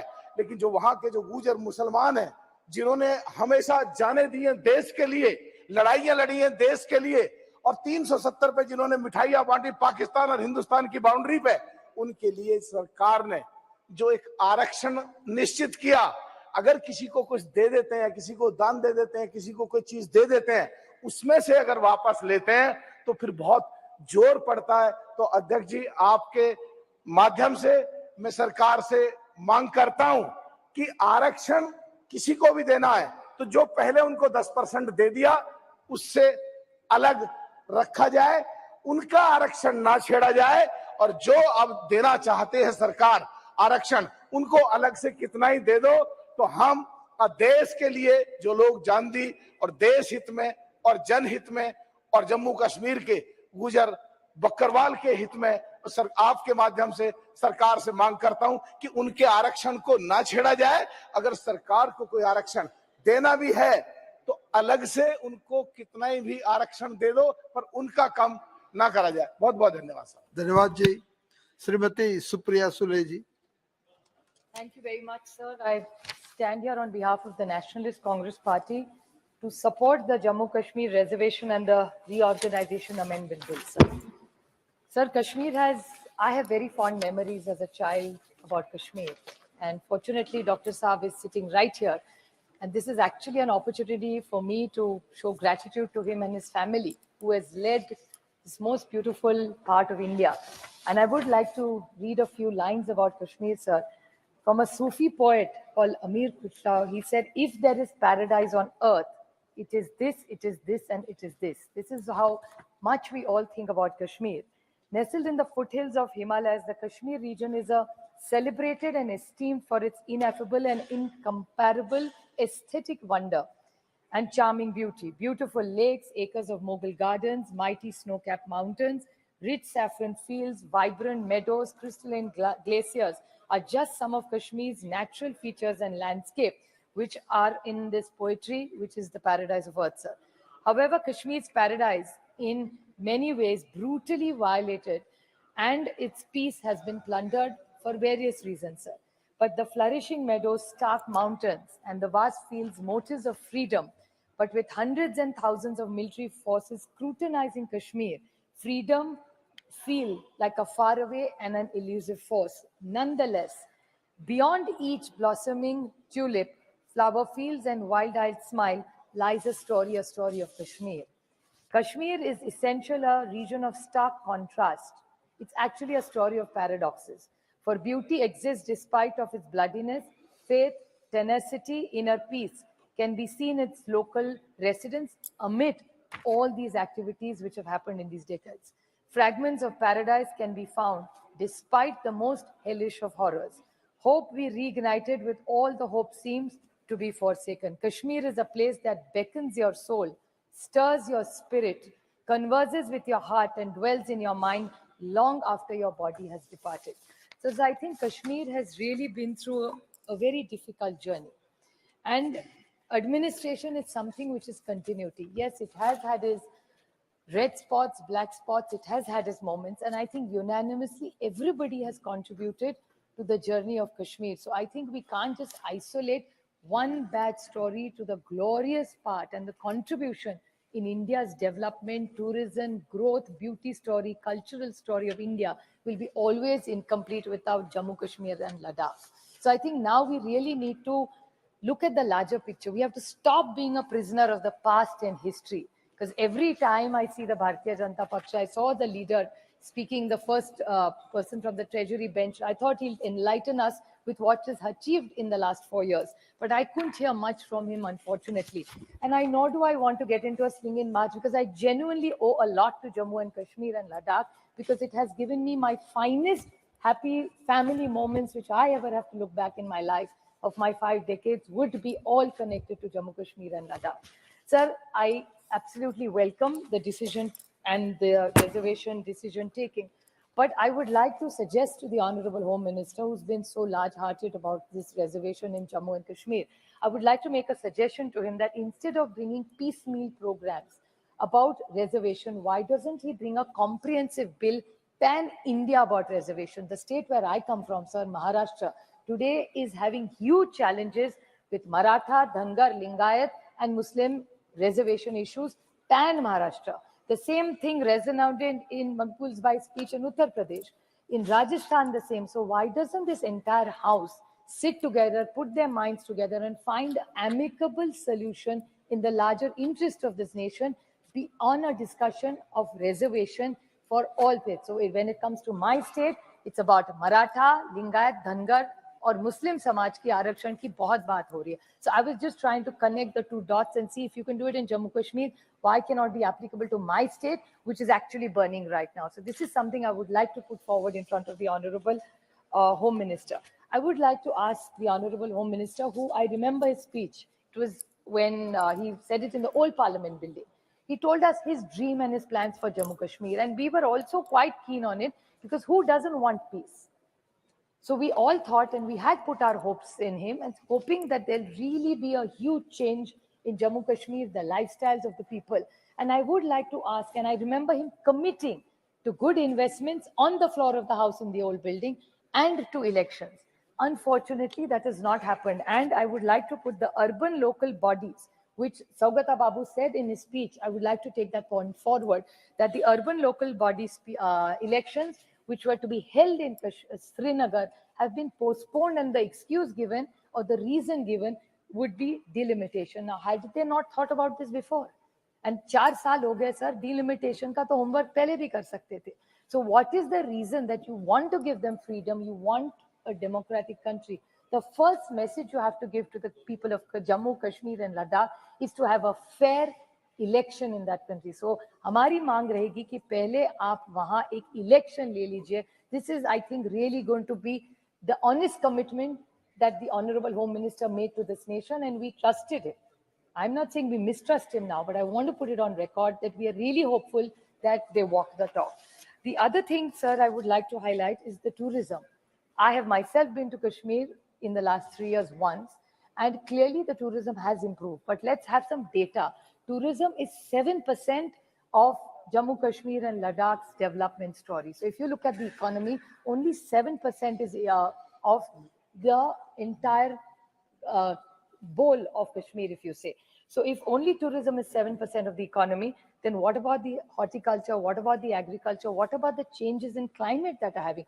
हमारे भी किसान दिक्कत में है महाराष्ट्र में because of climate change. The same issue continues to happen in Jammu, Kashmir and Ladakh. So what is there a plan this government has vis-a-vis climate change with agriculture and horticulture, and what are their plans for Jammu Kashmir considering they don't have a government in place? अगर किसी आम आदमी को कुछ मदद लगे तो किसके भाई वो तो LG को नहीं मिल सकता. So what is the plan they have for all these, like kisan ho, yuva ho, mahila ho, like they say that is the new dharma of the BJP. So we really want to see them walk the talk for all these four verticals that they are. Unemployment, like Saugata Babu said, unemployment is at its peak in India, and so is it in Jammu Kashmir. So what specific intervention are they doing for unemployment? And one point which is alarming in Kashmir today is electricity. आज धरने हो रहे हर जगह जम्मू कश्मीर और लद्दाख में. श्रीनगर में 10-10 घंटे का पावर कट होता है sir. So what has really happened in the last 4 years? What magic has happened? If there is no electricity, how are all the other things going to work? So these are some things which I'd like to, I'm sure the Honorable Home Minister would throw some light and enlighten us on how these things are going to be taken forward. And if there is a gap of electricity, एक बार India में कहते हैं there's a surplus of electricity. So national grid से क्यों जम्मू कश्मीर लद्दाख में नहीं जा रहे हैं बिजली? Why do people, our brothers and sisters and our children in Jammu Kashmir have to suffer with no electricity for 12 hours in a place like Srinagar? अगर श्रीनगर में 12 घंटे बिजली नहीं है तो बाकी के जो छोटे-छोटे गांव है वहां क्या होता होगा sir? So this is something we need to really discuss. The other big point which I was coming by to, which is my last point, sir, that yes, things are better, but that doesn't mean they are okay. In September 2023 and in November 2023, there have been 2 major attacks, and we have lost very, very brave sons of India. They are our sons, sir. ये शहीद हुआ है देश के बच्चे, और उसमें कौन है? Colonel Manpreet Singh, major Ashish Dhonchak, DYSP in JNK Police, Humayun Bhatt. This is in September 2023. In November 2023, the martyrs are Captain MV Pranjal, Captain Shubham Gupta, Haribau Abdul Majid, Lance Naik Sanjay Bisht, and paratrooper Sachin Laur. These are people in Rajouri and Punch where there is a problem. So we can't say everything is wonderful. पहले से बेहतर है, जरूर है, और अच्छे को अच्छा बोलना चाहिए. तो जो अच्छा हुआ है उसके लिए I do compliment the government, but a lot needs to be done. Everything is not okay because we've lost our sons. So tourism has gone up, yes it has. But when we lose our sons of soil, then really can we say the wonderful stories about Kashmir and say, oh, we are so happy tourism has gone up. But when our so many sons have gone, बच्चे शहीद हुए इस देश के लड़के नौजवान हैं. So we really need to introspect. It's not just about thumb chesting and oh my God, we've done something wonder, sir. We really need to walk the talk. वो माँ जानती है जिसका बेटा वहाँ शहीद हुआ है. वो बीवी जानती है उसका दुख, उसके बच्चे जानते हैं उसका दुख. For us, these are names. We will pay श्रद्धांजलि, आदरांजलि to them because जिंदा उनको रहना है. उनकी फैमिली का दुख रोज हमको नहीं पता. वो उनके बीवी, माँ और बच्चों को ही वो दुख पता है. So I think this house needs to be far more synthetic. We need to be more empathetic, more compassion towards Jammu Kashmir, and it's not about them versus us. I think we all love Kashmir equally. So it's not that they have done something wonderful and we did something disastrous, not at all. And let's put some data. Kashmir was always very tourist friendly. People hosted us, they opened their homes to us. So they have been wonderful, proud Indians. And I would like to talk about Farooq Abdullaji's family's contribution in making sure that Kashmir remained an integral part of India if it happened. I will put it on record, it's only because of his family and the commitment at that time that Pandit Jawaharlal Nehru did in the United Nations and Lord Mountbatten's contribution at that time, the way they negotiated it, that India, they stayed with us, they loved, and all the reason for many, many decades that there was no violence there is the contribution of Dr. Farooq Abdullah and his entire family. So I would like to so it's a combination. And it's not only that, even the Mufti family. आज ये इनके खिलाफ बोलते हैं, but कभी तो एक थाली में खाना खाए ना. Abdullah family also was their partners and so were the Muftis. So today it's not fair that just because they're on this side, they've done a bad job, and if they're on that side, they have a good job. I think अच्छे को हम भी कह सकते हैं, तो आप भी थोड़ा बड़ा दिल दिखाइए. And I think we are committed to contributing and supporting this government in whatever way we can, in a small way that we can, to make sure that the peace, happiness of Kashmir comes back, and every Indian who's so proud of this jewel in our crown, to make sure it's a safe place and it's a secure place, and every child gets a good quality education, every senior citizen has good freedom, he has to have good quality hospitals there without power cuts. So I think it's a large picture. Many things have been discussed. These are two small steps in the larger good of Kashmir, but still lot more needs to be done. So it's not, and we would prefer that these decisions get taken in their own assembly. Why should we do decisions for somebody else's assemblies? We are only looking at India as a piece. We don't want to take state decisions. Unfortunately, sir, today even during question hour, assembly ke sawal hum parliament mein chinta kare. I think I remember, and I'd like to quote Arun Jaitley ji, who used to always support cooperative federalism. I think I miss Arun ji so much in the House and Sushma ji both, because if there were two leaders in the BJP who believed in cooperative federalism, were Sushma ji and Arun ji. And I think we would like to remember them. And I hope from what I've said, the BJP remembers their senior leaders who really fought for cooperative federalism and gives the fair rights to the people of Jammu, Kashmir and Ladakh, which were an entire state by itself, which is broken into three. But abhi jo ho gaya, no point disagreeing or agreeing with what has happened. But I hope the BJP and the central government is committed to bringing up all the glory of Jammu, Kashmir and all the people, giving them a fair and a happy life in the future. Thank you, sir. Thank you very much. Sri Hasnan Masoodi ji. बहुत शुक्रिया जनाब. जनाब, आज बाबा कौम शहरी कश्मीर शेख महमूद का जो हमें पैदाइश है, पहले मुझे इजाज़त दीजिए कि मैं उनको खराज इज़्ज़त पेश करूं. जनाब, सरदारी आवाम का हक है, हिंदू मुस्लिम सिख इत्तेहाद और लैंड टू टिलर जैसे स्लोगन उनके हैं. क्योंकि जो आज हम बहस कर रहे हैं, ये जो हमारे अभी बेख्तियार तबके से हैं, उनको बाख्तियार बनाने की जो बात हम करते हैं, तो उनको ज़रूर हम याद करेंगे. क्योंकि जो भी जम्मू कश्मीर के लिए सोशल जस्टिस प्रोग्राम को चलाने के लिए जो काम किया, वो सारे बरसगीर में उसकी कोई मिसाल नहीं. जनाब, जब पहले मैं आऊँगा जनाब Jammu Kashmir reservation amendment act. जनाब, ये एक्ट में सीधे सीधे 5 अगस्त 2019 के फैसलों पर लेता है. क्यों? क्योंकि 5 अगस्त 2019 के फैसलों को मार्केट किया गया. एक के बाद एक मंत्री ने कहा, एक के बाद एक लीडर ने कहा कि वहां कुछ नहीं था, स्टोन एज है, कोई रिजर्वेशन नहीं, कुछ नहीं, वहां पर सब पिछड़े थे, कोई एससी की कोई बात नहीं. ये जो एक्ट है 2003 का है.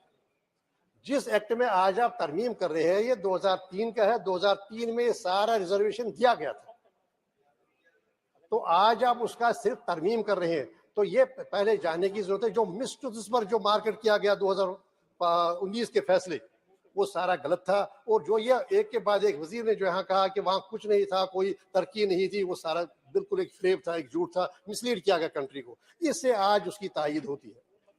तो जनाब, दूसरी बात ये है कि आज हम स्टेट जो लेजिस्लेचर है, जम्मू कश्मीर का लेजिस्लेचर है, उसके इख्तियारात का इस्तेमाल कर रहे हैं. क्यों कर रहे हैं, कैसे कर रहे हैं? यह कानून तो जम्मू कश्मीर के लेजिस्लेचर का बनाया हुआ ना, इसका संशोधन, इसकी तरमीम तो वही करेगा ना. ये क्यों हम कर रहे हैं, कैसे करें, किस इख्तियार के तहत कर रहे हैं? जनाब, ये हम कर रहे हैं रीऑर्गेनाइजेशन एक्ट के तहत. उसका उपयोग करके, उसका इस्तेमाल करके हम कहते हैं कि हम ये यहाँ ये तरमीम करेंगे. जनाब, मुझे कहिएगा, एक फंडामेंटल क्वेश्चन है. रीऑर्गेनाइजेशन एक्ट जो है, उसको चैलेंज किया गया सुप्रीम कोर्ट के सामने. हमने अपनी बहस तमाम की, आपने भी अपनी बहस तमाम की। वहां आपके जो अटॉर्नी जनरल थे उन्होंने बहस की, सॉलिसिटर जनरल थे उन्होंने बहस की। हमने पूरा अपना ये पक्ष रखा कि कैसे रिवॉल्यूशन एक्ट जो है वो आइन के मुनाफी है, आइन के विरोध में बनाया गया है, कैसे उस आइन को रोनते हुए बनाया गया। जब अगर वहां पर सुप्रीम कोर्ट ने अपना फैसला महफूज रखा है तो क्या ये आपको शोभा देता है कि आप उसी कानून का प्रयोग करें, उसी कानून का इस्तेमाल करें जो जुडिशल सिक्योरिटी में है, जो सुप्रीम कोर्ट ने रिजर्व किया फैसला, सारे दलाइल सुन के हमारी हमने हमारा ये कहना है कि आपके पास कोई इख्तियार ही नहीं है। आपको आर्टिकल 3 के तहत, आर्टिकल 1 के तहत आपको स्टेट के 2 हिस्से करने का, फ्रैगमेंट करने का, यूटीज में डिवाइड करने का कोई इख्तियार है ही नहीं, और ये आपने आईन को रोक कर किया। तो अगर जनाब टॉप कॉन्स्टिट्यूशनल कोर्ट के पास मामला है, होना यह चाहिए था कि हम सब इसका इंतजार। मैं कंटेंट पर नहीं हूं, मैं तरीकेकार पर हूं। ये नहीं कि जो जिस जाति को या जो हमारा जो हिस्सा है, सेगमेंट है, उसको बाइख्तियार नहीं बनाना चाहिए। मैंने पहले हवाला दिया बाबाई कौम का कि उन्होंने कैसे सोशल जस्टिस प्रोग्राम तक 34 लाख कनाल जमीन ट्रांसफर किए और उसमें 70% डॉक्टर जितेंद्र सिंह जी मेरी बिल्कुल तायद करेंगे, जम्मू में SC उसको गया। लेकिन बात यह है, एक मूल मंत्र है हमारा विश्वास है आइन पर, तो आइन को रोका जा रहा है। कैसे आप कर रहे हैं? इंतजार कीजिए, सुप्रीम कोर्ट फैसला देगा, कुछ दिनों का इंतजार होगा, वहां से फैसला आएगा, उसके बाद करना चाहिए था। ये एक पहली बात है। दूसरी बात है कि आप स्टेट के ये छोड़ना चाहिए था, स्टेट असेंबली है ही नहीं। यहां पर वादा किया गया स्टेट को रेस्टोर किया जाएगा, 6 साल से इंतजार कर रहे हैं, 10 साल से कोई इलेक्शन नहीं हो रहे हैं। आप खुद से जवाब पूछिए ना, आपकी एक जिम्मेदारी है, कॉन्स्टिट्यूशनल ऑब्लिगेशन, जो पॉस्टरिटी के लिए आपकी जिम्मेदारी है। देखिए, आप जो आपने यहां पर वादे किए उनकी तकसीब कर रहे हैं, तो जनाब हर एक को उसका हक मिलना चाहिए, उसके खिलाफ हम नहीं है। लेकिन आप कहिएगा कि आप किस इख्तियार का इस्तेमाल करें। दूसरी बात है, नहीं जी 5 अगस्त के बाद सब ठीक हो गया। अगर सब ठीक हो गया, ये क्या बात है? आप खुद से सवाल पूछे, 10 साल के बाद भी वहां कोई इलेक्शन नहीं होने की हिम्मत नहीं हो रही है आपको। आपने ULBs की इलेक्शन भी नहीं की, पंचायत भी खत्म कर दी। क्या जब हमारे प्रधानमंत्री पेरिस में कहते हैं कि सिक्योरिटी काउंसिल का क्या महत्व है, जब उसकी सबसे बड़ी जमहूरियत उसका हिस्सा नहीं है, उसका मतलब है हमारे देश के साथ, हम उसकी तायद करते हैं। लेकिन वो कैसे कहते हैं मदर ऑफ डेमोक्रेसी इंडिया, जब 1.5 करोड़ लोगों को 10 साल से कोई हक ही नहीं है। तो दूसरी बात यह है जनाब, दूसरी बात आप कहते हैं कि सब ठीक हो गया। अगर आप बात कर दीजिए जम्मू कश्मीर का मामला, अगर सब ठीक है तो जनाब आप G20 में वहां के जो आए थे उनको दाशिगाम क्यों नहीं ले सके, गुलमर्ग क्यों नहीं ले सके? आप कहिए आप एम्बेसडर्स को लाए, लेकिन आपकी हिम्मत नहीं हुई गुलमर्ग लेने की, दाशिगाम। दूसरी बात यह है, जब आप कह रहे हैं कि पथराव बंद हो गया, अरे पथराव बंद हो गया, चलिए ठीक है, लेकिन ये हाइब्रिड मिलिट्री की नई चीज किसने बनाई? ये आपके सिक्योरिटी फोर्स है कि आप हमारे दरमियान बैठे हैं, सारा सदन सुन ले, आप कह रहे हैं हमारे दरमियान बैठे हैं हाइब्रिड मिलिटेंट। वो क्या है? हाइब्रिड मिलिटेंट है जो अपना काम काज करता है, अपना स्टॉल है, अपनी दुकान पर बैठा है, अपनी नौकरी पर बैठा है, लेकिन हाइब्रिड मिलिटेंट है, उसके जेब में या कहीं पर कोई हथियार है। जब इसको संदेशा मिलेगा, उसको हिदायत होगी, वो करे, वो अपना काम करेगा। यही ईदगाह में हुआ, हमारे पुलिस ऑफिसर पर गोली चलाई गई। यही अभी टंगमर्ग में हुआ, एक पुलिस ऑफिसर को शहीद किया गया। और अभी जैसे कि सुप्रिया जी ने जिक्र किया, कोकरनाग में, वो तो अंदाज के साथ वाला इलाका है, कोकरनाग में हमारे कमांडिंग ऑफिसर चले गए, और आपका अपना एतराफ है कि ये वहां का जो कश्मीर का है वहां से ही कोई नौजवान था। तो जनाब जो आप बेच रहे हैं देश को, सब नॉर्मल है, नॉर्मल सी नैरेटिव बना रहे हैं, कुछ कल्चरल प्रोग्राम्स के बुनियाद पर, कुछ इवेंट्स की बुनियाद, ये कैसे आप गुमराह करें देश को? आपकी जिम्मेदारी है देश को वो कहें जो सच है। तो जनाब ये रही ये बात, अगर आपने कहा था कि वहां जहां पर मैंने सुना, यहाँ पर मंत्री जी कह रहे थे न कोई जूनियर जस्टिस एक्ट है, न कोई रिजर्वेशन है, न कोई SCs के लिए है। उन्हें मालूम नहीं था कि 70% ऑफ जो लोग थे, SCs थे, उनको लैंड टू टिलर प्रोग्राम के तहत शेर कश्मीर के जमीन फराहम की। तो ये एक बात है। दूसरी बात है, ये रही बात जनाब आपकी जो रिजर्वेशन एक्ट की, आप ले रहे हैं सरकार जो जम्मू कश्मीर के लेजिस्लेचर का इख्तियार है वो इस्तेमाल करें, एक ऐसे कानून के तहत इस्तेमाल करें जो इस वक्त जिसके चैलेंज किया गया है, वो कॉन्स्टिट्यूशनल मॉरलिटी जो है, कॉन्स्टिट्यूशनल प्रॉपर्टी है, वो आप पर लाजिम करती है आप सुप्रीम कोर्ट का लिहाज करें, सुप्रीम कोर्ट का एहतराम करें। सुप्रीम कोर्ट जब तक कोई फैसला नहीं देता तो कोई काम न करे, उस कानून को अमलाने का। ये हो गई जनाब जहां तक रिजर्वेशन की बात। अब ये कहिए असेंबली का ही नहीं, आप कह रहे हैं मैं करूंगा, हम करेंगे रिजर्वेशन। अरे जनाब रिजर्वेशन के जो कंटेंट है बिल का वो तो अलग बात है, लेकिन आप किस चीज का इस्तेमाल करके ये रिजर्वेशन कर रहे हैं? जनाब कहीं पर असेंबली है नहीं, आप कहते 2 सीटें रखेंगे जो हमारे कश्मीर माइग्रेंट्स है और 1 रखेंगे पीओके जो हमारे मार्क्स माइग्रेंट्स है। जब असेंबली ही नहीं है तो क्या जल्दी है, क्या इजलत है? And more so when we have the parent act and that is kind of being implemented now is under judicial scrutiny before the top constitutional court of the country. आप अमानता कैसी करते सुप्रीम कोर्ट की, कैसे उसको खातिर में नहीं लाते supreme court को? ये होना नहीं चाहिए था और ये होना नहीं चाहिए। तो दूसरी बात है, अब किसको ये इख्तियार दिया जा रहा है? आप खुद देखिए किसको इख्तियार दिया जा रहा है। इख्तियार दिया जा रहा है एलजी को। वो नॉमिनेट क्यों? आप एलजी को जो एक नॉमिनी है, जो एक अपॉइंटी है प्रेसिडेंट के, आप उसको कैसे इख्तियार दे रहे हैं? अरे अगर आपने पहले तो मैं फंडामेंटल इसका जो है फंडामेंटल जो है जो बुनियादी है वो बुनियादी में इसको चैलेंज करता हूं। बुनियादी तौर इनके कंटेंट पर नहीं बल्कि इसके तरीकेकार पर जो आप अपनाने जा रहे हैं या अपना रहे, तो उस पर मेरा एतराज है, उस पर मेरा विरोध है। लेकिन आप वो अब मतन पर भी चाहिए। क्यों देंगे एलजी को? एलजी नॉमिनेट करेगा, किसके कहने पर करेगा? खुद अपनी मर्जी है।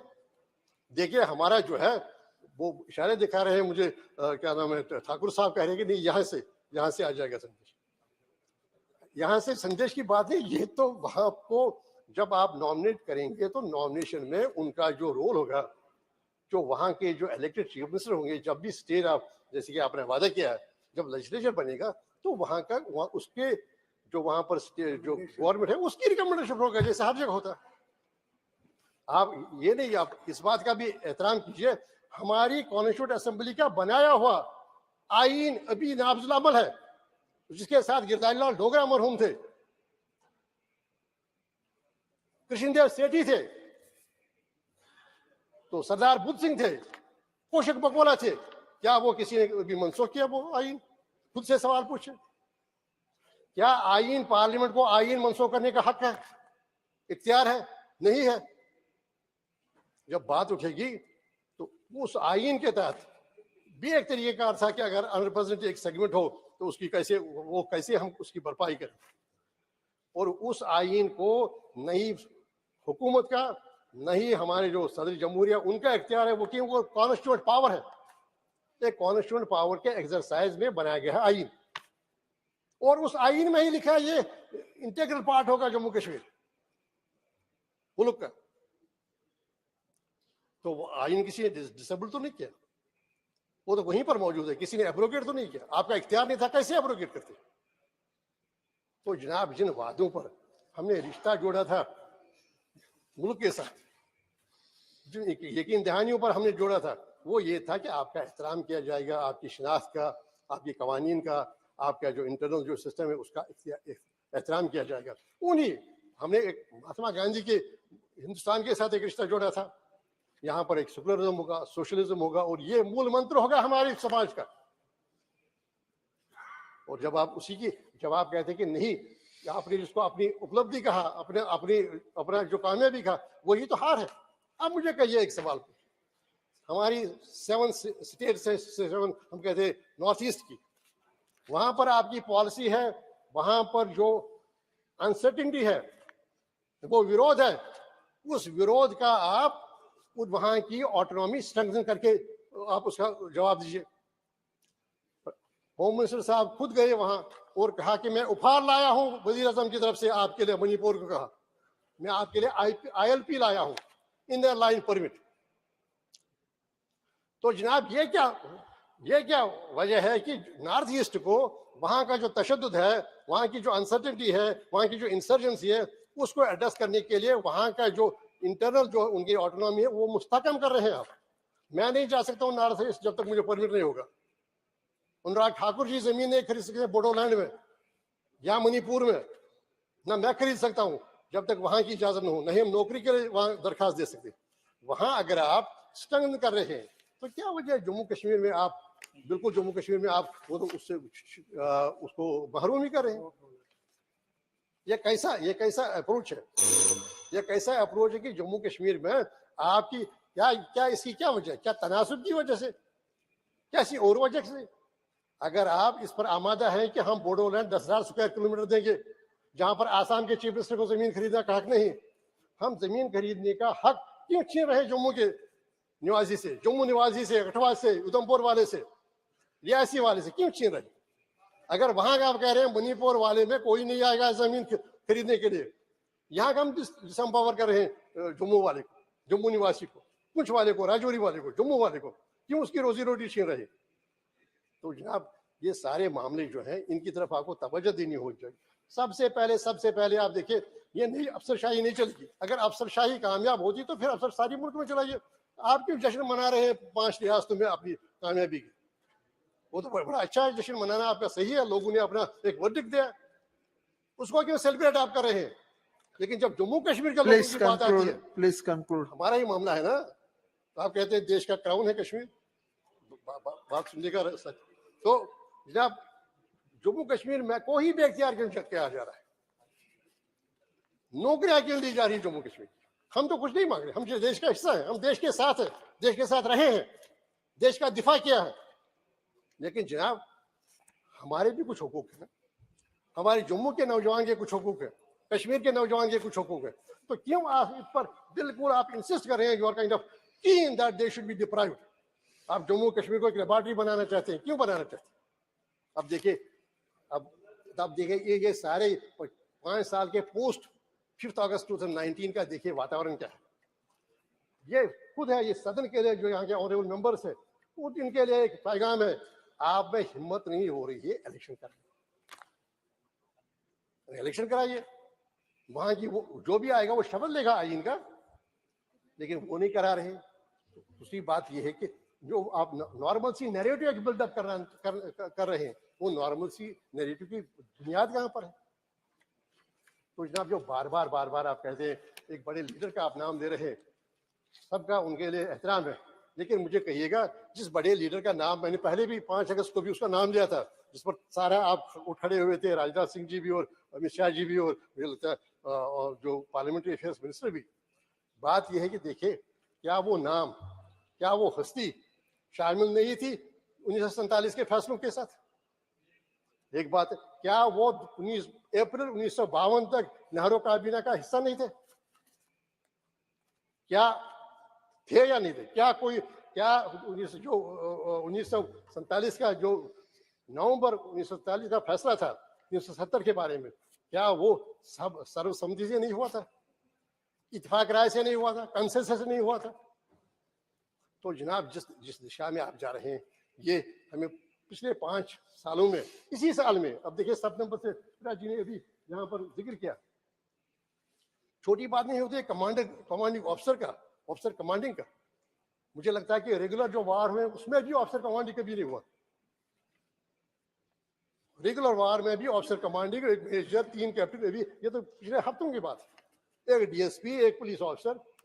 तो जनाब बात ये कि जो रास्ता जो आप इख्तियार करें, आप फौरन ही इलेक्शन का ऐलान कीजिए, इलेक्शन कराइए, सुप्रीम कोर्ट का एहतराम कीजिए। जब तक सुप्रीम कोर्ट का वर्डिक्ट नहीं आता है, मुझे लगता है ये बॉर्डर्स ऑन कंटेम्प्ट जो आप अभी ये जो आप यूज कर रहे हैं ना, जब आप यूज कर रहे हैं उस कानून का जो अंडर जुडिशियल सिक्योरिटी है, जो एक अंडर क्लाउड है, सुप्रीम कोर्ट का फैसला भी आना बाकी है, जब आप उस कानून को इस्तेमाल करते हैं, ये सारे जो इंट्रोड्यूस करने, मुझे लगता है कि तब तक उस अपमानता है सुप्रीम कोर्ट की। ये टॉप कॉन्स्टिट्यूशनल कोर्ट हमारा, हमें फख्र है सुप्रीम कोर्ट पर, हमारे सुप्रीम कोर्ट के फैसले रेफर किए जाते हैं बाकी दुनिया में, लेकिन आप ही उसका अपमान कर रहे हैं। And it borders on that. एक ऐसा कानून जो एडमिट किया फॉर्मल हियरिंग के लिए, जिस पर हियरिंग कंप्लीट की गई, और जो अभी रिजर्व किया, आपके अटॉर्नी जनरल ने अपने मारूजात पेश किए, सॉलिसिटर जनरल ने अपने मारूजात पेश किए, उन्होंने दिफा किया, उन्हें डिफेंड किया, नहीं जी होना चाहिए. हमने कहा नहीं, बिल्कुल करते. मैंने जब आप बात यह है कि आप देखिए, आप प्रेम्प्ट कर रहे हैं ना जजमेंट, आप डिसीजन प्रेम्प्ट कर रहे हैं. कैसे जनाब, जब कोई फैसला होगा जो आएगा, अब देखिए, let us assume for a while, कल जो है, let us assume for a while, कल फैसला आ जाएगा रिऑर्गेनाइजेशन एक्ट गलत था, ये रिऑर्गेनाइजेशन एक्ट नहीं होना चाहिए था, आर्टिकल 3 के विरुद्ध में था, जिसमें कहीं जिक्र नहीं है कि आप स्टेट को फ्रेगमेंट कर सकते हैं. ये विरुद्ध था आर्टिकल 1 के, जो कहता है India is union of states. आपने India of union of states, एक स्टेट की शनाख्त ही खत्म की. ये देखा, जैसे एक मोहल्ले में 10 घर हैं, हर एक घर एक मोहल्ला बनाता है, एक हैबिटेशन बनाता है, इस तरह ये फेडरल सिस्टम है. हर एक ने इकट्ठे करके इसको फेडरल सिस्टम को एक नेशन बनाया. जब हमें जम्मू कश्मीर को आपने फ्रेगमेंट किया, डिवाइड किया, तो क्या उसका मतलब ये नहीं कि हमारी शिनाख्त जो as member of that in terms of article 1, आप तो खुद IAS ऑफिसर रहे फॉर, तो लॉ मिनिस्टर हैं, तो आप कहिए क्या ये उस जब एक व्यक्ति की, एक कुंबे की, एक फर्द की आप शिनाख्त खत्म करते हैं, क्या वो उल्लंघन नहीं है, क्या वो इलेक्शन नहीं है, क्या ये विरुद्ध नहीं है आर्टिकल 1 के? और जबकि आर्टिकल 3 आपको इख्तियार, यही हमने बहस की सुप्रीम कोर्ट के सामने और बहस सुनी गई. तो जनाब, ये जो आप जो रास्ता आप अपना रहे हैं, ताकि साहब आप थोड़ा सा सब्र कीजिए. तो जनाब, ये सारा जो आप कर रहे हैं, ये सारा जनाब, इससे कोई मामले सुलझेंगे नहीं. हम देश के साथ हैं, हमें देश के साथ रहने दीजिए. आप हमें देखिए, अभी जिक्र हुआ यहाँ पर पावर क्राइसिस का, हमारे NHPs के साथ हमारे इतने पावर प्रोजेक्ट्स थे जिसमें यह फैसला किया गया था, बूट था, उस एग्रीमेंट का नाम ही था BOOT, बूट. उसका ये मतलब था, आप you build and you operate for some time, 25 years, you collect the money, collect the revenue and then give back to the state. अब उसको भी नहीं मारे हैं. आप दूसरों पर अहंकार की बात आ रही है, वो यहाँ अहंकार कम रहा, कहीं और ज्यादा रहा. लेकिन बात यह है कि मैं नहीं मानता, मैं नहीं जानता, ये कैसा बात, ये कैसा अप्रोच, कैसा एटीट्यूड है. तो जनाब, मेरी यही है, मैं बहुत धन्यवाद, बहुत शुक्रिया. मुझे कंक्लूड कीजिए बड़े अच्छे तरीके से. तो जनाब, आपका बहुत शुक्रिया, आपने मुझे पूरा मौका दिया ये कहने का. जनाब, तो अब देखिए, यही जब हम जिक्र कर रहे हैं, तो जब हम जिक्र करते हैं नॉर्मलसी का, अभी 7 जुम्मा से श्रीनगर की जामा मस्जिद में नमाज नहीं पढ़ी, तो जनाब आप कह रहे हैं नहीं छोड़ दिया है. देखिए, ये हम इतने सेल्फ डिसेप्शन, आप अपने आप को ही गुमराह कर रहे हैं और देश को गुमराह कर रहे हैं. ये नहीं कि हो नहीं सकता है, ठीक हो सकता है. देखिए, हम देश के साथ हैं, लेकिन ठीक ये हो सकता है कि कैसे आप एक island please conclude, sea of democracy, how can we have Masoodi ji conclude कीजिए. तो जनाब, क्योंकि ये हमसे ताल्लुक रखता है, मुझे ये गुजारिश है कि चेयरपर्सन साहब थोड़ा सा इसमें एक फ्लेक्सिबिलिटी का, क्योंकि हमें ही कहना है, और कहाँ कहेंगे, इस हाउस में नहीं कहूँगा अपनी पीड़ा, तो और कहाँ कहूँ. तो you will just thank you. अभी इलेक्ट्रिसिटी की बात कीजिए, अभी हेल्थ केयर की बात कीजिए, सारा जो मैन पावर क्राइसिस सिस्टम में देखिए, चंद एक कल्चरल प्रोग्राम से, स्पोर्ट्स इवेंट से नॉर्मलसी नहीं, you can not build a normalcy narrative just depending on a few cultural events. ये देश, ये मेरा देश, ये हो गया मेरा गांव, ये हो गया मेरा टाउन, ये बनाइए, रोज रखिए. तो जहाँ वो कैसे हो जाएगा. तो मेरी यही आपसे इल्तिजा है कि आप इन पर तब तक आप नहीं इंसिस्ट कीजिए, तब तक जब तक कि सुप्रीम कोर्ट का फैसला भी ना आ जाएगा. जो भी होगा वो भी होगा, उसके बाद हमारी दूसरा पड़ाव होगा, और क्या तरीका होगा. तो तब तक मैं कंटेंट पर नहीं, जो ये है, जो प्रयास है, हम कहते हैं हर एक को इख्तियार मिले, हर एक को बाइख्तियार बनाया जाए. जो अभी तक अंडर प्रिविलेज्ड है, जो at the end of the Q है, उसको भी दिया जाए रिजर्वेशन. लेकिन ये तरीकेकार बिल्कुल असंवैधानिक है, अनकॉन्स्टिट्यूशनल है, और कॉन्स्टिट्यूशनल रोल किया जाए. Thank you very much. Anurag ji. माननीय सभापति, मैं बीच में रोकना नहीं चाहता था, लेकिन एक बात कही गई कि चुनाव, और ये कहा क्या हुआ धारा 370-35 के हटाने के बाद. मैं कह सकता हूं on the floor of the house कि जो 70 साल तक ये लोग नहीं कर पाए, एक तो पहली बात अनुच्छेद 370-35 को हटाया भी, और जब कोविड का समय था उस समय भी डीडीसी के चुनाव किसी ने जम्मू कश्मीर में करवाए तो ये नरेंद्र मोदी जी की सरकार की प्रतिबद्धता थी और सफल चुनाव। अगर पंचायती राज के नुमाइंदों की बात करें, ना केवल चुने गए, माननीय प्रधानमंत्री जी उनसे स्वयं मिले भी और ये सुनिश्चित भी किया कि कश्मीर के गांव-गांव तक विकास भी कैसे हो। और यही नहीं, यहां पर कहा गया कि इस परिवार का या उस परिवार का बहुत बड़ा योगदान है। मैं उस पर नहीं जाता, मैं किसी को कम करने नहीं जाता, लेकिन महाराजा हरि सिंह का ही नाम भूल गए जिन्होंने विलय साइन किया था। क्या उनका कोई उसमें योगदान नहीं होगा? क्या सरदार पटेल जिन्होंने 553 रियासतों को भारत में जोड़कर आज मजबूत भारत की नींव किसी ने रखी है तो सरदार वल्लभ भाई पटेल जी ने रखी थी। जो कमियां नेहरू जी की गलती के कारण रह गई उसको सुधारने का काम अगर 5 अगस्त 6 अगस्त को यहां पर देश की संसद में किया गया तो नरेंद्र मोदी जी की अध्यक्षता में उस भूल को सुधारने का काम भी भारत की सरकार ने, संसद ने उस समय किया। आपने ठीक कहा, किसी भी फौजी के या पुलिस वाले के शहादत पर हम सबको उतना ही दुख होता है जितना आपको भी हुआ, लेकिन उससे ज्यादा दुख मुझे इस बात का है कि 75 साल में से 60 साल से ज्यादा आप सत्ता में रहे। 45,000 लोगों की मौत जम्मू कश्मीर में हुई, जिसमें हजारों सैनिकों की भी मृत्यु हुई, शहादत हुई। तब तक तो आप में से कोई नहीं बोला। 10 साल आप उस सरकार का हिस्सा रहे, हमारे फौजी भाई बुलेट प्रूफ जैकेट मांगते रहे, 10 साल तक आप खरीद नहीं कर पाए। शायद कमीशन को ढूंढ रहे होंगे। ये नरेंद्र मोदी जी की सरकार है जिसने मेक इन इंडिया सही बुलेट प्रूफ जैकेटें 2 लाख से ज्यादा देने का काम भी किया है। और यही नहीं, यहां पर कहा गया कि सुप्रीम कोर्ट में पेंड, मैं कहना चाहता हूं क्या प्रतिबद्धता है कोई? क्या हम लोग यहां पर कानून पास नहीं कर सकते? और किसको? उसको हक दिलाने का काम करें जिसको आपने हक नहीं दिलाया, उनको हक भी आज नरेंद्र मोदी जी की सरकार यहां पर दिला रही है। और मैं अंत में केवल इतना ही कहूंगा कि आज जिन परिवारों की बात कर रहे हैं, अगर आप पिछले कुछ पेपर पढ़ेंगे 2-4 सालों के तो उसमें दिखने को आएगा कुछ बड़े बड़े परिवारों को किसी भी राजनीतिक घरानों से हो, उनको वो जमीनें दे दी गई थी। हमारी सरकार आने के बाद वो सरकारी जमीनें अब वापिस सरकार को दिलाई गई है, लेकिन गरीबों से उनके हक नहीं छीने गए। ये हमारी सरकार ने। अंतिम बात कह के मैं अपनी बात को समाप्त कर रहा हूं। आपने सुषमा जी और अरुण जेटली जी को याद किया, मैं इतना ही कहूंगा, जब ये धारा 370-35 से हटाने का काम हुआ तो मुझे आज भी याद है सुषमा जी ने प्रधानमंत्री जी को और अमित भाई को, दोनों को बधाई दी थी। वो इतनी उत्सुक थी और फोन पे, मैं तो साक्षी हूं, मैं क्योंकि उन्होंने फोन किया, मैं उसके बाद एम्स अस्पताल भी गया। सुषमा जी ने अंतिम समय में भी अपने ये बात कही कि जो डॉक्टर श्यामा प्रसाद मुखर्जी ने उस युवावस्था में अपना मंत्री पद त्याग के ये कहा था एक देश में 2 संविधान, 2 विधान, 2 प्रधान नहीं चल सकते, आज हमारी सरकार ने मोदी जी के नेतृत्व में उसको पूरा करने का काम किया है सुषमा जी के। और अंत में मैं इतना कहूंगा, वही सुषमा जी और वही अरुण जेटली जी ये नेता प्रतिपक्ष थे राज्यसभा के और लोकसभा के, और जब वो तिरंगा झंडा 26 जनवरी को लाल चौक पर फहराने की बात करते थे, तब उस समय किसकी सरकार वहां पर थी? जब 25 जनवरी को मेरे साथ उनको जेल में डाल दिया गया था। अपराध केवल इतना था कि जम्मू कश्मीर में तिरंगा झंडा फहराने की बात करते थे। इसलिए मैं कहना चाहता हूं, ये सत्य से परे है।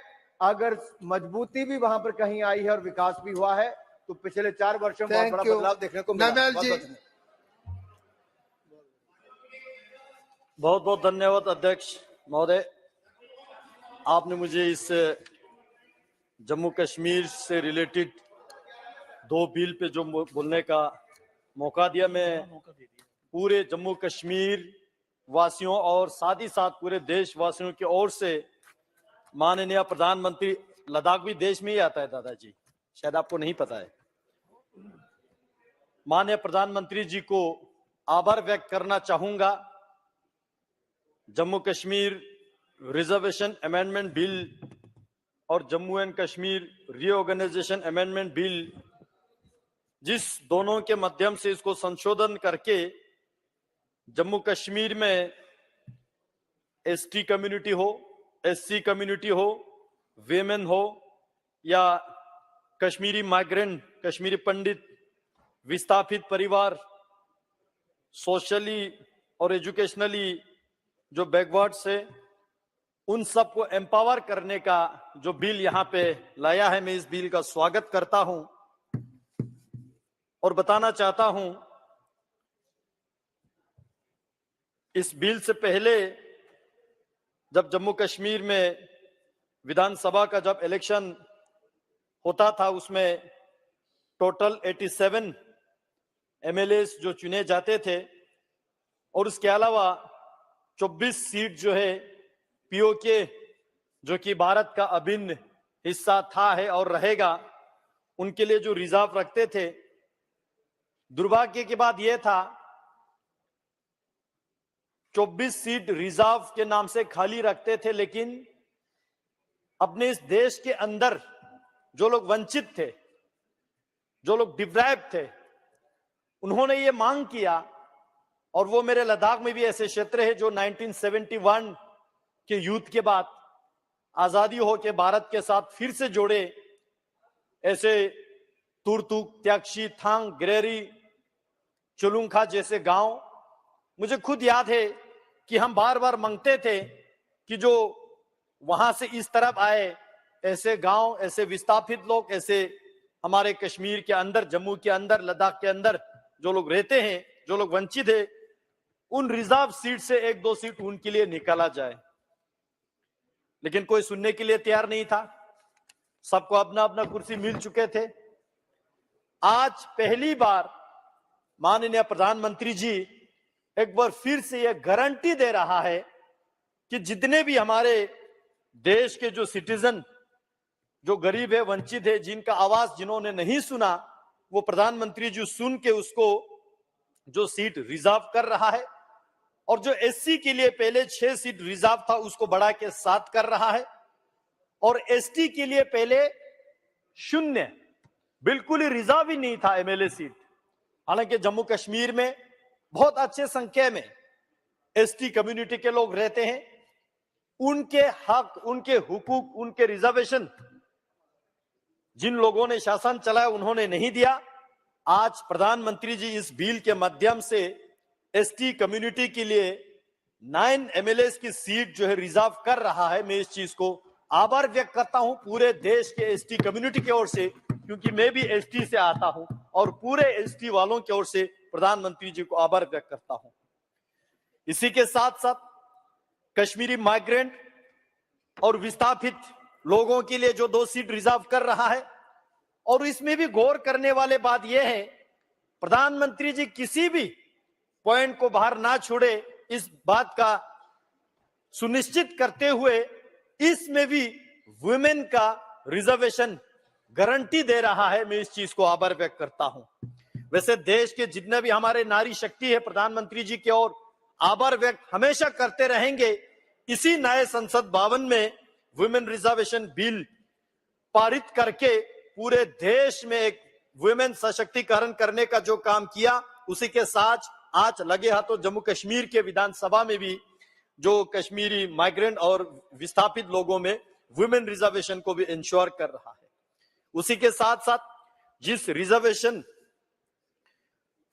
के जो बिल को अमेंड करके इसमें जितने भी, चाहे वो सरकारी नौकरी में हो या प्रोफेशनल एजुकेशनल इंस्टीट्यूशन में हो, हमारे बच्चों को रिजर्वेशन देके प्रधानमंत्री जी जो है एक बार फिर से जम्मू कश्मीर के युवा पीढ़ी को एम्पावर करने का जो काम इस बिल के माध्यम से कर रहे हैं।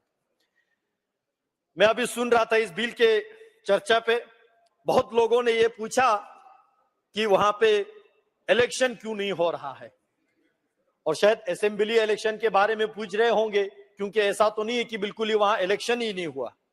मैं बताना चाहता हूं, मुझे अपने पार्टी ने जनसंपर्क अभियान के मत जो चलाने के लिए मुझे साउथ कश्मीर का जो जिम्मेवारी दिया, साउथ कश्मीर के जो 4 डिस्ट्रिक्ट में जाने का मुझे मौका मिला, और वहां साउथ कश्मीर यानी कि सबसे जो मिलिटेंट अफेक्टेड एरियाज माने जाते हैं, वहां जाने के बाद वहां मुझे 2-3 रात रुकने का भी समय मिला, और वहां अपने पार्टी के कार्यकर्ताओं के अलावा वहां के दुकानदारों से, डिस्ट्रिक्ट लेवल के जो एम्प्लॉयज है, वहां के अलग अलग जो स्टेक होल्डर से मिलने का जो मुझे मौका मिला, मैंने वहां लोगों को पूछा कि 370 खत्म होने के बाद 2019 के 5-6 अगस्त के जो डिसीजन के बाद यहां जम्मू कश्मीर के और खासकर कश्मीर के जो साउथ कश्मीर के एरिया में क्या चेंजेस आया, लोग क्या महसूस कर रहा है।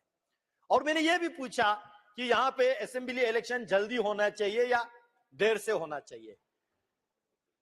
वहां के लोगों ने बोला कि इलेक्शन के हमें कोई जल्दी नहीं है, क्योंकि आम नागरिक है जो दुकान चलाते हैं, जो टैक्सी चले, जो रेडी चलाते हैं, जो नौकरी करते हैं, जो आम लोग चाहते हैं अभी के शासन जो है लोगों को जितने भी जो सरकारी स्कीम्स हो, जो डिलीवरी सिस्टम हो, जो ट्रांसपेरेंसी हो, जो करप्शन खत्म करने का काम किया है, वो 5-6 अगस्त के बाद मोदी जी ने जम्मू कश्मीर में सबसे बेमिसाल का काम किया है। इसलिए वहां के आम नागरिक बता रहा है कि उनको असेंबली के इलेक्शन के कोई जल्दी नहीं है। हम समझते हैं जिन लोगों को अभी कुर्सी नहीं मिला है वो थोड़ा चिल्लाएंगे, लेकिन कुर्सी मिलने के बाद क्या करेंगे? हम भी तो जम्मू कश्मीर के रहने वाले थे, हमने भी तो जम्मू कश्मीर के सरकार को झेला।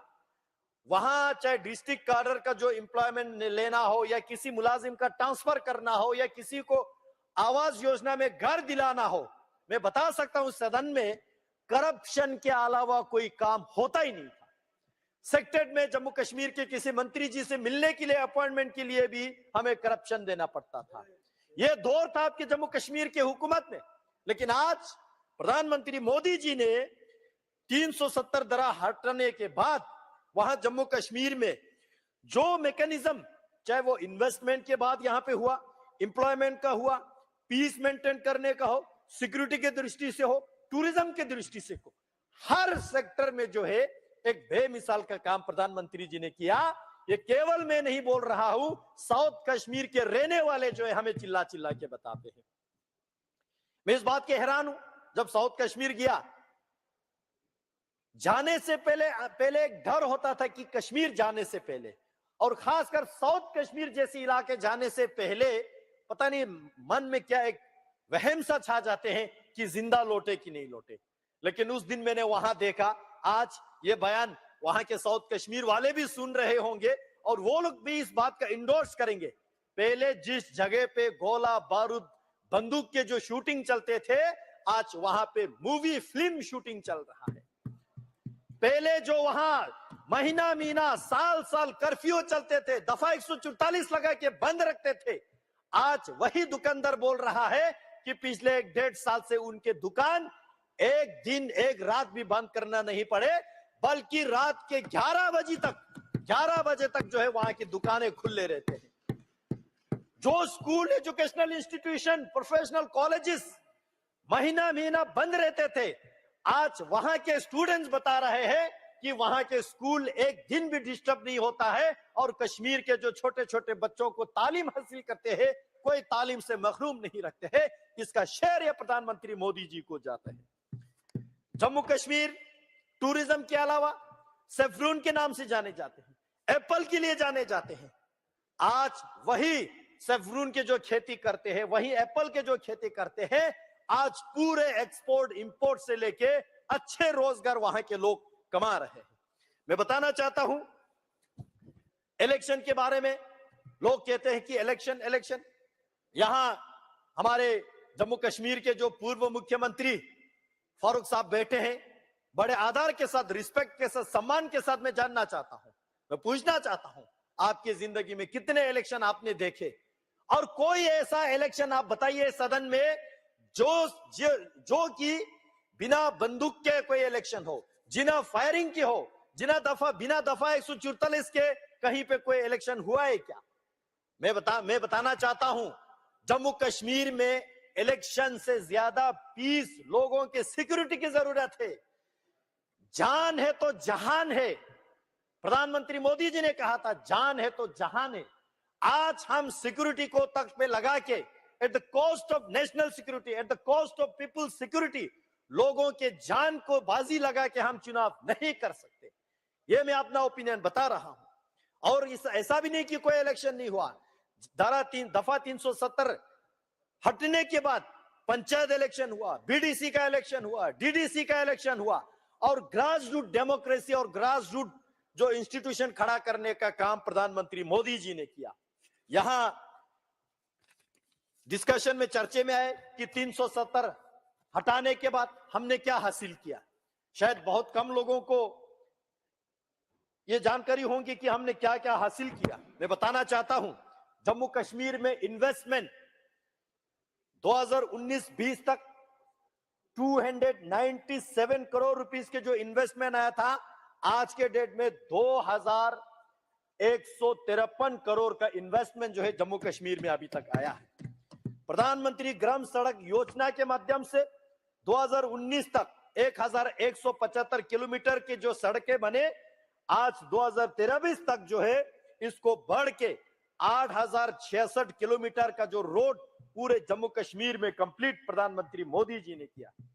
पहले जम्मू कश्मीर के जो अपने छोटे मोटे स्कीम से house hold tap water connection केवल 5,75,000 हाउस होल्ड को ही दे पाया, यानी कि पूरे जम्मू कश्मीर के 31% लोगों तक ही सीमित था। आज उसको बढ़ा के 72% यानी कि 13.54 लाख हाउस होल्ड को जो है वहां पे टैप वाटर का कनेक्शन दिया।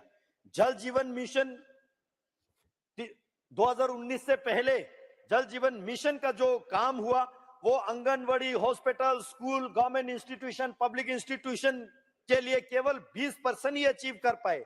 370 धरा हटने के बाद ऐसे धराताल पे काम चला।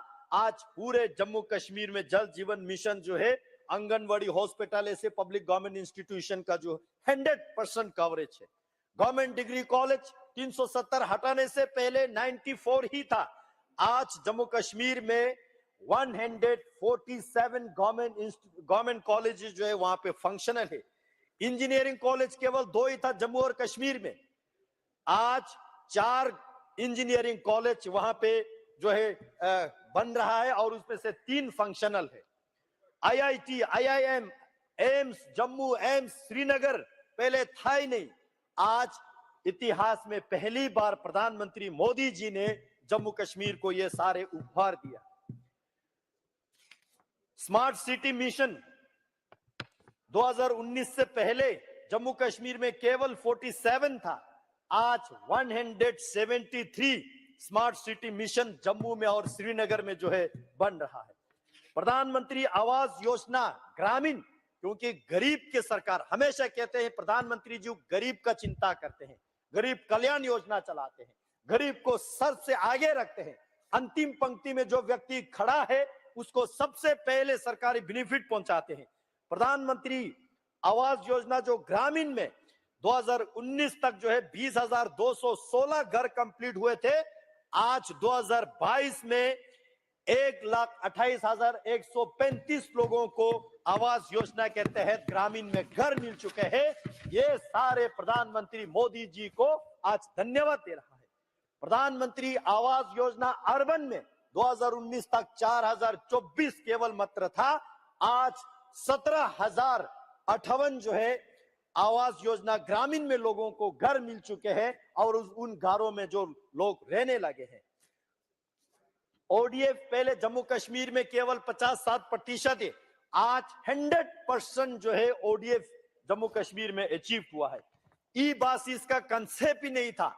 मैं तो आभार व्यक्त करना चाहूंगा लद्दाख के प्रति। प्रधानमंत्री जी यहाँ पे बोलते समय कार्बन न्यूट्रल लद्दाख का जो विजन प्रधानमंत्री जी दिया, उसी विजन के तहत जम्मू कश्मीर में ई बासिस पहले होते ही नहीं थे। आज जम्मू कश्मीर में 150 ई बासिस, जिसमें से 75 जम्मू में, जिसमें से 75 कश्मीर में जो है सिटीज में ये ई बासिस का सेवाएं जो है लोगों को प्रदान किए जा रहे हैं। उसी तरह नेशनल ई गवर्नेंस का कंसेप्ट जो है जम्मू कश्मीर में ई गवर्नेंस का कंसेप्ट था ही नहीं। आज धारा 370 हटाने के बाद जम्मू कश्मीर में ई गवर्नेंस जितने भी हमारे यूनियन टेरिटोरीज है, सबसे पहले नंबर पे first ranking e governance Jammu Kashmir में स्थापित प्रधानमंत्री मोदी जी ने किया है।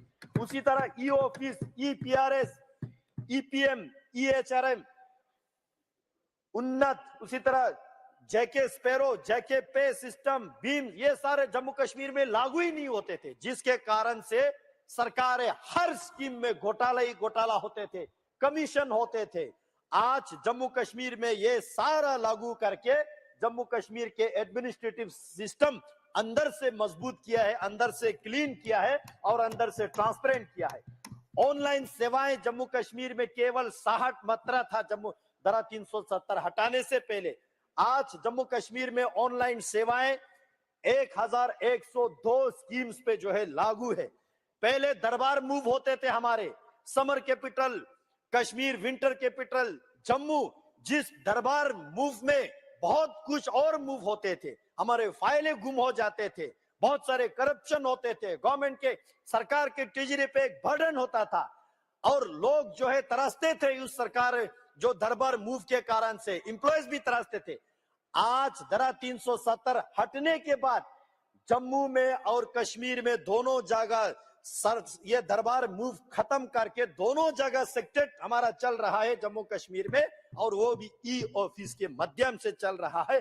100% e office functional Jammu Kashmir में बनाया तो प्रधानमंत्री मोदी जी ने बनाया है। जीआई टैग का अगर मैं बात करूं, ज्योग्राफिकल इंडिकेशन का, पूरे जम्मू कश्मीर लद्दाख तीनों क्षेत्र को मिला के केवल एक ही चीज को हमें 2019 से पहले जीआई टैग मिल चुके थे, केवल सेफ्रून का, उसके अलावा किसी भी प्रोडक्ट का जीआई टैग नहीं हुआ था। आज जम्मू कश्मीर में ऐसे बहुत सारे प्रोडक्ट्स को जो है जीआई टैग दे चुके हैं। मैं धन्यवाद देना चाहता हूं मोदी सरकार को। लद्दाख में भी पहले जीआई टैग का नाम हम सुनते थे, देखने को नहीं मिलते थे। आज लद्दाख के एप्रिकॉट को, लद्दाख के पश्मीना को, लद्दाख के वुड कर्विंग को, लद्दाख के सी बकथॉर्न जो न्यूट्रिशियस है, विटामिन सी रिचनेस है, इन सारे चीजों को जीआई टैग जो है धारा 370 हटने के बाद मोदी सरकार ने हमें दिया है। वन डिस्ट्रिक्ट वन प्रोडक्ट का कंसेप्ट होता ही नहीं था पहले। आज मोदी जी ने जम्मू कश्मीर लद्दाख समेत जितने भी डिस्ट्रिक्ट है, हर डिस्ट्रिक्ट में एक एक प्रोडक्ट जो है वन डिस्ट्रिक्ट वन प्रोडक्ट के नाम से उसको प्रचलित किया, उसको प्रमोट करने का काम प्रधानमंत्री मोदी जी ने किया। आपके जमीन आपके निगरानी सरकार का पहले स्कीम ही नहीं था। आज आपके जमीन आपकी निगरानी के माध्यम से लोगों को भूमि का जो है अपना अपना लैंड का हक उनको देने का काम मोदी जी ने किया। हमारे सरकारी, चाहे सरकारी जमीन हो चाहे आवाम का जमीन हो, लैंड रिकॉर्ड का पता ही ठीक से नहीं होते थे। खासकर हम लद्दाख वालों पे जबरदस्ती उर्दू चला के, जो लोग उर्दू पढ़ भी नहीं सकते, नहीं जानते हैं, पता नहीं उसके जमीन को क्या लिख के देते थे। आज डिजिटाइजेशन ऑफ लैंड रिकॉर्ड करके सबको अपना अपना लैंड रिकॉर्ड ऑनलाइन अवेलेबल करके आज लोग जानते हैं कि मेरे पास कितना जमीन है, नहीं है, आगे मलकियत है, नहीं है, नोतोड़ है, एग्रीकल्चर है, क्या है। इतने सारे ट्रांसपेरेंसी का काम प्रधानमंत्री मोदी जी ने धरातल पे उतारने का काम किया है। यहाँ युवाओं के काम, युवाओं के बात किए गए। मैं बताना चाहता हूं, पहले हमारे जम्मू कश्मीर के यूथ पार्टिसिपेशन इन स्पोर्ट्स केवल 2 लाख ही होता था 2019 तक। आज 2019 के बाद 370 धारा हटने के बाद 60 लाख जो है यूथ हमारे जम्मू कश्मीर से स्पोर्ट में पार्टिसिपेशन किया जा रहा है। यूथ मिशन पहले नहीं था, आज यूथ मिशन चलाया जा रहा है। यूथ क्लब 2019 तक कोई था नहीं यूथ क्लब। आज सरकार के पहल से जम्मू कश्मीर में 4998 यूथ क्लब बना के यूथ को हर एक दूसरे के हाथ जोड़ के आगे बढ़ाने का काम मोदी सरकार कर रहा है। उसी तरह हेल्थ के अगर मैं बात करूं, यूनिवर्सल हेल्थ इंश्योरेंस पहले नहीं था।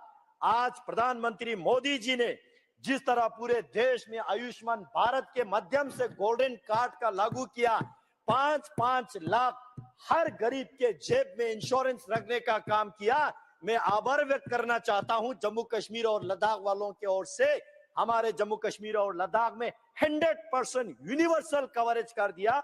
हर किसी के जेब में जो है 5-5 लाख का इंश्योरेंस दिया गया, ताकि किसी गरीब मजदूर को इलाज करने के पैसा ना होने के कारण से उस व्यक्ति का जान गंवाना ना पड़े।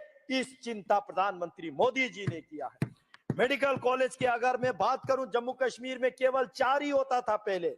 2019 के 370 धारा हटने के बाद 7 नए मेडिकल कॉलेजेस बन चुके हैं अभी जम्मू कश्मीर में, यह सारा ऑपरेशनल है।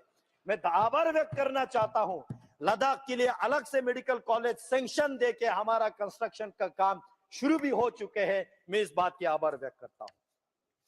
मेडिकल सीट के, क्योंकि यूथ के बहुत यहां पे चर्चा किए जा रहे हैं, तो मैं एक एक चीज गिनना जरूरी समझता हूं।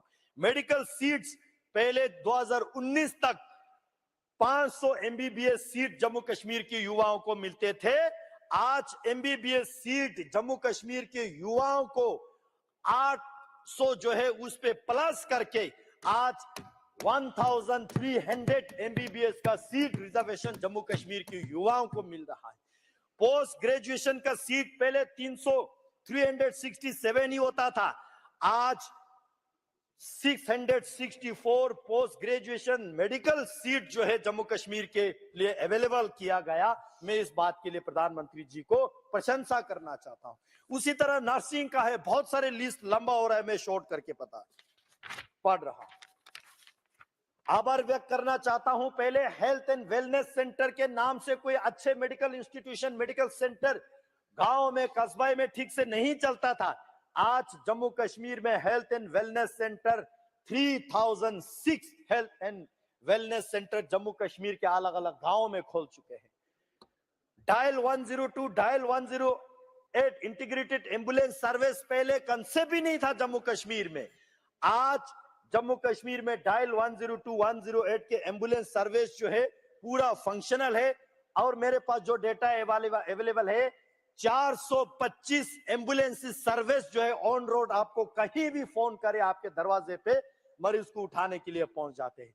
उसी तरह पेंशन के जो बेनिफिशियरीज, जो गरीब मजदूर आवाम के लिए, चाहे ओल्ड एज पेंशन हो, डिसेबल पेंशन हो, विडो पेंशन हो, पहले केवल 6,13,000 को ही मिलते थे, आज 10,38,154, यानी कि 100%, 77% इंक्रीज करके आज जम्मू कश्मीर में जितने भी हमारे डिसेबल है, विडो है, ओल्ड एज है, 100% पेंशन कवरेज मोदी जी ने किया है। मैं उन गरीबों की ओर से धन्यवाद देना चाहता हूं। उसी तरह स्कॉलरशिप की बात यहां किया जा रहा था कि जम्मू कश्मीर में ये स्कॉलरशिप बंद हुआ, वो स्कॉलरशिप, हमारे जम्मू कश्मीर के बच्चों को पढ़ाई ठीक से नहीं हो रहा है, ये सारा असर झूठ है। मैं डेटा के माध्यम से आपको बताना चाहता हूं। स्कॉलरशिप फॉर SC, जो SC स्टूडेंट के लिए स्कॉलरशिप पहले 8,250 लोगों को मिल रहे थे, 2019 के बाद 63,550 स्टूडेंट को, शेड्यूल कास्ट स्टूडेंट्स को स्कॉलरशिप दिया जा रहा है। माइनॉरिटीज के लिए पहले जब आपके सरकार थे 2019 तक, मैं बता रहा हूं 2019 तक मेरे पास जो डेटा अवेलेबल है, माइनॉरिटी स्टूडेंट के लिए 1,43,154 स्कॉलरशिप ही दिया जाता था। धारा 370 हटने के बाद माइनॉरिटी स्टूडेंट्स के लिए 3,651 स्कॉलरशिप जो है स्टूडेंट्स को दिया जा रहा है। कोई कम्युनिटी के स्टूडेंट्स जो है स्कॉलरशिप से वंचित नहीं किया जा रहा है। Other verification for anganwadi beneficiaries होता ही नहीं थे। कितने ताज्जुब की बात है, आंगनवाड़ी के राशन में भी घोटाला होते थे जम्मू कश्मीर में पहले। मैंने खुद एक वीडियो देखा, आंगनवाड़ी सेंटर्स में जो बच्चों का राशन देता था, टोमेटो और सोयाबीन गिन के दे रहे थे। लेकिन आज आंगनवाड़ी वेरिफिकेशन के माध्यम से 97% आधार वेरीफाइड होके कोई घोटाला नहीं हो रहा है, क्लियर कट साफ सफाई के साथ काम चल रहा है। उसी तरह बहुत सारे जो जम्मू धारा 370 हटने से पहले बहुत सारे भारत के अच्छे अच्छे कानून वहां पे लागू ही नहीं थे। मैं एक एक करके बताना चाहता हूं। Juvenile justice rule under JJ 2015 आज जम्मू कश्मीर में लागू है। Rules under commission for protection of child right पहले लागू ही नहीं होते थे, आज ये 2022 से लागू हो रहा है। मैं समाप्त करने से पहले और 2 मिनट कंक्लूजन के लिए चाहूंगा अध्यक्ष महोदय। Rules under maintenance and welfare of parents and senior citizen act 2007 लागू ही नहीं होते थे जम्मू कश्मीर में, आज 2021 से ये लागू है। Rules under right of person with disability 2021 के बाद इसको लगाना शुरू हुआ है। One stop one centre for women पहले 6 सेंटर था, आज 20 सेंटर हो चुके हैं। उसी तरह district hubs for women empowerment पहले 12 था, आज 20 हो चुके हैं। उसी तरह बहुत सारे स्कीम में लिस्ट को स्किप कर रहा हूं अध्यक्ष महोदय, बहुत सारे ऐसे अच्छे अच्छे काम जम्मू कश्मीर में हुआ है। मैं इन सारे काम के लिए प्रधानमंत्री मोदी जी को बहुत बहुत आभार व्यक्त करना चाहता हूं और बताना चाहता हूं, आज जम्मू कश्मीर अलग से धारा 370 हटने के बाद हमने क्या अचीव किया? हमने अचीव किया, डॉक्टर श्यामा प्रसाद मुखर्जी ने जो नारा दिया था, एक देश में एक विधान, एक प्रधान और एक संविधान, ये हमने अचीव किया। जम्मू कश्मीर को परमानेंटली देश के साथ इंटीग्रेट किया। जम्मू कश्मीर को देश का जितने भी अच्छे अच्छे कानून है उसका बेनिफिट मिलने लगा। जम्मू कश्मीर में जो करप्शन होता था, क्रिकेट एसोसिएशन के जो करप्शन कौन भूल सकता है, आज जम्मू कश्मीर में वो सारा करप्शन खत्म करके एक ट्रांसपेरेंट जम्मू कश्मीर के युवा, मैं बताना चाहता हूं जम्मू कश्मीर के युवा, पहले इन लोगों ने जम्मू कश्मीर के यूथ के हाथ में पत्थर दिए थे, आज मोदी जी ने जम्मू कश्मीर के युवाओं के हाथों से पत्थर छीन के computer, bat and ball, skill India, make in India, बहुत सारे तरक्की जो है जम्मू कश्मीर के युवाओं को दिया। पहले बंदूक से शूटिंग चलते थे, आज वहां फिल्म शूटिंग हो रहा है। पहले जम्मू कश्मीर में लोगों को हक हुकूक नहीं मिलते थे, आज मोदी जी ने जम्मू कश्मीर को एक कॉन्फिडेंस दिया। हम जम्मू कश्मीर के पहले युवा देश के किसी भी कोने में जाए, चाहे बेंगलोर में जाए, चाहे केरल में जाए, हमको शक के नजर से देखा जाते थे जम्मू कश्मीर के आइडेंटिटी कार्ड देके। अच्छा, आप जम्मू कश्मीर से हो, आपको होटल में कमरा नहीं मिलेगा। आज प्रधानमंत्री जी को इस बात से मैं आभार व्यक्त करना चाहता हूं, प्रधानमंत्री जी ने जम्मू कश्मीर और लद्दाख के युवाओं को एक पहचान दिया। आज देश के किसी भी कोने में जाए हमको इज्जत से देखते हैं। अच्छा, आप जम्मू कश्मीर से हो, आप लद्दाख से हो, आइए सबसे पहला कमरा आपको मिलेंगे। पहले हमें इतना प्रताड़ित किया जाते थे, आज प्रधानमंत्री जी ने देश को ये बता के दिया। मैं अंत में बताना चाहता हूं, अभी देश में पूरे देश वालों को ये समझ चुके हैं, पूरे दुनिया में 3 चीज नहीं चलते हैं, पाकिस्तान के ईमान, चीन के सामान और इन लोगों के बयान। कोई विश्वास नहीं इन पे।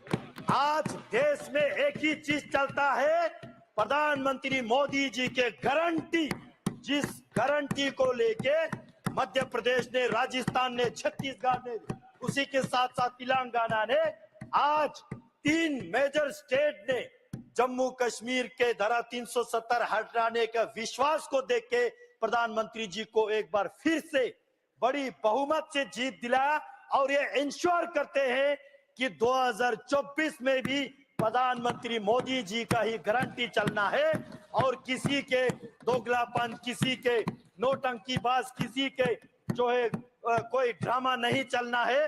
देश वालों ने ये भी देखा, जो झूठ लेके, जो फरेब लेके मोहब्बत के दुकान खोलने के लिए चला, वो दुकान को ताला लग चुका है। मैं प्रधानमंत्री जी को आभार व्यक्त करता हूं, बहुत बहुत धन्यवाद। जय हिंद, जय भारत। इस बिल का मैं समर्थन करता हूं और स्वागत करता हूं। Thank you. Honorable Member Shri Manish Tiwari.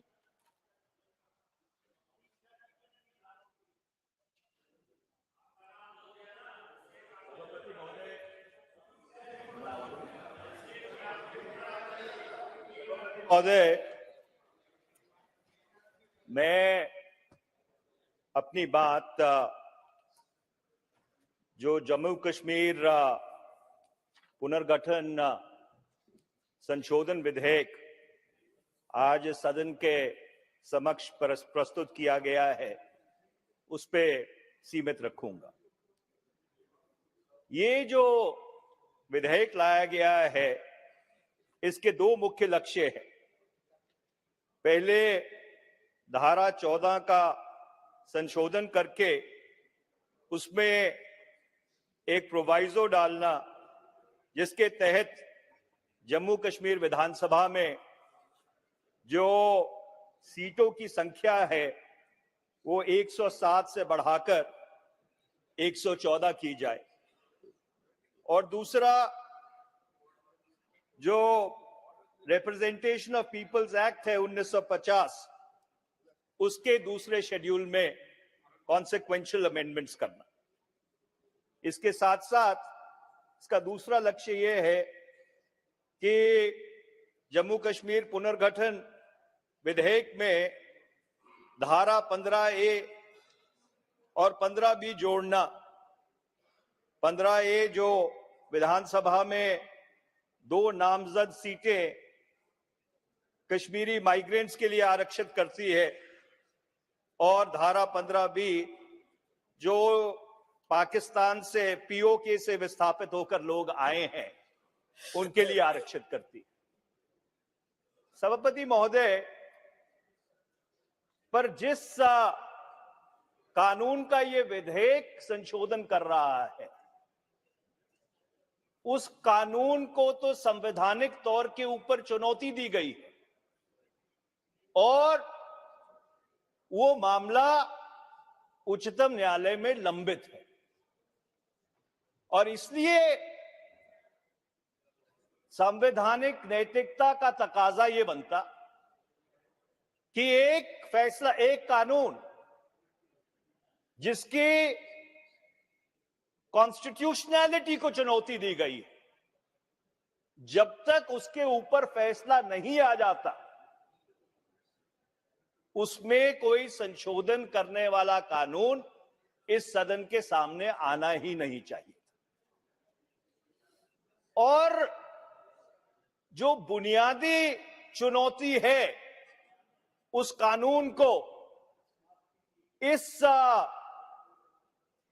विधेयक के संबंध में वो ये है कि 5 और 6 अगस्त 2019 को जो इस सदन में हुआ, संविधान उसकी अनुमति ही नहीं देता। और मैं धारा 3 जो संविधान की है वो आपको पढ़ के सुनाना चाहता हूं। धारा 3 ये कहती है, formation of new states and alteration of areas, boundaries or names of existing states. Parliament may by law form a new state by separation of territory from any state. Pehla. Dusra, or by uniting 2 or more states or parts of a state. Tisra, by uniting any territory to a part of any state. B, increase the area of any state. C, diminish the area of any state. D, alter the boundaries of any state. E, alter the name of any state. पर संविधान ये नहीं कहता कि किसी प्रदेश को आप 2 केंद्र शासित प्रदेशों में तब्दील कर सकते, और इसके साथ साथ संविधान ये भी कहता है कि कुछ भी करने से पहले उस प्रदेश की जो विधानसभा है उसके साथ सलाह मशवरा करना अनिवार्य है। और इसलिए जब एक बुनियादी चुनौती एक कानून को दी गई हो और उसके ऊपर 2 महीने उच्चतम न्यायालय में बहस हुई हो और फैसला लंबित हो, तो इसलिए हमारा ये मानना है और बहुत अदब और सत्कार के साथ मेरा ये कहना है कि कॉन्स्टिट्यूशनल मोरालिटी, संवैधानिक नैतिकता ये कहती है कि इस विधेयक को इस सदन के सामने नहीं आना चाहिए। दूसरी बात मैं जो आपके समक्ष रखना चाहता हूं, और ये बात मुझे कभी समझ नहीं आई, और जब 5-6 अगस्त को इस सदन में मैंने विपक्ष की तरफ से जो धारा 370 और जम्मू कश्मीर रीऑर्गेनाइजेशन बिल के ऊपर बहस शुरू की थी, उस समय भी मैंने इस बात का जिक्र किया था कि मार्च 2015 में भारतीय जनता पार्टी और पीडीपी की सरकार बनती और उनका एक कॉमन मिनिमम प्रोग्राम तय होता है, या उसे एजेंडा ऑफ गवर्नेंस कहते थे, अगर मुझे तारीख ठीक तरह से याद नहीं है, शायद 30 मार्च 2015। और उसमें एक बिंदु था कि the constitutional arrangements of Jammu and Kashmir will not be disturb. जो पीडीपी के साथ भारतीय जनता पार्टी का समझौता हुआ था और जिस बुनियाद पे समझौता हुआ था उस कागज पे ये लिखा गया था कि constitutional arrangements of Jammu and Kashmir will not be disturb. ये 2015 और 2018 के बीच ऐसी क्या तब्दीली आई कि वही भारतीय जनता पार्टी उस वायदे के ऊपर पीछे चली गई। और मैं 2018 का जिक्र इसलिए कर रहा हूं क्योंकि मैं उस पर आऊंगा, मैं 2019 का जिक्र नहीं कर रहा हूं। 19 जून 2018 को भारतीय जनता पार्टी ने पीडीपी की सरकार से अपना समर्थन वापस ले लिया। 20 जून 2018 को राज्यपाल का राज जम्मू कश्मीर में लागू हुआ और 21 जून 2018 को जो वहां की विधानसभा थी उसे भंग कर दिया। 19 दिसंबर 2018 को जब राष्ट्रपति शासन लागू किया गया 6 महीने के बाद, क्योंकि राज्यपाल का शासन 6 महीने से ज्यादा नहीं रह सकता, तो उसकी जो प्रोक्लेमेशन थी, उस प्रोक्लेमेशन में एक बहुत ही अद्भुत धारा थी और उस समय किसी को समझ नहीं आई, क्योंकि किसी को यह कल्पना भी नहीं थी कि ऐसा हो सकता है। उस प्रोक्लेमेशन की धारा C2 में यह लिखा गया था कि धारा 3 जो भारत की संविधान की है उसके प्रोवाइजो 1 और 2 को लंबित किया जाता है। और ये प्रोवाइजो 1 और 2 क्या था? ये प्रोवाइजो 1 और 2 धारा 3 का वो है जिसके तहत राष्ट्रपति जी को संवैधानिक तौर पर जब कोई भी अगर विधेयक आता है संसद में,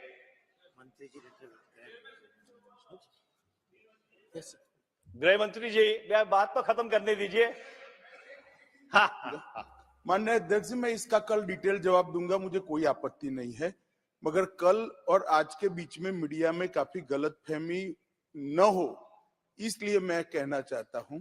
इस देश में राष्ट्रपति शासन डालने की शुरुआत कांग्रेस पार्टी ने की और जितने भी राष्ट्रपति शासन की अधिसूचना है सभी में संविधान की इस धारा को निरस्त कर ही कांग्रेस पार्टी ने राष्ट्रपति शासन डाला है, क्योंकि अगर वो नहीं करते हैं तो राज्य का बजट भी पारित नहीं कर सकते। ये विद्वान वकील है, मुझे मालूम नहीं है आगे पीछे का देखते या नहीं देखते हैं, अचानक इनको एजेंडा दिया है बोलने का या क्या है मुझे समझ में नहीं आता है, मगर इस तरह की बात कम से कम वकील ने नहीं करनी चाहिए। गृह मंत्री जी गृह मंत्री जी प्लीज कंटिन्यू। नहीं गृह मंत्री जी एक मिनट। दादा मैंने ये नहीं किया, वो खराब किया है। वो जरूरी इसलिए है क्योंकि बाद में स्टेट असेंबली का जो बजट पारित करने का अधिकार है वो भी पार्लियामेंट को नहीं मिलता है, तो स्टेट कहां से चलेगा? ये रिक्वायरमेंट है, मगर आप तो नहीं समझ सकोगे, मुझे मालूम है। आपकी बात से और लोगों को कोई मिसअंडरस्टैंडिंग ना हो इसलिए मैं खड़ा हुआ हूं। गृह मंत्री जी की मैं व्यक्तिगत तौर पे बहुत इज्जत करता हूं और मुझे मालूम है कि ये काफी अध्ययन करते हैं, पर जहां तक मेरी जानकारी है धारा 3 का, संविधान की धारा 3 का बजट से कोई लेना देना नहीं। धारा 3 संविधान की सिर्फ प्रदेशों के पुनर्गठन से एक मिनट मनीष जी, एक मिनट, मैं धारा 3 की बात ही नहीं करता। राष्ट्रपति शासन में आपने कहा कि 2C का डिलीट कर एक किया गया, इसकी बात कर रहा हूं, जिस पर आप थे कि इसलिए राज्य का अधिकार ले लिया क्योंकि 370 डालना था। हर राष्ट्रपति शासन की अधिसूचना में ये किया जाता है। गृह मंत्री जी, जहां तक मेरी जानकारी है, और आप विस्तृत तौर पे इसका जवाब दे लीजिएगा, और मैं भी जो बाकी प्रेसिडेंशियल प्रोक्लेमेशंस हैं उनको अपने संज्ञान में ले लूंगा, पर जहां तक मेरी जानकारी है जो प्रोवाइजो 1 और 2 है धारा 3 का, वो सिर्फ राज्यों के पुनर्गठन से संबंधित है, उसका बजट से कोई लेना देना नहीं। और इसलिए मेरा ये कहना है, और मैं गृह मंत्री जी का इस पर जवाब सुनना चाहूंगा, कि जो 5 और 6 अगस्त 2019 को हुआ, उसकी जो न्यू थी वो 19 दिसंबर 2018 को ही रखी गई थी उस प्रेसिडेंशियल प्रोक्लेमेशन में। ये बात है कि किसी को कोई चीज, ये चीज किसी के उस समय संज्ञान में नहीं आई। अब जहां तक 5 और 6 अगस्त 2019 को जो विधेयक राज्यसभा में, लोकसभा में पारित हुआ और उसके बाद राष्ट्रपति को उसकी स्वीकृति मिली, वो आज उच्चतम न्यायालय में लंबित है। पर मैं एक बुनियादी सवाल पूछना चाहता हूं, और ये सवाल हमारे बाकी साथियों ने भी पूछा है, कि अगर अपने फैसले के ऊपर इतना ही भरोसा था कि जो आपने फैसला किया है वो जम्मू कश्मीर के हक में किया है, जम्मू कश्मीर के अवाम के हकूक को सामने रख के किया है, तो 5.5 साल में जम्मू कश्मीर में चुनाव क्यों नहीं? क्योंकि कोई भी जो फैसला होता है, उस फैसले की जो पुष्टि है, उसका जो अनुमोदन है, वो जनता करती है, और वो अनुमोदन चुनाव के जरिए होता है। मैं ये तो समझ सकता था कि 1 साल चुनाव नहीं हुआ, 2 साल चुनाव नहीं हुआ, 2.5 साल चुनाव नहीं हुआ, परिश्रमण में, डिलिमिटेशन में टाइम लग रहा है, पर 5.5 साल विधानसभा भंग करने के बाद चुनाव ना हो। और जो चुनाव हुआ भी, जब कारगिल का चुनाव हुआ अक्टूबर 2023 में, तो नेशनल कॉन्फ्रेंस कांग्रेस को 22 सीट मिली, भाजपा को 2 सीट मिली, जो निर्दलीय थे उनको 2 सीट मिली, और 78% लोगों ने वोट डाली। मैं गृह मंत्री जी से एक सीधा सीधा सवाल करना चाहता हूं, और विनम्रता से करना चाहता हूं। क्या गृह मंत्री जी इस सदन को बता सकेंगे कि जम्मू कश्मीर विधानसभा का चुनाव कब होगा? क्या लोकसभा के चुनाव के साथ होगा, उससे पहले होगा, उससे बाद होगा? क्या कोई टाइमलाइन गृह मंत्री जी जम्मू कश्मीर विधानसभा के चुनाव को लेकर इस सदन को दे सकते हैं कि नहीं? दूसरा, गृह मंत्री जी ने, अगर मेरी याददाश्त सही है, अगस्त 2019 में सार्वजनिक तौर पर यह बयान दिया था कि जम्मू कश्मीर की जो स्टेटहुड, जो उसका राज्य का दर्जा है, उसको बरकरार किया जाए। उसके बाद जो इनके राज्य मंत्री हैं, उन्होंने राज्यसभा को लिखित में ये दिया कि जब वहां पे परिस्थितियां सामान्य हो जाएंगी, at an appropriate time when normalcy is restored, जो स्टेटहुड है वो लौटा दी जाएगी।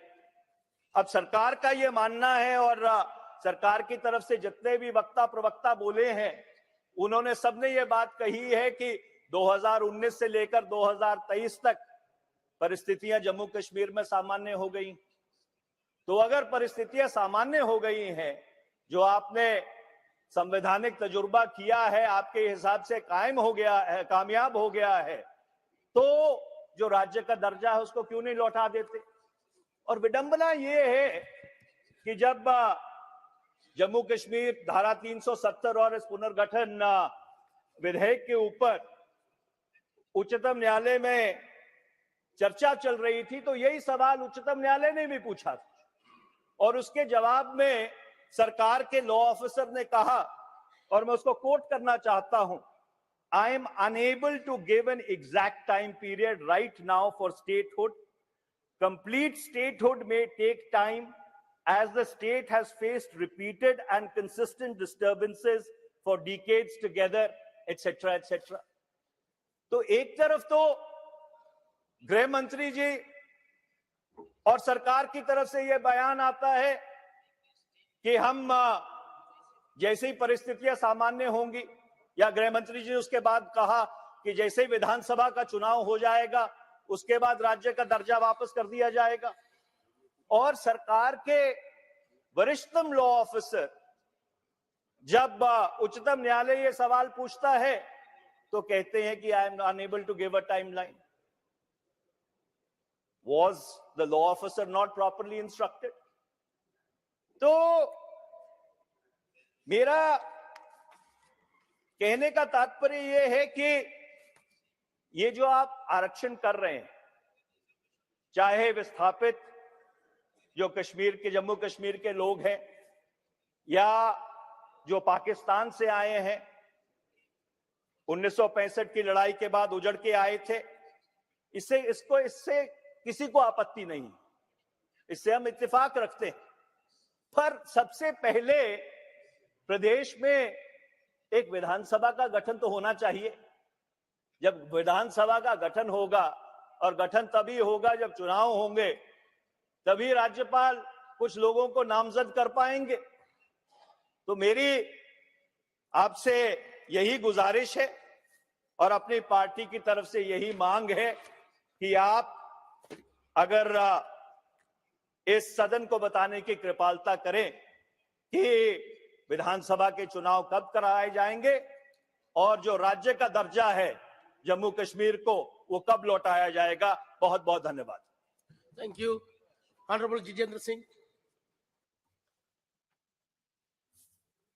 अध्यक्ष महोदय, 5 और 6 अगस्त 2019 को प्रधानमंत्री श्री नरेंद्र मोदी जी के नेतृत्व में, उनके दिशा निर्देश में जो गृह मंत्री श्री अमित शाह जी विधेयक लाए थे, उसके परिणाम स्वरूप ये सारा घटनाक्रम है जिसको लेकर के आज ये चर्चा हुई। बहुत सारे हमारे मित्रों ने कुछ ऐसी बातें रखी है जो पर से शायद विषय के साथ ताल्लुक नहीं रखती, लेकिन उन्होंने जम्मू कश्मीर के भिन्न भिन्न पहलुओं को लेकर के अपनी राय रखने का प्रयास किया है। मैं जज साहब की बात सुन रहा था, वो कानून साज भी है, तो अक्सर मुझे ना मुझे गुस्सा आता है ना मैं प्रवोक होता हूँ, बल्कि मुझे जज साहब की बात जब वो समझा रहे थे कि आइन का मतलब क्या है, भारतीय संविधान का मतलब क्या, बड़े विस्तार से उन्होंने आधा घंटा बताया, तो मुझे गालिब का वो शेर याद आया कि की मेरे कत्ल के बाद उसने जफा से तौबा।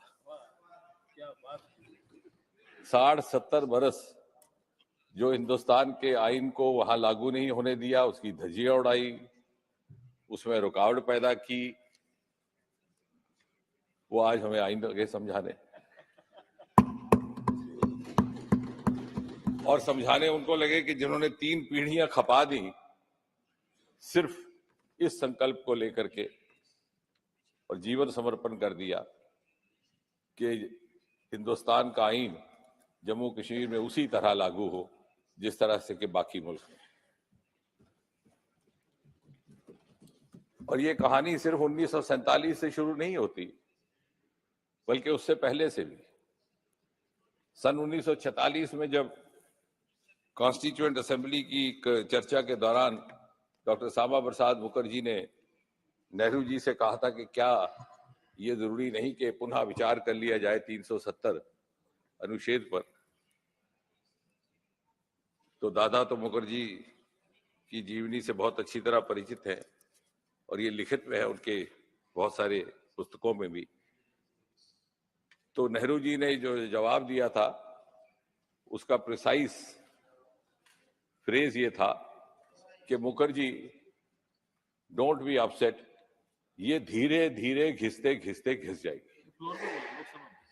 और बाद में फ्लोर में 1963 में जब बहस हुई इसको लेकर के, जब शास्त्री जी प्रधानमंत्री थे, एक बार फिर से ये चर्चा में आया था, सॉरी नेहरू जी के जी 63 पंडित जी के दौरान 1963 में जब आया, उस समय पंडित जी ने स्वयं भी कहा था कि अब धारा को जाने का वक्त आया है, और नेहरू जी ने कहा था कि धीरे धीरे ये घिसते घिसते घिस जाएगी। अब तब से लेकर अब तक ये घिसा नहीं सके, बल्कि इसको ना घिसाने में एक वेस्टेड इंटरेस्ट बन गया। ये कायम रहे उसी में, उनको लगा कि हमारी पीढ़ी दर पीढ़ी पारिवारिक प्रभुसत्ता चलती रहेगी, और उसको अगर घिसाने का काम जो नेहरू जी से अधूरा रह गया था वो मोदी जी ने किया, तो हमें तो धन्यवाद करना है मोदी जी का। सबसे पहले तो कांग्रेस पार्टी को मोदी जी का धन्यवाद करना चाहिए कि आपने ये विधेयक लाया। हमसे नहीं हो पाया था, हमारी मजबूरियां थी, हमारी राजनीतिक मजबूरियां थी, हम कमजोर पड़ गए थे, हम परिवारवाद के आगे कमजोर पड़ गए, हम अपने स्वार्थ के आगे कमजोर पड़ गए। हम चाहते थे कि हमारे बाद बेटा, बेटे के बाद बेटी बने, लेकिन आपने वो संकल्प, वो मर्यादा, उस सिद्धांत का पालन किया। उस पर भी आते हैं। और उस समय से लेकर के फिर 46 में कॉन्स्टिट्यूएंट असेंबली, फिर आजादी का वक्त, and then series of what the history describes as Nehruvian blunders. 1947-48 में जब बाकी राज्यों का विलय हो रहा था, जम्मू कश्मीर के विलय में समय लगा, विलंब हुआ। क्यों हुआ? क्योंकि नेहरू जी समझते थे कि he understands Jammu Kashmir better than Sardar Patel, and he did not allow his own home minister and intruded into his jurisdiction, his domain. 560 से अधिक प्रिंसली स्टेट्स का विलय हो गया, इसका डिले होता रहा।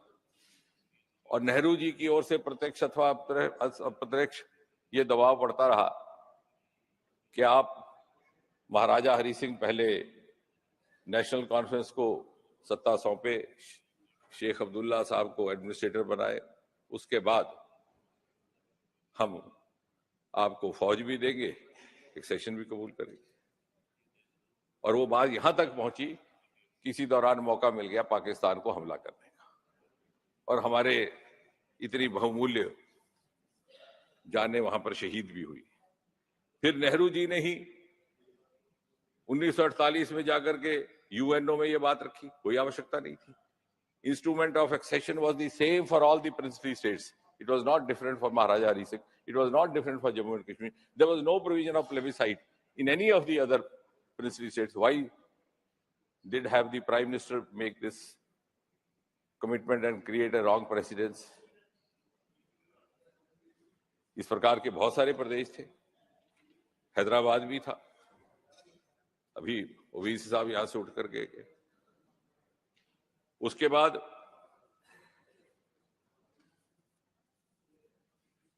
ये जब सिलसिला आगे चला तो 1950 में पंडित प्रेमनाथ डोगरा के नेतृत्व में प्रजा परिषद ने एक आंदोलन शुरू किया। और श्यामा प्रसाद मुखर्जी जैसे दादा कह रहे थे, 11 मई 1953 को जम्मू कश्मीर में दाखिल होते हैं। रात उन्होंने अमृतसर गुजारी थी। पहले पूछ करके आए थे कि मुझे गिरफ्तारी की अगर कोई इस प्रकार की योजना है तो I am member of parliament, मैं उसी प्रकार से सहयोग करूंगा। गुरदासपुर के एसएसपी ने कहा कि ऐसी कोई योजना नहीं। लेकिन जैसे ही वो लखनपुर पहुंचते हैं और पुल आधे रास्ते पर पहुंचते हैं तो उन्हें गिरफ्तार कर लिया जाता है। नेहरू जी की सरकार और इस प्रकार का षड्यंत्र उस स्तर पर हो रहा है क्योंकि यहां पर सुप्रीम कोर्ट का भी ज्यूरिसडिक्शन लागू नहीं हुआ था। अगर उनको पहले गिरफ्तार कर लेते तो शायद हेबियस कॉर्पस करने के लिए बलराज मधोक और दूसरे साथी तैयार थे, लेकिन वो चीज ना हो पाए इसलिए ये षड्यंत्र रचा गया। यानी देखिए किस प्रकार का खिलवाड़ किया जा रहा था। और फिर वहीं से उनको रातों रात श्रीनगर ले जाया गया। 40-44 दिन के बाद संदिग्ध परिस्थितियों में उनकी मृत्यु हुई। उसका कोई बहुत ज्यादा छानबीन नहीं हुई, हालांकि उनकी माताजी ने पत्र भी लिखा था पंडित जी को। लेकिन वो एक दूसरी कहानी है। कहने का तात्पर्य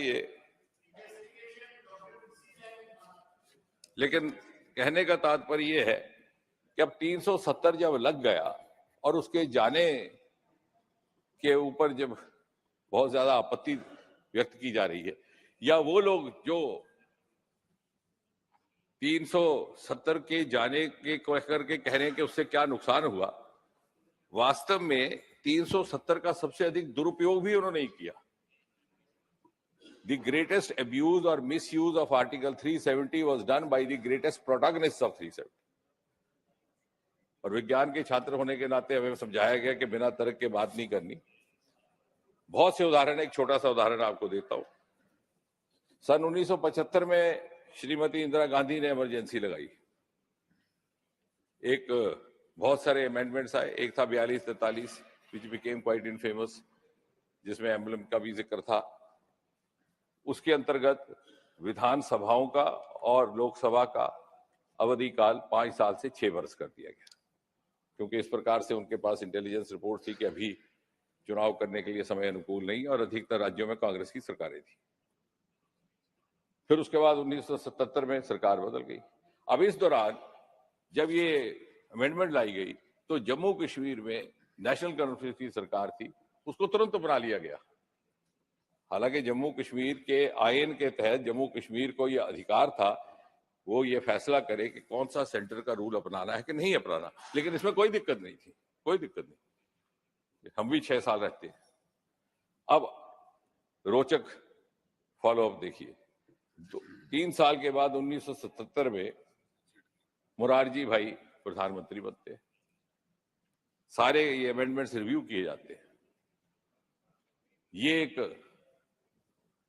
धारणा बनती है, व्यू बनता है कि ये लोकतांत्रिक भावना के और लोकतांत्रिक मूल्यों के अनुकूल नहीं था इस प्रकार का संशोधन। और उस प्रकार फिर शायद मुनीष जी को बेहतर याद होगा, वकील है, शायद 45th और 46th amendment was brought in after 42nd, और ये रिवर्स हो गया।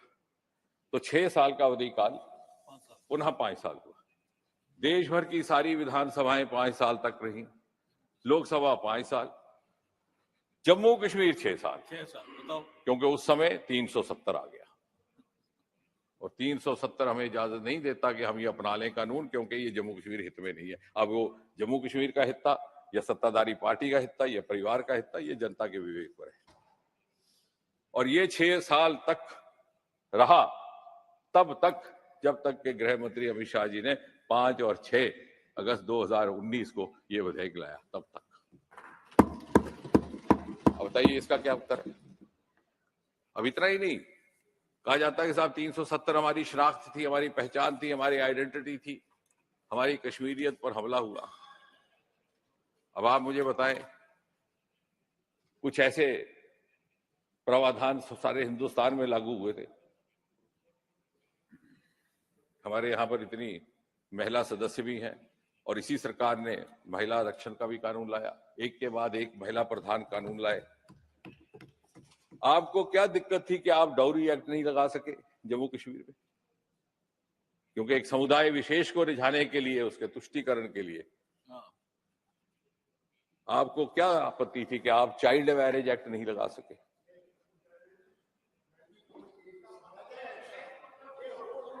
नहीं, वो 28 का आइन अलग है। अब ठीक, महाराजा का आपने खत्म कर दिया था। अब जाई साहब, मैं इसका उत्तर दूंगा, मैं उसका उत्तर, एक मिनट, आप एक मिनट, मेरे पास उसका उत्तर है। Are you yielding? Minister, are you yielding? I'm not yielding because there is an attempt. No, Dada, you don't know the subject, so please don't. मैं आपसे बताता हूं क्या सच है। बार बार this is attributed to 1928 Maharaja act, which is not so. State subject को लेकर के भी जो समाप्त हुआ है गृह मंत्री जी के इस प्रावधान के लाने के बाद, 370 हटाने के बाद, उसके बारे में ये कहा जाता है कि महाराजा हरि सिंह का स्टेट सब्जेक्ट, वो नहीं है। वो इसलिए नहीं है कि उसमें अलग अलग क्लॉजेस थे। क्लॉज नंबर 1 कि जो सन उतने से कट ऑफ से जम्मू कश्मीर में रहने वाला बाशिंदा है वो यहाँ का नागरिक होगा।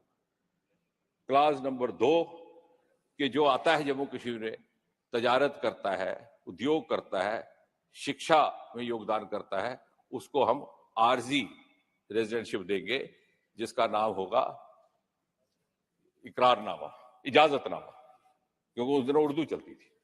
10 साल के बाद अगर लगता है कि वाकई उसको इस राज्य को फायदा हो रहा है, तो हम उसको मुस्तकिल परमानेंट सिटीजनशिप देंगे, जिसका होगा इकरारनामा। तीसरा क्लॉज, जहां जहां भी महाराजा को या उसकी निजाम को यह लगता है कि जम्मू कश्मीर के हित में है ये बात या ये नागरिक का रहना, तो उसे सिटीजनशिप दे दी जाएगी। There was no blanket barrier. और मैं आपको मिसाल देता हूं, एक मिनट मुझे टोकिएगा नहीं। Sir Ramnath Chopra, the founder, one of the founders of CSIR, जिनको अंग्रेजों ने नाइटहुड दिया था, वो कलकत्ता में एक लेबोरेटरी से रिटायर हुए। Colonel Ramnath Chopra, knighted as sir Ramnath. 1942 में महाराजा ने उन्हें लाया जम्मू, ड्रग रिसर्च लेबोरेटरी कायम की, जो आज IIIM CSIR कहलाई जाती है। हिंदुस्तान की CSIR की पहली 3 लेबोरेटरीज में से एक वो है, एक नेशनल फिजिकल लेबोरेटरी दिल्ली की। उनको सिटीजनशिप दी, उनको एक बहुत बड़ा रकबा जमीन का दिया, उनके परिवार को वहां सेटल किया। आज भी उनकी तीसरी पीढ़ी वहां। दूसरी मिसाल, मैं आपका समर्थक हूं। उसके बाद नहीं, मैं ये बता रहा हूं कि how this is being sought to be misinterpreted to camouflage your own pitfalls. ये एक्ट वो नहीं है। अब दूसरी मिसाल, आपके पास फिल्म जगत की बहुत सारी हस्तियां श्रीनगर में रहती थी और बहुत सारी फैमिलीज पंजाब की वहां सेटल हुई। रामानंद सागर जो फिल्म साज हुए, विधु विनोद चोपड़ा हमारे मित्र हैं, मेरे सीनियर भी रहे कॉलेज में, अभी उन्होंने फिल्म भी बनाई, कोई 12th फेल की क्या, वो भी वहां पे जाके बसे। और शायद आपको मालूम नहीं होगा कि जो जम्मू कश्मीर का पहला सिनेमा है हरी टाकी जम्मू में, बहुत से लोग अक्सर जम्मू में भी समझते हैं कि महाराजा हरी सिंह के नाम पर है, लेकिन ऐसा नहीं है। वो है हरि प्रसाद नंदा के नाम पर। और हरि प्रसाद नंदा कौन थे? वो थे राज कपूर जी के समधी, राजन नंदा के पिता। वो वहां पर नंदा क्लॉथ हाउस चलाते थे, वहां के कंट्रैक्टर थे। जहां जम्मू का एयरपोर्ट है वो कंटोनमेंट सारा उन्होंने बनाया था, वो भी वहां के बाशिंदे थे। बाद में 47 के बाद वो कुछ दिल्ली आ गए। कहने का ताज़े, अब मैं उसमें नहीं जाऊंगा क्योंकि वो पूरा दिन लग जाएगा, लेकिन don't try to mix the two. कभी ब्रैकेट बैन नहीं रहा महाराजा के एक्ट में। अब चढ़िए, अब उस विषय से हटके, लेकिन 370 में था और 370 में बैरियर भी था, but rather I would say that it created artificial barriers. It created mutual skepticism. इससे नुकसान सभी समुदायों को हुआ, किसी केवल कश्मीरी हिंदू को नहीं हुआ, कश्मीरी मुसलमान को भी हुआ। बाहर जाता तो उसे शक की निगाह से कहता, उसको भी लगता मैं शायद बाकी लोगों से मुख्तलिफ हूं। So abrogation of 370 gave a sense of esteem, a sense of belonging, a sense of being a part of this huge Indian peninsula. वो सेपरेटिज्म की भावना उसी से आई। और उसके बाद a long nightmare of militancy. अब उसमें हम ये तो नहीं कर सकते ऐसे कि पाकिस्तान ने ऐसा क्यों किया, क्योंकि वो तो जो सर उसको तो कभी इस बात से समझौता हुआ ही नहीं कि जम्मू कश्मीर हिंदुस्तान का हिस्सा बन गया। उसने जंग भी की, कन्वेंशनल वॉर भी की, प्रॉक्सी वॉर भी की। But we are here not to discuss what Pakistan did. Let's introspect on what we did. जो पाकिस्तान से शरारत हुई उसको हमने हवा दी अपने छोटे छोटे मफाद के लिए, to keep our political interest alive. 1990-79 से शुरू हुआ ये सिलसिला, क्योंकि 10% वोटिंग हुआ करती थी कश्मीर घाटी में, और हमारे यहाँ MP चुन के आ जाते थे और सरकारें बनती थी। Who are the beneficiaries of this arrangement?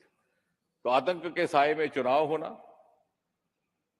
और उसी के साए में अपने कुछ एक विधायक जीत जाने, और आप पुष्ट दर पुष्ट अपना राज चलाते रहे। अगर फिजा खुल जाए, और अगर तब भी खुल जाती तो ऐसा ना होता। So militancy became a vested interest, and I have no hesitation in saying this. It became a vested interest for the polity. It became a vested interest for the industry. एक न्यू रिच तबका उठ करके आया जो 20-25 साल में नए अमीर वहां पे दिखने लगे।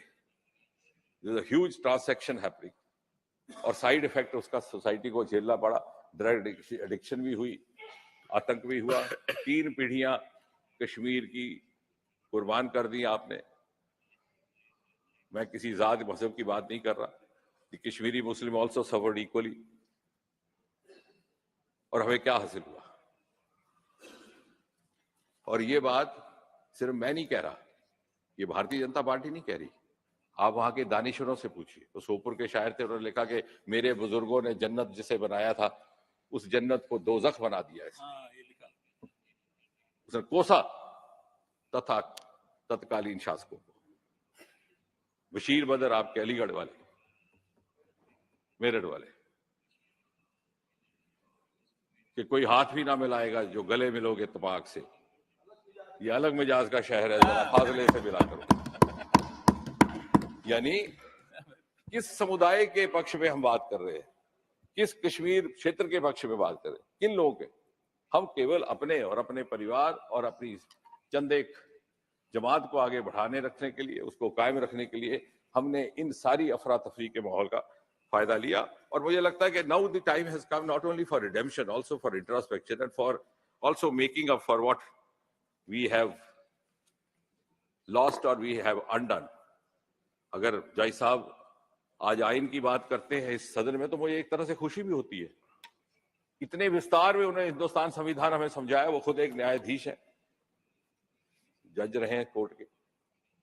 हालांकि मैंने शेर कहा कि मेरे कत्ल के बाद उनको समझ आई, लेकिन चलिए, भारतीय जनता पार्टी तो कुर्बानियां देने में का इतिहास है, कम से कम समझ तो आया।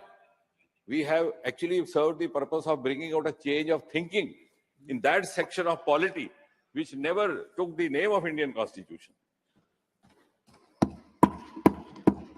अब बात होती है कि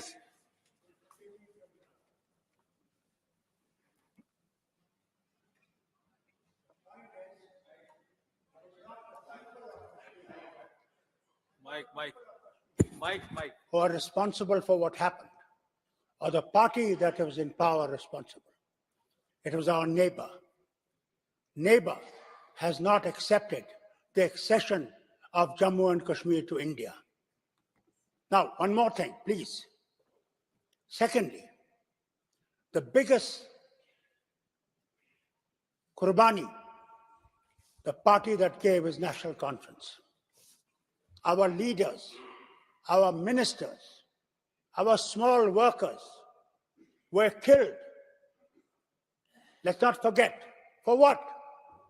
For holding this flag of India high. We have never denied that we are part of this nation, and we will remain part of this nation, but do justice to us. Do not point fingers at people who have suffered for this nation and continue to suffer for this nation. Thank you, sir. Thank you. I don't have to disagree with what you say. I think it's known to all, it's hardly any guarded secret that Pakistan never reconciled to Jammu Kashmir being part of India. I said that right in the beginning. But we are here not to discuss what Pakistan is doing. But we are here to discuss what we are doing. Is that facilitating Pakistan's mischief? एक बार एक seminar हुआ था, के F Rustam जी जो हमारे DG थे सबसे पहले बीएसएफ के, वो आए, वहां पर भी यही बातें की गई। तो रुस्तम जी ने कहा, sir I got your point, I agree with your I agree.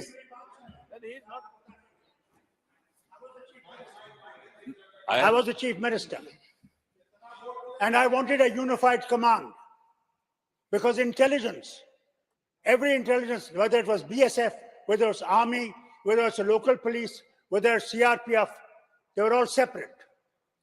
I wanted a unified command where one command would be there so that these intelligences could be put together and we could attack those areas firmly.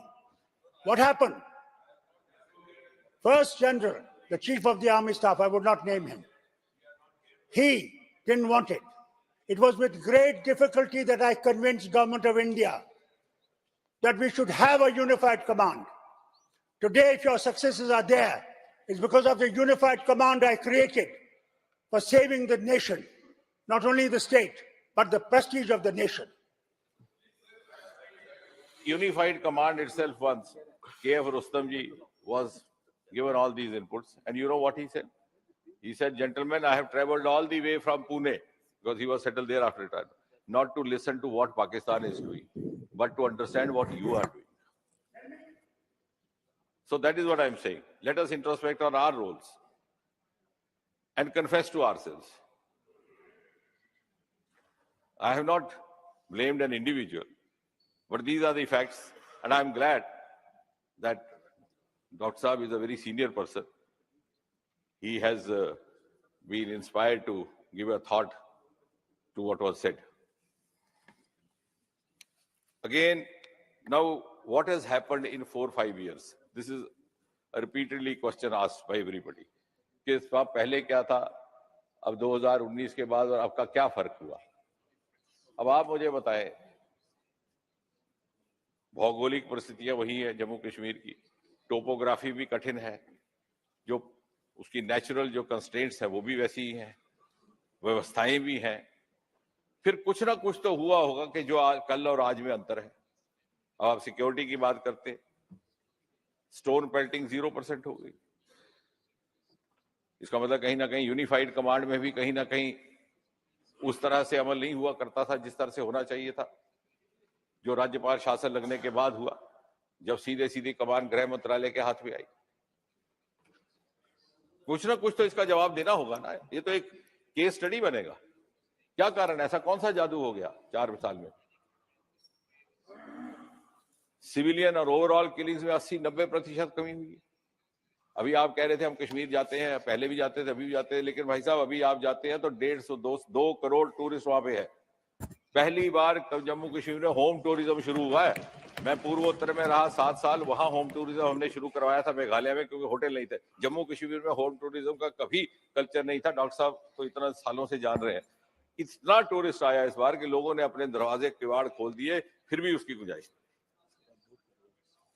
2.25 crore, तो ये अंतर आया है। और ये लोग इसीलिए आए, उन्हें लगा कि परिस्थितियां अनुकूल है वहां भ्रमण करने। G20 का वहां समिट हुआ, और सबसे ज्यादा कामयाब, ये मैं नहीं कह रहा, जो विदेशी डेलीगेट आए उन्होंने कहा, DDC के चुनाव हुए, भारी संख्या में वहां मतदान हुआ। वो जमाना जाता रहा जब 10% मतदान होता था, अब ये तो सामने है, ये तो आंकड़े चढ़े ऑन रिकॉर्ड है, इसमें मैं कुछ ऐसा नहीं कह रहा, और मैं कहना भी नहीं चाहता, क्योंकि मेरी क्या मजाल कि मैं इतने सीनियर लोगों को खफा करूं। I am just reading out the facts which are registered in the records. Centre की स्कीमों का लगना अभी हुआ, ये Ujjwala Ayushman, J&K is the first union territory or first state in the country which has implemented 100% universal Ayushman. अब उन स्कीम में मैं नहीं जाऊंगा, गृह मंत्री जी के जवाब में आपको मिल ही जाएंगे। अब कश्मीरी आप गवर्नेंस की बात करते हैं, उसमें तो कोई दिक्कत नहीं थी, कश्मीर की छवि का कुछ नहीं था। इंटरव्यू की प्रथा मोदी जी ने जनवरी 1, 2016 में देश भर में समाप्त कर, ताकि सरकारी नियुक्तियों में, मैं आपको एक उदाहरण दे रहा हूं कि सरकारी नियुक्तियों में लेवल प्लेइंग फील्ड रहे, क्योंकि ये शिकायत आया करती थी कि 100 अंक मिलते थे किसी को रिटर्न में, उसको फेल कर दिया जाता था इंटरव्यू में, इंटरव्यू 100। जम्मू कश्मीर में ये कानून लागू हुआ राज्यपाल शासन लगने के बाद, नहीं लगाया गया 370 की आड़ में कि भाई अपने लोगों को कैसे हमने नियुक्तियां देनी है। ये एक छोटा सा मैं आपको उदाहरण दे रहा हूं। सेल्फ अटेस्टेशन अब वहां लगी, अब तो खैर और भी बहुत सारे सुधार हो रहे हैं। और कश्मीरी पंडितों की प्रतिनिधित्व को लेकर के ये बात है। I think after the partition of India, which of course was between two newly after the creation of Pakistan, the biggest exodus which has ever happened is Kashmir, and that too within the country, though it doesn't have the equal parallel with 1947 because that was partition resulting from the creation of a separate state. But here within the country, you had displacement of such a huge population, leaving their homes and hearths overnight. और अगर उनको प्रतिनिधित्व दिया गया है, तो क्या ये हमारी जिम्मेवारी नहीं, सामूहिक, कोई भी राजनीतिक दल क्यों ना हो, नेशनल कॉन्फ्रेंस क्यों ना हो, भारतीय जनता पार्टी क्यों ना हो, कांग्रेस क्यों ना हो, is it not our collective responsibility to restore that sanctity and that culture and tradition of Kashmir, for which Kashmir is known all over the world? And is that possible in the absence of Kashmiri Pandit? Kashmiri पंडित की अनुपस्थिति में क्या वो कश्मीर की रिवायत और कश्मीर की तहजीब और संस्कृति, जिसके लिए कश्मीर दुनिया भर में जाना जाता है, तो अगर ये करा जा रहा है तो इसमें दिक्कत क्या है, इसमें आपत्ति क्या है? और बात आई लद्दाख की, जयमियांग जी ने बात की बहुत सारी स्कीम्स की, लेकिन एक महत्वपूर्ण बात वो भूल गए, तो मैं जोड़ दूं कि सबसे पहली बार यूनियन टेरिटरी की मांग लद्दाख का एक डेलीगेशन लेकर के आया था दिल्ली में सन 1948 में, तत्कालीन प्रधानमंत्री पंडित जवाहरलाल नेहरू जी से मिला। तब से लेकर आज तक 70 साल में गए, कई प्रधानमंत्री आए गए, कई सरकारें आई गई। शायद ये हमारी किस्मत में था, लद्दाख की किस्मत में था कि मोदी जी प्रधानमंत्री बने और फिर लद्दाख की unity. This is the fact of history, this can be checked. So these are the political sequence which makes us believe otherwise.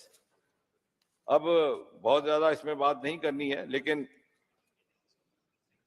दादा ने अभी श्यामा प्रसाद मुखर्जी की बात की। श्यामा प्रसाद मुखर्जी की शहादत के बाद जंग हुआ वहां पर, और अगर जैसे मैंने कहा कि series of Nehruvian acts of omission commission, अगर आकाशवाणी भवन जाकर के Nehru ji unilateral cease fire declare ना करते बिना अपने मंत्रिमंडल से परामर्श किए हुए, तो आज ये पाक अधिकृत जम्मू कश्मीर का हिस्सा होता, भारत का हिस्सा होता, ये पीओजे के अलग ना होता। और आज गृह मंत्री को उनके लिए नॉमिनेशन सीट नहीं लानी पड़ती, जो आज इस विधेयक में आ रहा है ना कि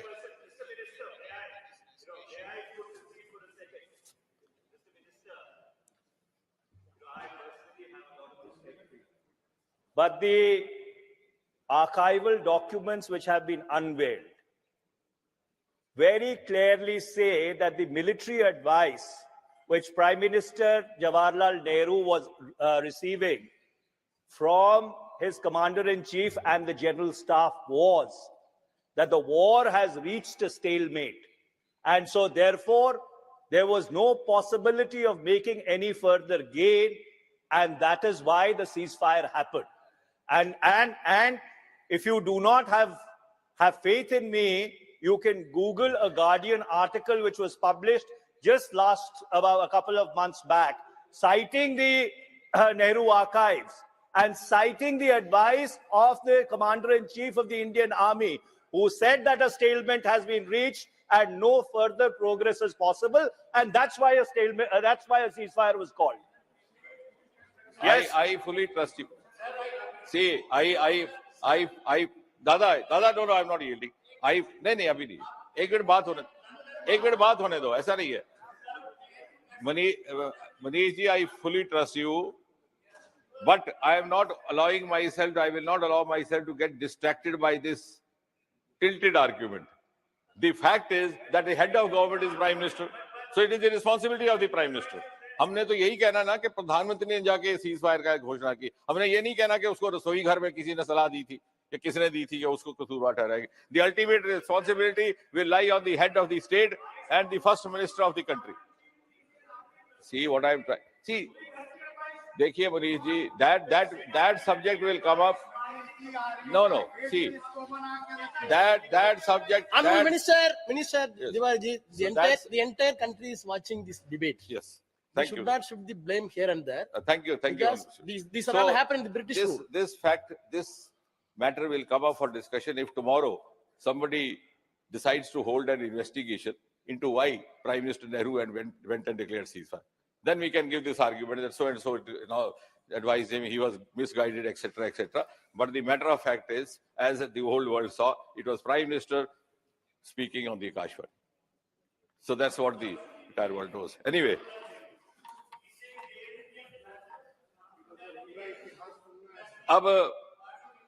So I therefore not taking long. अब ये आ रहा है कि इलेक्शन बार इलेक्शन आप क्यों नहीं करवा रहे, तो शुरू से ये वाक्य से शुरू हुआ। तो मुझे ये लगा कि ये सवाल ट्रेजरी बेंचेस से पूछा जा रहा है या इलेक्शन कमीशन से पूछा जा रहा है। You can ask election commission but not here. हम तैयार हैं, भारतीय जनता पार्टी का हर कार्यकर्ता 24/7 365, कोई भी चुनाव हो, पंचायत का हो, विधानसभा का हो, लोकसभा का हो, हमारा कार्यकर्ता इस तरह सक्षम है, उसको रात को भी सोए हुए जगा ले तो उठ करके भारत माता की जय कह के निकल पड़ता है अभियान। हमारी तरफ से कोई इनकार नहीं, लेकिन जब उचित एक प्रणाली है, हम संवैधानिक संस्थाओं में दखल नहीं देते। Possibly your thought is conditioned by what the UPA was doing or what the Congress was doing. You were dictating the constitutional bodies. We do not.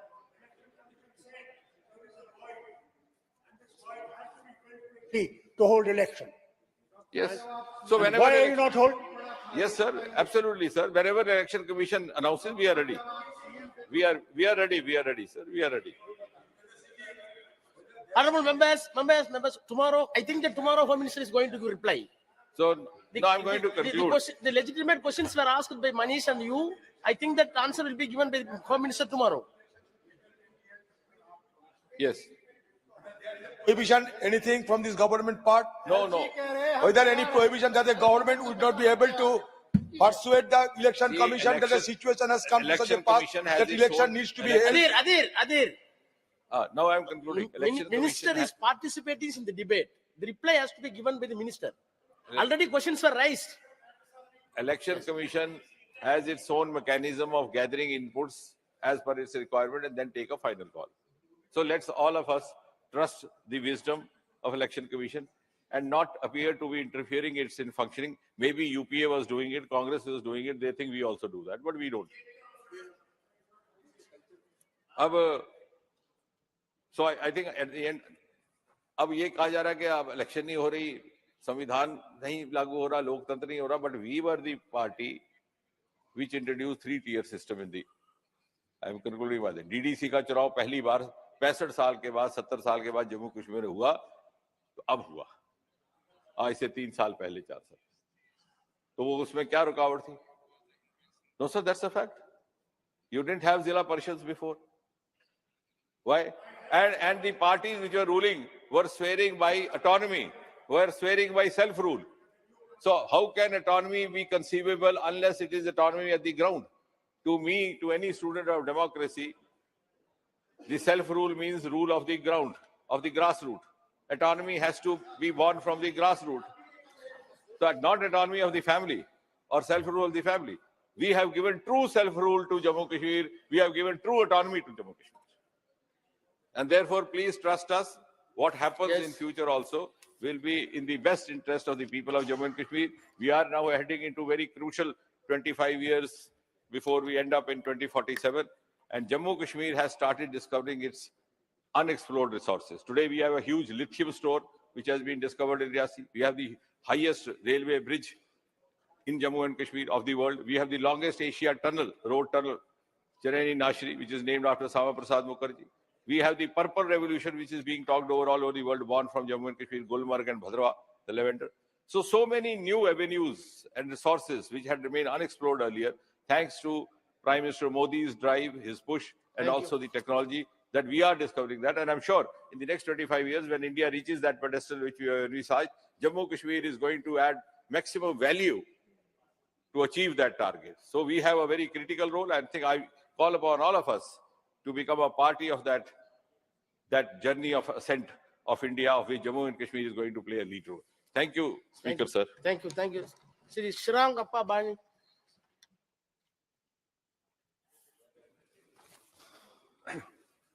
माननीय अध्यक्ष महोदय, जम्मू और कश्मीर पुनर्गठन संशोधन विधेयक 2023 और जम्मू और कश्मीर आरक्षण विधेयक 2023 पर निरस्त करने के 4 साल बाद केंद्र सरकार ने सामाजिक बदलाव लाने का ये बड़ा कदम उठाए। सरकार ने वंचित पिछड़े वर्गों को दूसरे राज्यों के तहत संवैधानिक अधिकार देने की दिशा और कदम बढ़ाए, जिसका मैं स्वागत करता हूं। माननीय अध्यक्ष जी, 5-6 अगस्त 2019 में भारतीय संसद में जम्मू कश्मीर को विशेष दर्जा देने वाले अनुच्छेद 370-35 को रद्द किया है, जो कि केंद्र सरकार का एक बहुत ही बड़ा सराहनीय कदम था, जिसके परिणाम स्वरूप जम्मू और कश्मीर को केंद्र शासित प्रदेशों में जम्मू और कश्मीर और लद्दाख हूं, क्योंकि कभी ऐसा लगता नहीं था कि जम्मू और कश्मीर में 370 कलम ये निरस्त किया जाएगा, बल्कि जम्मू और कश्मीर में जो पीड़ित है उनकी जो हालत देखी जाए तो जम्मू संशोधन विधेयक के जरिए केंद्र सरकार ने प्रदेश के एसटी की सूची में पहाड़ी, गड्ढा, ब्राह्मण, पदारी, जनजाति और कोली समुदाय को शामिल करने का प्रावधान किया है। ये बहुत ही बड़ा सराहनीय कदम है। माननीय अध्यक्ष महोदय,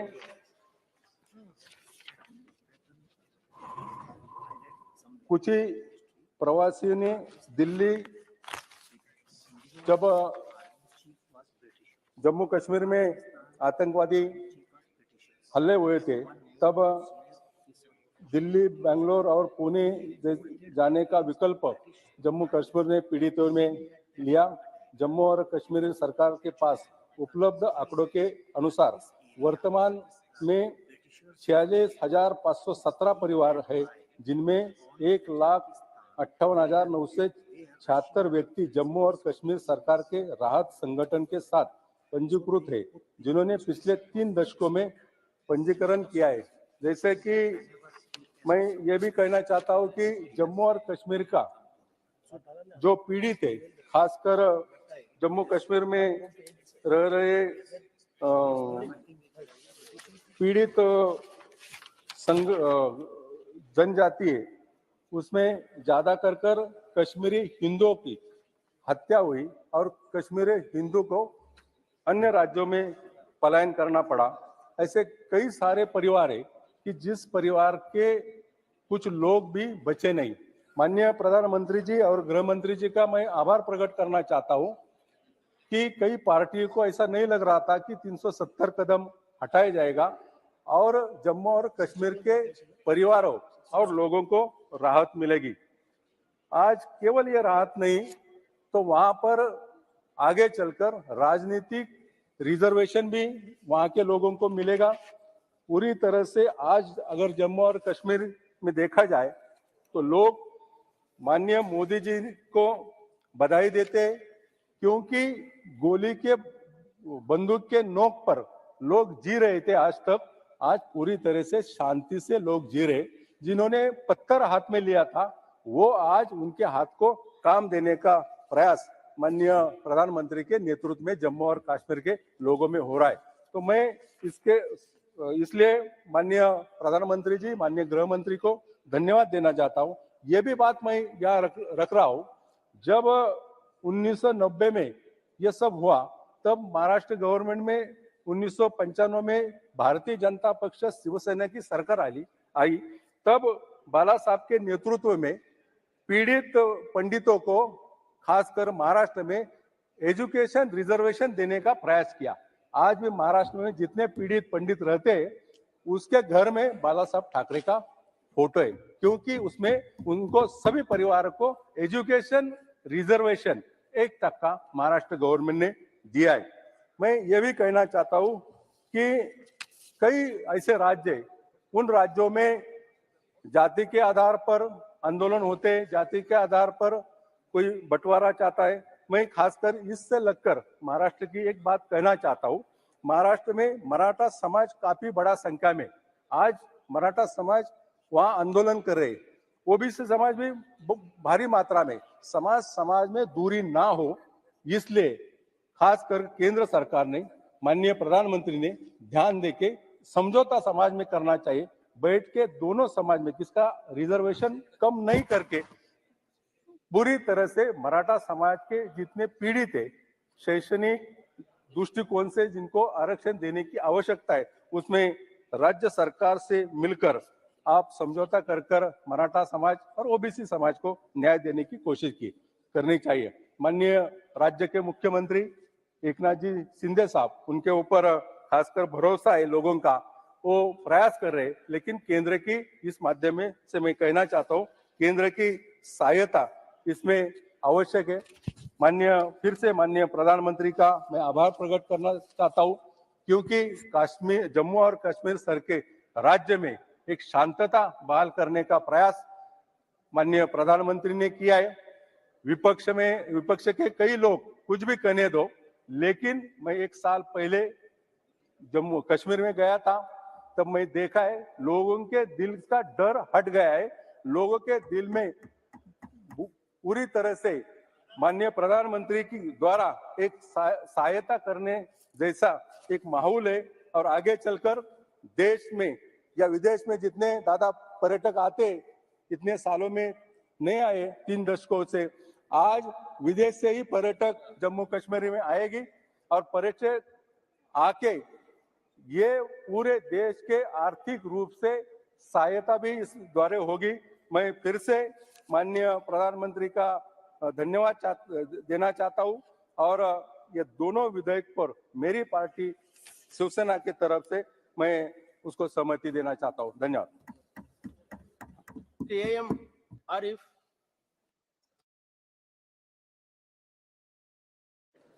Thank you for giving the opportunity to speak on Jammu and Kashmir Reorganization Amendment Bill 2023 and the Kashmir Reservation Amendment Bill 2023 to express the views of the CPIM. Sir, these bills are nothing but an attempt by this government to keep alive the Kashmir issue ahead of the coming parliament elections. Sir, we have no objection in providing reservation for communities for nominating members of unrepresented communities. But that should not force skewed political interests. Sir, I wish to draw your attention on how this government treated the Anglo-Indian community in this country by taking away the nominated seats from them in Lok Sabha as well as state assemblies, including Kerala a few years ago, which existed there since 1951. Sir, about the nomination, giving the power to the Lieutenant Governor to nominate members is nothing but giving the BJP to nominate members. Sir, coming to the reservation of the scheduled tribes, we know the double standards of the applied by the BJP government. So we have seen the government boasting about the electing a president from the scheduled tribe community, at the same time kept away her from the inaugural ceremony of this new parliament building. So we no, sir. President is the sole custodian of the parliament. President giving assent to the bills. President giving, sending the summons to the members coming here, and President alone addressing the both parliament houses, sir, both the houses. So first and most eligible person inaugurate the parliament, but you purposely kept away from the inaugural ceremony, sir. And now you are speaking about the reservation given to the scheduled tribes. Sir, the SC/ST reservation for BJP is nothing but a ceremonial piece like a cherry above the pudding or the cake. But the core of it is still hatred towards the downtrodden sections here. Sir, the discussion of this kind was necessitated by the BJP government out of the way decision to take away the special status of the state of Jammu and Kashmir by virtue of Article 370 of our Constitution and reorganize it into 2 union territories. Sir, so one thing we should understand, it was also against the wishes of our constitutional forefathers who had promised to keep high the aspirations of the people of Jammu and Kashmir while agreeing to join the dominion of India. Sir, our ancestors have regarded Jammu and Kashmir as the crown of India at the top, but this government has downgraded Jammu and Kashmir to the status of crown, only because the majority of the people are Muslims, whom the RSS oppose the ideology.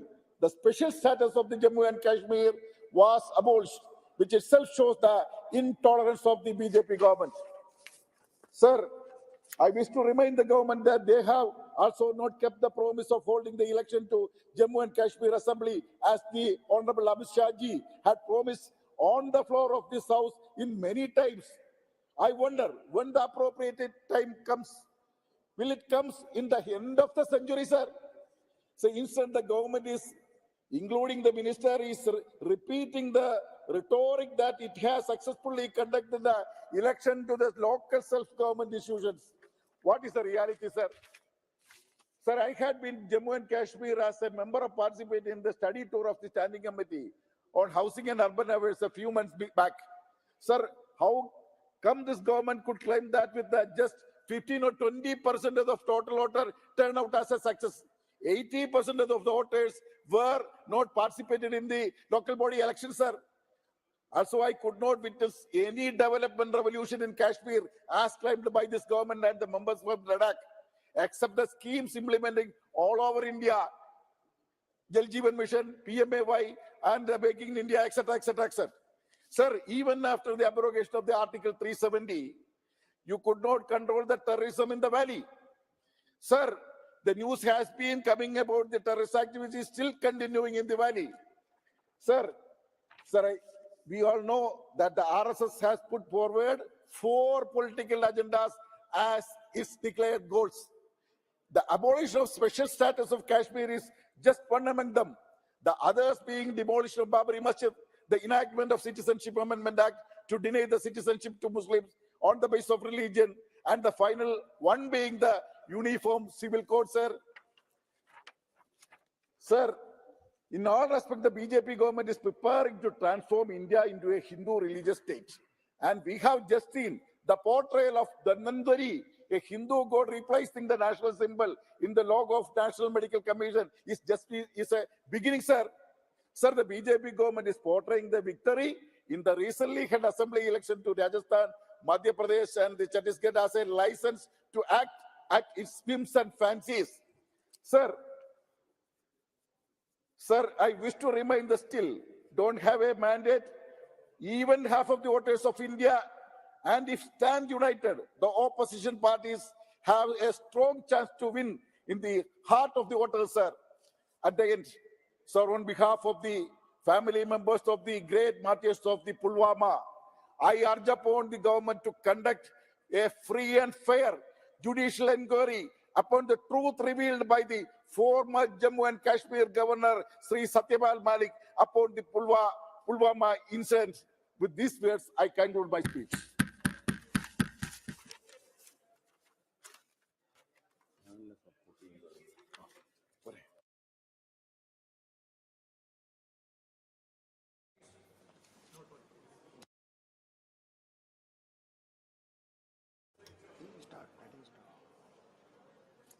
Still, thank you very much, sir. Sir, I rise to support the first bill, Jammu and Kashmir Reservation Amendment Bill 2023, but to oppose Jammu and Kashmir State Reorganization Amendment Bill 2023. So rightly, when Jitendra Singh ji was speaking, Saugat Rai, you was commenting from this side also. He was specifically narrated the first Prime Minister of India, Pandit Jawaharlal Nehru, the architect of new nation, new India. And he is narrating him as he has done a blunder, Nehruvian blunder. He has used the phrase Nehruvian blunders. Sir, the present India, I'm not going to the details of the wonderful achievement made by Pandit Jawaharlal Nehru, the secular fabric and the secular symbol of India, who has made India in this form, and it is being as Union of India only because of Pandit Jawaharlal Nehru, and even Kashmir is still an integral part of India. That is only because of the policy enunciated by Pandit Jawaharlal Nehru, his diplomatic policy which he has adopted as far as Kashmir is concerned.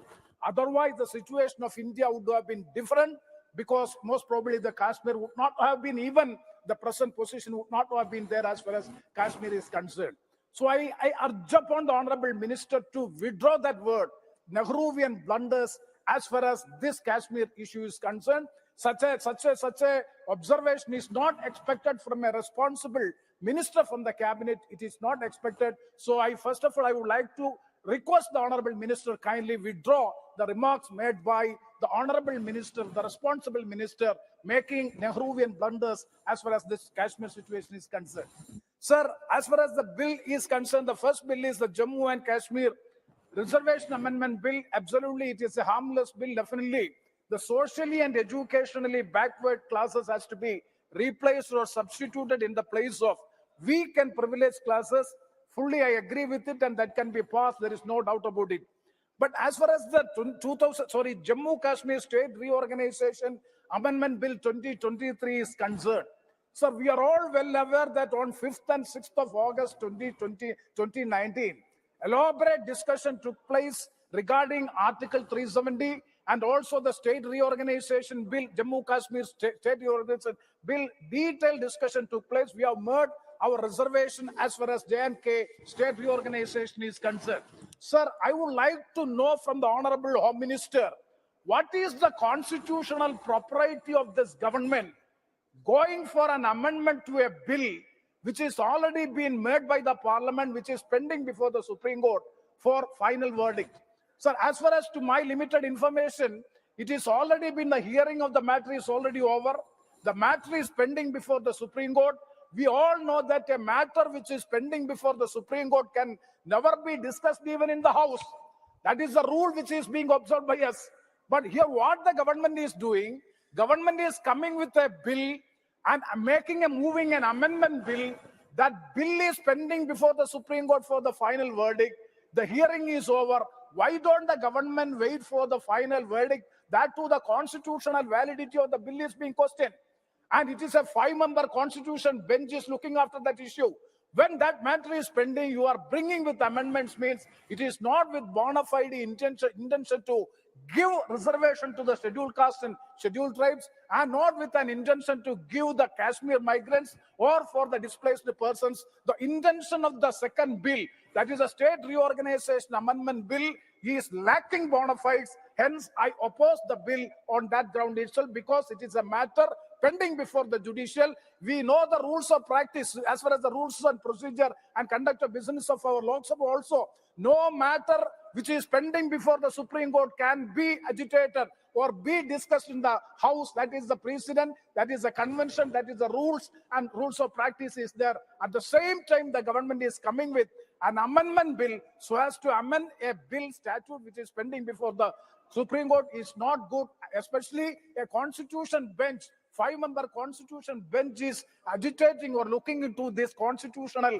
validity of the bill. That is the first point which I would like to make. Sir, coming to the bill, that is section 15A and section 15B, two new provisions are to be incorporated other than the reservation. Sir, 15A, notwithstanding anything contained in subsection 3 of section 14, the Lieutenant Governor of the Union Territory of Jammu and Kashmir may nominate not more than 2 members, one of whom shall be a woman from the community of Kashmir migrants, according to 15A. According to, by virtue of 15B, it will be from the displaced person from Pakistan-occupied Jammu and Kashmir to the Jammu and Kashmir Legislative Assembly. Sir, my question is, what is this nomination? And the Legislative Assembly, you have not reconstituted the Legislative Assembly. You are not ready for an election process. You know that the delimitation process is already complete. Almost all the formalities have already been complied. Why there is an inordinate delay in having the elections? Why the inordinate delay in reconstituting the State Legislative Assembly? Why you are providing this unfettered authority to nominate a particular person from a particular community to the Lieutenant Governor? That means this is inferring the fact that you are not going to conduct the election. You have no proposal and you have no intention to have the proper elections so as to put up a populistic government in the state of Jammu and Kashmir. That is why you are giving the nomination authority to the Lieutenant Governor, means you are not believing in a populistic government. This nomination process has to be taken back. At least the nomination or the nomination of a particular person should be on the advice of the elected government or at least the advice of the State Legislative Assembly. Unfortunately, that is not being done, and it is unfettered authority, discretion is being provided to the Lieutenant Governor by virtue of section 15A and section 15B of the Act. That is totally undemocratic. That is to be opposed. So I urge upon the government, kindly review the position of nomination by the Lieutenant Governor. Instead, you may give the authority to the State Legislative Assembly so as to elect 2 representatives, one from the displaced persons category and another from the migrant Kashmiris category. That is the proper democratic forum or the proper democratic way by which 2 persons from these 2 categories have to be elected. That is the second point which I would like to make. Sir, the point is, at the time of that is general discussion on the Kashmir issue, sir, at the time of the discussion of on 5th and 6th of August 2019, what the assurance given by the Honorable Minister, Home Minister Sri Amit Shah ji, that is election will be conducted at the earliest and the populistic government will be put in place. He has used the word, still I remember, at the earliest. And also there was a genuine demand from all corners of all walks of life. Everybody was demanding to get back the statehood status. That will also be considered.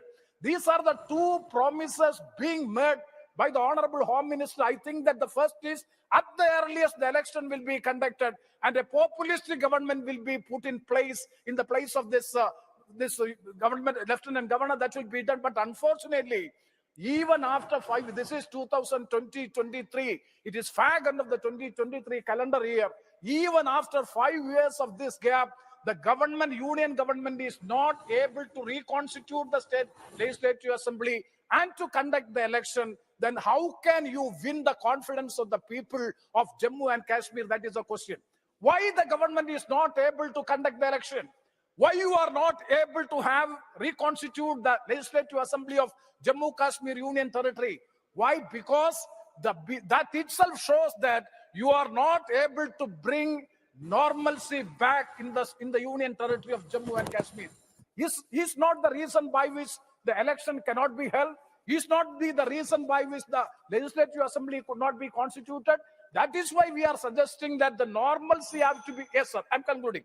The normalcy has to be brought back. Almost all the members have already cited. Recently, on commanding officer of a battalion is killed. Major is killed. 3 captains, so many police security personnel have already been killed. So you are claiming that the normalcy have come back. So at the same time, last point, at the same time, a new term has been spelled out by the security forces that hybrid militancy is there.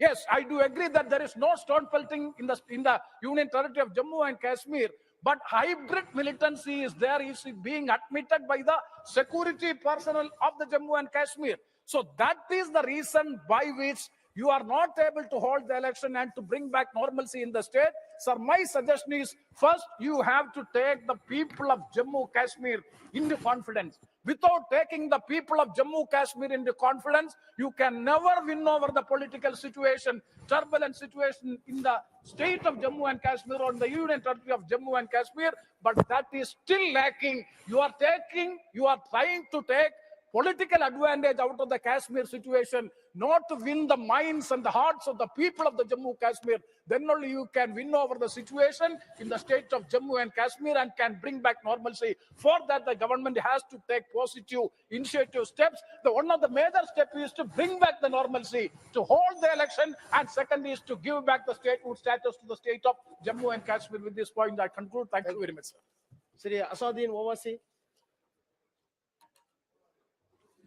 शुक्रिया मोहतरम chairman साहब, आपने मुझे बोलने का मौका दिया। मैं Jammu Kashmir reservation amendment bill और Jammu Kashmir reorganisation amendment bill की मुखालिफत में खड़ा हूं सर। ये दोनों बिल हमारे आइन के खिलाफ हैं और दूसरा जो बिल है sir, Jammu Kashmir reorganisation amendment bill, ये ना सिर्फ हमारे आइन के खिलाफ है बल्कि रिप्रेजेंटेशन ऑफ पीपल एक्ट 1952 के भी खिलाफ है सर। यहाँ पर क्योंकि वक्त बहुत कम है, मैं इस कम वक्त में इस ऐवान के सामने इस बात को रखना जरूरी समझता हूं कि जिसमें कहा गया कि डिस्प्लेस पर्सन का जो डेफिनेशन दिया गया है, इसमें मैं हुकूमत से जानना चाहता हूं कि क्या ये बात सच नहीं है कि 1989 में कारण में, करना में, पूंछ में, रजौरी में जब फौज हमारी वहां पर गई थी तो 28 गांव के लोग हमारी वतन अजीज की सरजमीन छोड़कर पड़ोसी मुल्क में चले गए। और आज तक 2001 का सेंसस, 2011 का सेंसस ये कहता है कि अनइनहैबिटेटेड गांव है। क्यों नहीं हम उनके लिए प्रोविजन रख रहे हैं? और इसके रखना जरूरी है। और जितने वहां पर गए हैं ये मुजफ्फराबाद में रहते हैं, 40,000 के करीब, जिसमें सिर्फ 3% कश्मीरी हैं, बाकी सब गुज्जर और पहाड़ी हैं। इन्होंने हमारी फौज को जमीन दी और आप उनको भूल रहे हैं और सिर्फ उन्हीं लोगों के लिए प्रोविजन रख रहे हैं जो इनको आप नजरअंदाज कर रहे हैं। दूसरी बात यह है सर कि आप नॉमिनेशन करेंगे, नामजद करेंगे, कौन नामजद करेगा? एक अवाम की मुंतखब शुदा हुकूमत की सिफारिश पर एलजी नॉमिनेट करेगा, नामजद करेगा, या फिर दिल्ली से नामजद करेंगे? तो आप यहां से कंट्रोल कर रहे हैं। ये तो आइन के खिलाफ है। आप तो जमहूरियत को सबवर्ट कर रहे हैं, अवाम का जो मैंडेट है, फैसला सबवर्ट करने की कोशिश कर रहे हैं। और तीसरी बात सर, मैं ये जानना चाह रहा हूं कि आखिर क्या वजह है कि आप ये रिजर्वेशन क्यों करना चाह रहे हैं कश्मीरी पंडित के लिए? नाम तो लीजिए कश्मीरी पंडित का आप। और अगर आप ये करना चाह रहे हैं तो बताइए सिक्योरिटी थ्रेट कश्मीर में है या नहीं है? आप कहते हैं कि कोई सिक्योरिटी थ्रेट नहीं है। जब सिक्योरिटी थ्रेट नहीं है तो फिर आप नॉमिनेशन क्यों करना चाह रहे हैं? आखिर क्यों आप 370 निकालने के बाद वहां पर हर महीना पाकिस्तान से दहशतगर्द आकर श्रीनगर में गोली मारते हैं, राजौरी में मारते हैं, हर महीना 5-5 लोग मरते हैं, कैप्टन मरता है, हवलदार मरता है, लेफ्टिनेंट कर्नल मरता है। तो आपका कौन सा नॉर्मलसी रेस्टोर किया आप? कुछ रेस्टोर नहीं किया आप। लोग, हमारे सिपाही मर रहे हैं, मगर आप बाजा बजा रहे हैं कि अमन हमने कायम कर दिया 370 को निकालकर। सर, जम्मू के डोगरा लोगों का बहुत बड़ा नुकसान आपने कर दिया। 112 राइस मिल थे, अब सिर्फ 6 राइस मिल बचे हुए हैं। बताइए आपने कौन सा बड़ा तीर मार दिया 370 निकालकर। पूरा पंजाब से लोग आकर जम्मू को टेक ओवर कर रहे हैं, वहां का पॉलिटिकल इक्विलिब्रियम आपने डिस्टर्ब करके रख दिया। चेंबर ऑफ कॉमर्स के लोग रहे, सेक्रेटेरिएट आप मुंतकिल करते थे अभी विंटर में, पूरा जम्मू की इंडस्ट्री को आपने बर्बाद कर दिया, पूरे होटल खाली हैं। तो और आखिरी बात सर, मैं हुकूमत से जानना चाह रहा हूं कि एक आपके इंडस्ट्रियल एस्टेट में एक कमरा आपने बनाया है क्या? बताइए भाई, अंबानी साहब है, अदानी साहब है, टाटा साहब है, सब है, आपने एक कमरा नहीं बनाया वहां पर। एमओयूज तो करोड़ों रुपया के हो गए, आपने ख्वाब तो इतने दिखाए, मगर वो बेचारे वो ख्वाब तो पूरे नहीं होते कश्मीर के लोगों के लिए। जम्मू में करके दिखाइए, श्रीनगर तो दूर की बात है सर। और आखिर में मैं हुकूमत से जानना चाहता हूं कि इलेक्शन कब करवाएंगे? 24 का इलेक्शन तो आप करवा लेंगे, आपने जेरीमैंडरिंग करके आपने कॉन्स्टिट्यूंसीज बना दिए वहां पर, मगर अब भी आपको डर हो रहा है। आप जम्मू में नहीं जीत पाएंगे, बता रहा हूं आपको। वैली तो दूर की बात है, वैली तो मुझे यकीन है कि नेशनल कॉन्फ्रेंस और सब लोग निकाल लेंगे। जम्मू भी लूज करेंगे आप। अरे हाँ, आपकी हमारी डील नहीं हुई है, बोल देंगे डील हो गई। हमारा हाल तो लैला का हो चुका है।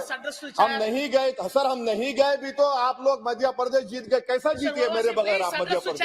सर मैं कंक्लूड कर रहा हूँ, मैं कंक्लूड कर रहा हूँ सर, मैं कंक्लूड कर रहा सर। ये खामखा निशिकांत को आदत है छेड़खानी करने की, अब जवाब मिल गया उनको।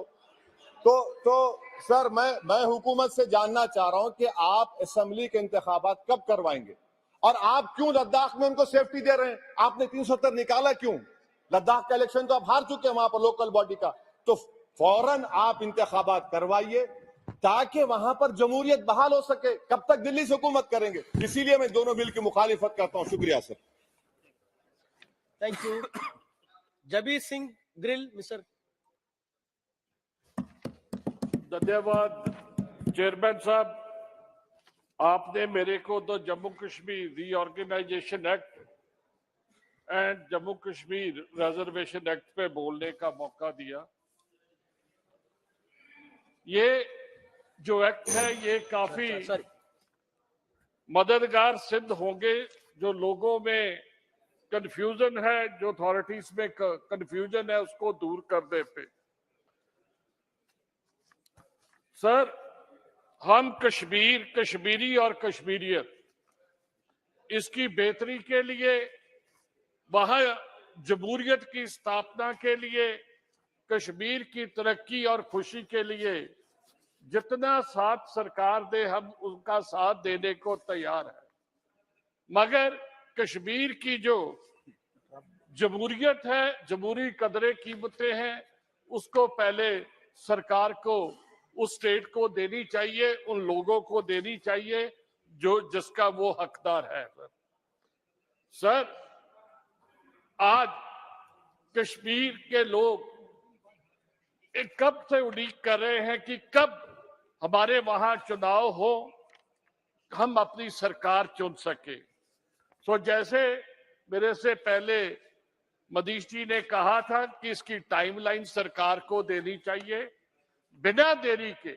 अगर आप ये सरकार की तरफ से जितने लोग बोले हैं, उन सब ने कश्मीर में एक शांति, पीस और तरक्की के दौर की बात कही है।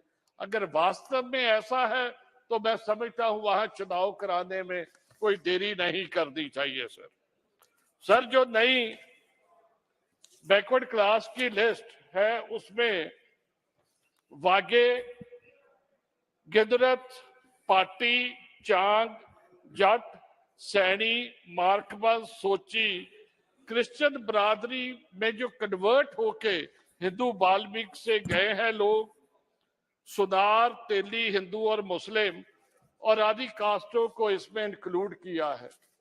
सर, मगर मेरे को अफसोस से कहना पड़ा है कि पंजाब का एक बहुत पुराना कश्मीर के साथ एक रिश्ता है।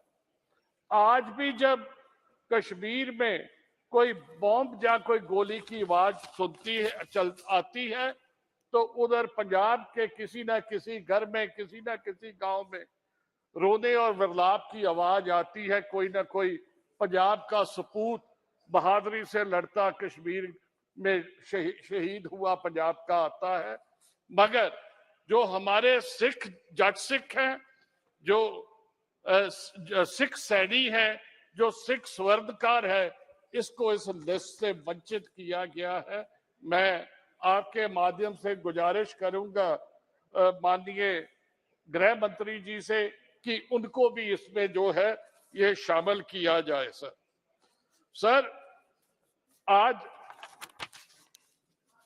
हमने एक बहुत बढ़िया स्टेट था, उसको स्टेट हुड से छीन के उसे हमने यूटी में जो है उसमें कन्वर्ट किया।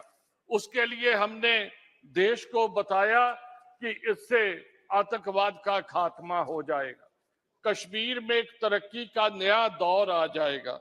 मगर अफसोस की बात यह है कि जब से ये आया है तो इनकी इकॉनमी बहुत बुरी तरह मुरझा चुकी है।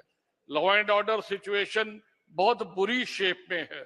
Sir worst part it is, आपको इसका संज्ञान लेना चाहिए कि जिस तरह से करप्शन जो कश्मीर में बढ़ गई है, एक आपने बहुत बढ़िया काम किया, आपने वहां कहा देश के लोग आए, वहां आके प्रोजेक्ट लगाए। सर मैं एग्जांपल दे देता हूं, जहां जो लोग इन्वेस्ट करने गए, जमीन की रजिस्ट्री के लिए वहां के एसडीएम 10-10 लाख रुपया मांग रहे। इस पे ध्यान दो, ये जो करप्शन हो रही है इसका अभी से सर कुचलेंगे तो ये कश्मीर के लिए बढ़िया होगा। सर मैं एक रिक्वेस्ट करना चाहता हूं कि कश्मीर में उद्योग की बहुत बड़ी जरूरत है। आपने उसमें यह आज उद्योग जो है वो वहां से उखड़ के गया है। बाड़ी ब्राह्मणा जैसे ऐसी जगह थी, डॉक्टर साहब डॉक्टर जितेंद्र सिंह जी बैठे, इनकी कॉन्स्टिट्यूएंसी में है, एक बड़ा फलता फूलता औद्योगिक क्षेत्र था, आज वो खत्म हो गया। सर इसमें एक और जो बात मैं करना चाहूंगा वो है कि आपने 2 सीटें जो कश्मीरी माइग्रेंट्स हैं उनके लिए जो है वो आपने रक्षित की है। एक सीट जो मकबूजा कश्मीर है वहां के लोगों के लिए की है। सर आपको 2000 का वो मंजर याद होगा जब हमारे 43 सिखों को छत्तीस सिंहपुरा में जो है मार दिया गया था। सर मेरी गुजारिश है कि ये जो माइक्रो माइनॉरिटी है, कम से कम इसके लिए एक सीट जो है वो रिजर्व की जाए। और जैसे मेरे से पहले बोलते स्पीकर साहब ने बोला था, बुलारे ने बोला था कि इसको ये राशन जो आपने सीटें की है या जो आगे करोगे, इसको नामजद कौन करेगा? लेफ्टिनेंट गवर्नर का लिखा है। इसका मतलब ये है कि आपके मंसूबे ये है कि अब कहीं वहां स्टेट गवर्नमेंट ही ना आए। कम से कम जैसे पार्लियामेंट में भी कुछ सीटें राज्यसभा में रिजर्वेशन के लिए रहती है, जिसे प्रधानमंत्री जी रिकमेंड करते हैं, जो कैबिनेट रिकमेंड करती है और प्रेसिडेंट नामजद करते हैं। ऐसा एक प्रोसेस उसमें भी बना के रखना चाहिए कि जो वहां की गवर्नमेंट होगी, कश्मीर के लोगों की अपनी सरकार होगी, वो रिकमेंड करे और उन्हें ही नामजद किया जाए। इन्हीं शब्दों के साथ मैं रिक्वेस्ट करूंगा कि अगर ये जो सीट माइक्रो माइनॉरिटीज की बात कही और जो जट सिख्स हैं, जो सिख सुनियार्स हैं, सिख सैनिक हैं, और उनको भी इस लिस्ट में बैकवर्ड क्लासेस की में इसका जो इसका लाभ उससे वंचित ना किया जाए, उन्हें भी इसका जो लाभ दिया जाए। धन्यवाद। जय हिंद, जय पंजाब। बाल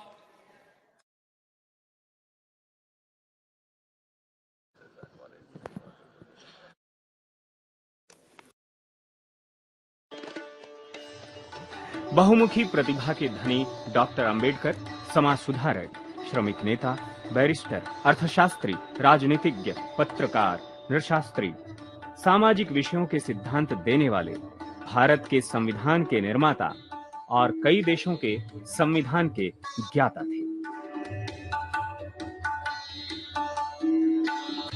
उन्होंने कोलंबिया से एमए और पीएचडी की डिग्री ली।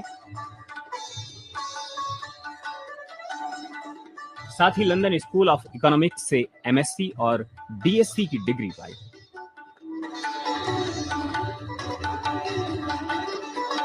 उन्होंने विदेश में ही बार एट लॉ भी पूर्ण किया।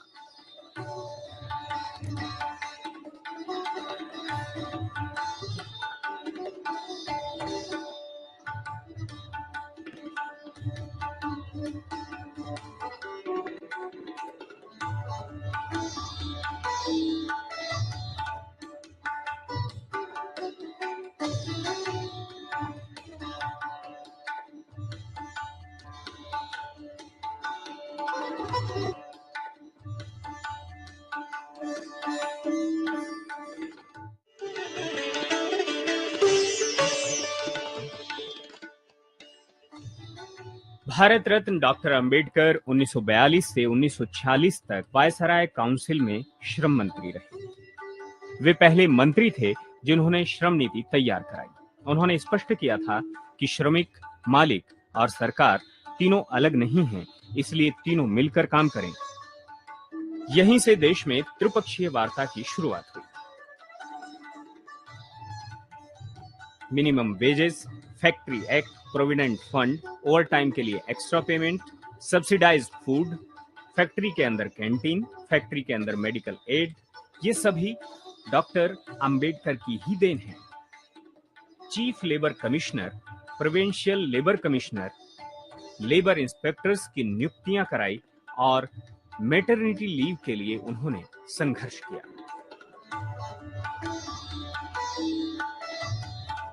बहुत कम लोगों को मालूम है कि बाबा साहेब आम्बेडकर एक प्रखर पत्रकार थे। बाबा साहेब आम्बेडकर एक जबरदस्त शिक्षाविद थे और शिक्षा पर मौलिक विचार रखने वाले नेता थे। बाबा साहेब आम्बेडकर ही वो नेता थे जिन्होंने भारत में श्रम सुधारों की शुरुआत की। आज भारत में श्रमिकों के क्षेत्र में जो 50 कानून हैं वो बाबा साहेब आम्बेडकर के बनाए हुए हैं। सिंचाई की योजनाओं के जनक बाबा साहेब आम्बेडकर हैं। नदी जोड़ योजना जो आज इस देश में चल रही है और पिछले कुछ वर्षों से जो चलाई जा रही है, उसकी पहली कल्पना डॉक्टर बाबा साहेब आम्बेडकर ने दी थी।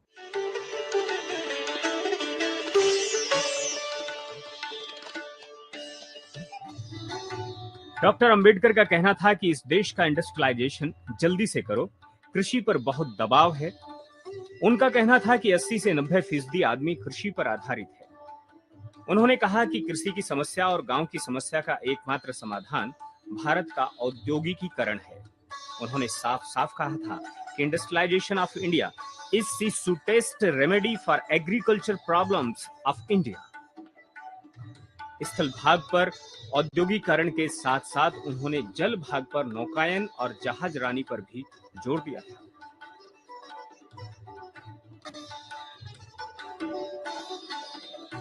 भारत में बाबा साहब आम्बेडकर पहले व्यक्ति थे जिन्होंने maritime, navigation, use of water, उस पर दीर्घ दृष्टि से उन्होंने विजन रखा था। उन्होंने ऐसी संस्थाओं का निर्माण किया था उस समय जब वे सरकार में थे, जिसके आधार पर आज भी हिंदुस्तान में पानी वाली, मैरीटाइम वाली, नेविगेशन वाली संस्थाएं आज भी काम कर रही है। लाखों करोड़ों समुद्री तट पर रहने वाले लोग, हमारे मछुआरे भाई बहन, हमारे नौजवान, उनको रोजगार के अवसर उपलब्ध होने वाले जो बाबा साहब आम्बेडकर का विजन था।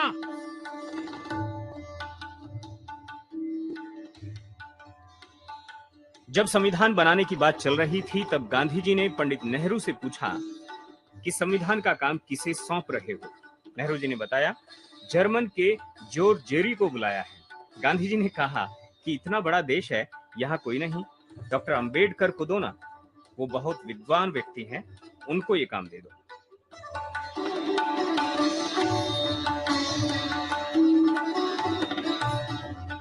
संविधान सभा में आने के बाद डॉक्टर अंबेडकर ने कहा था कि मैं संविधान सभा में आया तो अपने जो पिछड़े बंधु हैं, अर्थात जो अस्पृश्य हैं, बंधु हैं, उनके हितों के संरक्षण का ध्यान एकमात्र मेरा ध्यान होगा।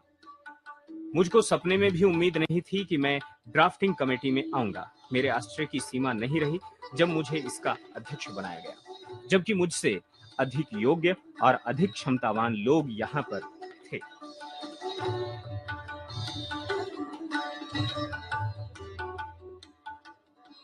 वो बोलते हैं 26 जनवरी 1950 को भारत एक स्वतंत्र राष्ट्र हो जाएगा, लेकिन क्या हम पहले स्वतंत्र नहीं थे? सवाल यह है कि ये स्वतंत्रता स्थिर और स्थायी रहेगी या नहीं।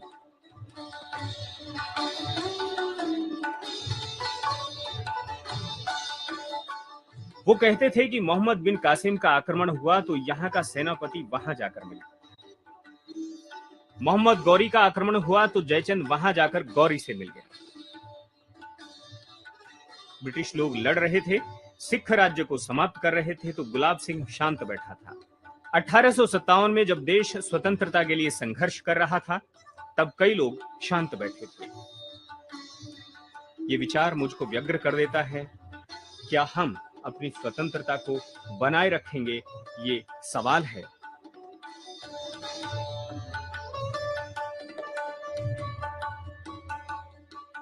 उन्नीस में the country must be placed about community विषय पर भाषण देते हुए उन्होंने कहा था कि देश की एकता और स्वतंत्रता के लिए छोटी बड़ी जातियों में बंटे वर्गों को एकजुट होना चाहिए।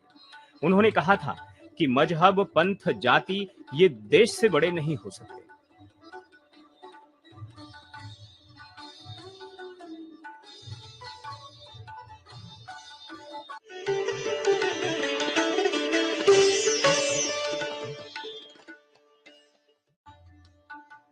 एक छात्र के रूप में ब्रिटेन में वो जहां रहते थे वो भवन स्मारक बन गया है, और नवंबर 2015 में लंदन में प्रधानमंत्री नरेंद्र मोदी ने डॉक्टर भीमराव अंबेडकर को समर्पित कर उसे स्मारक का रूप दिया और उसका उद्घाटन किया।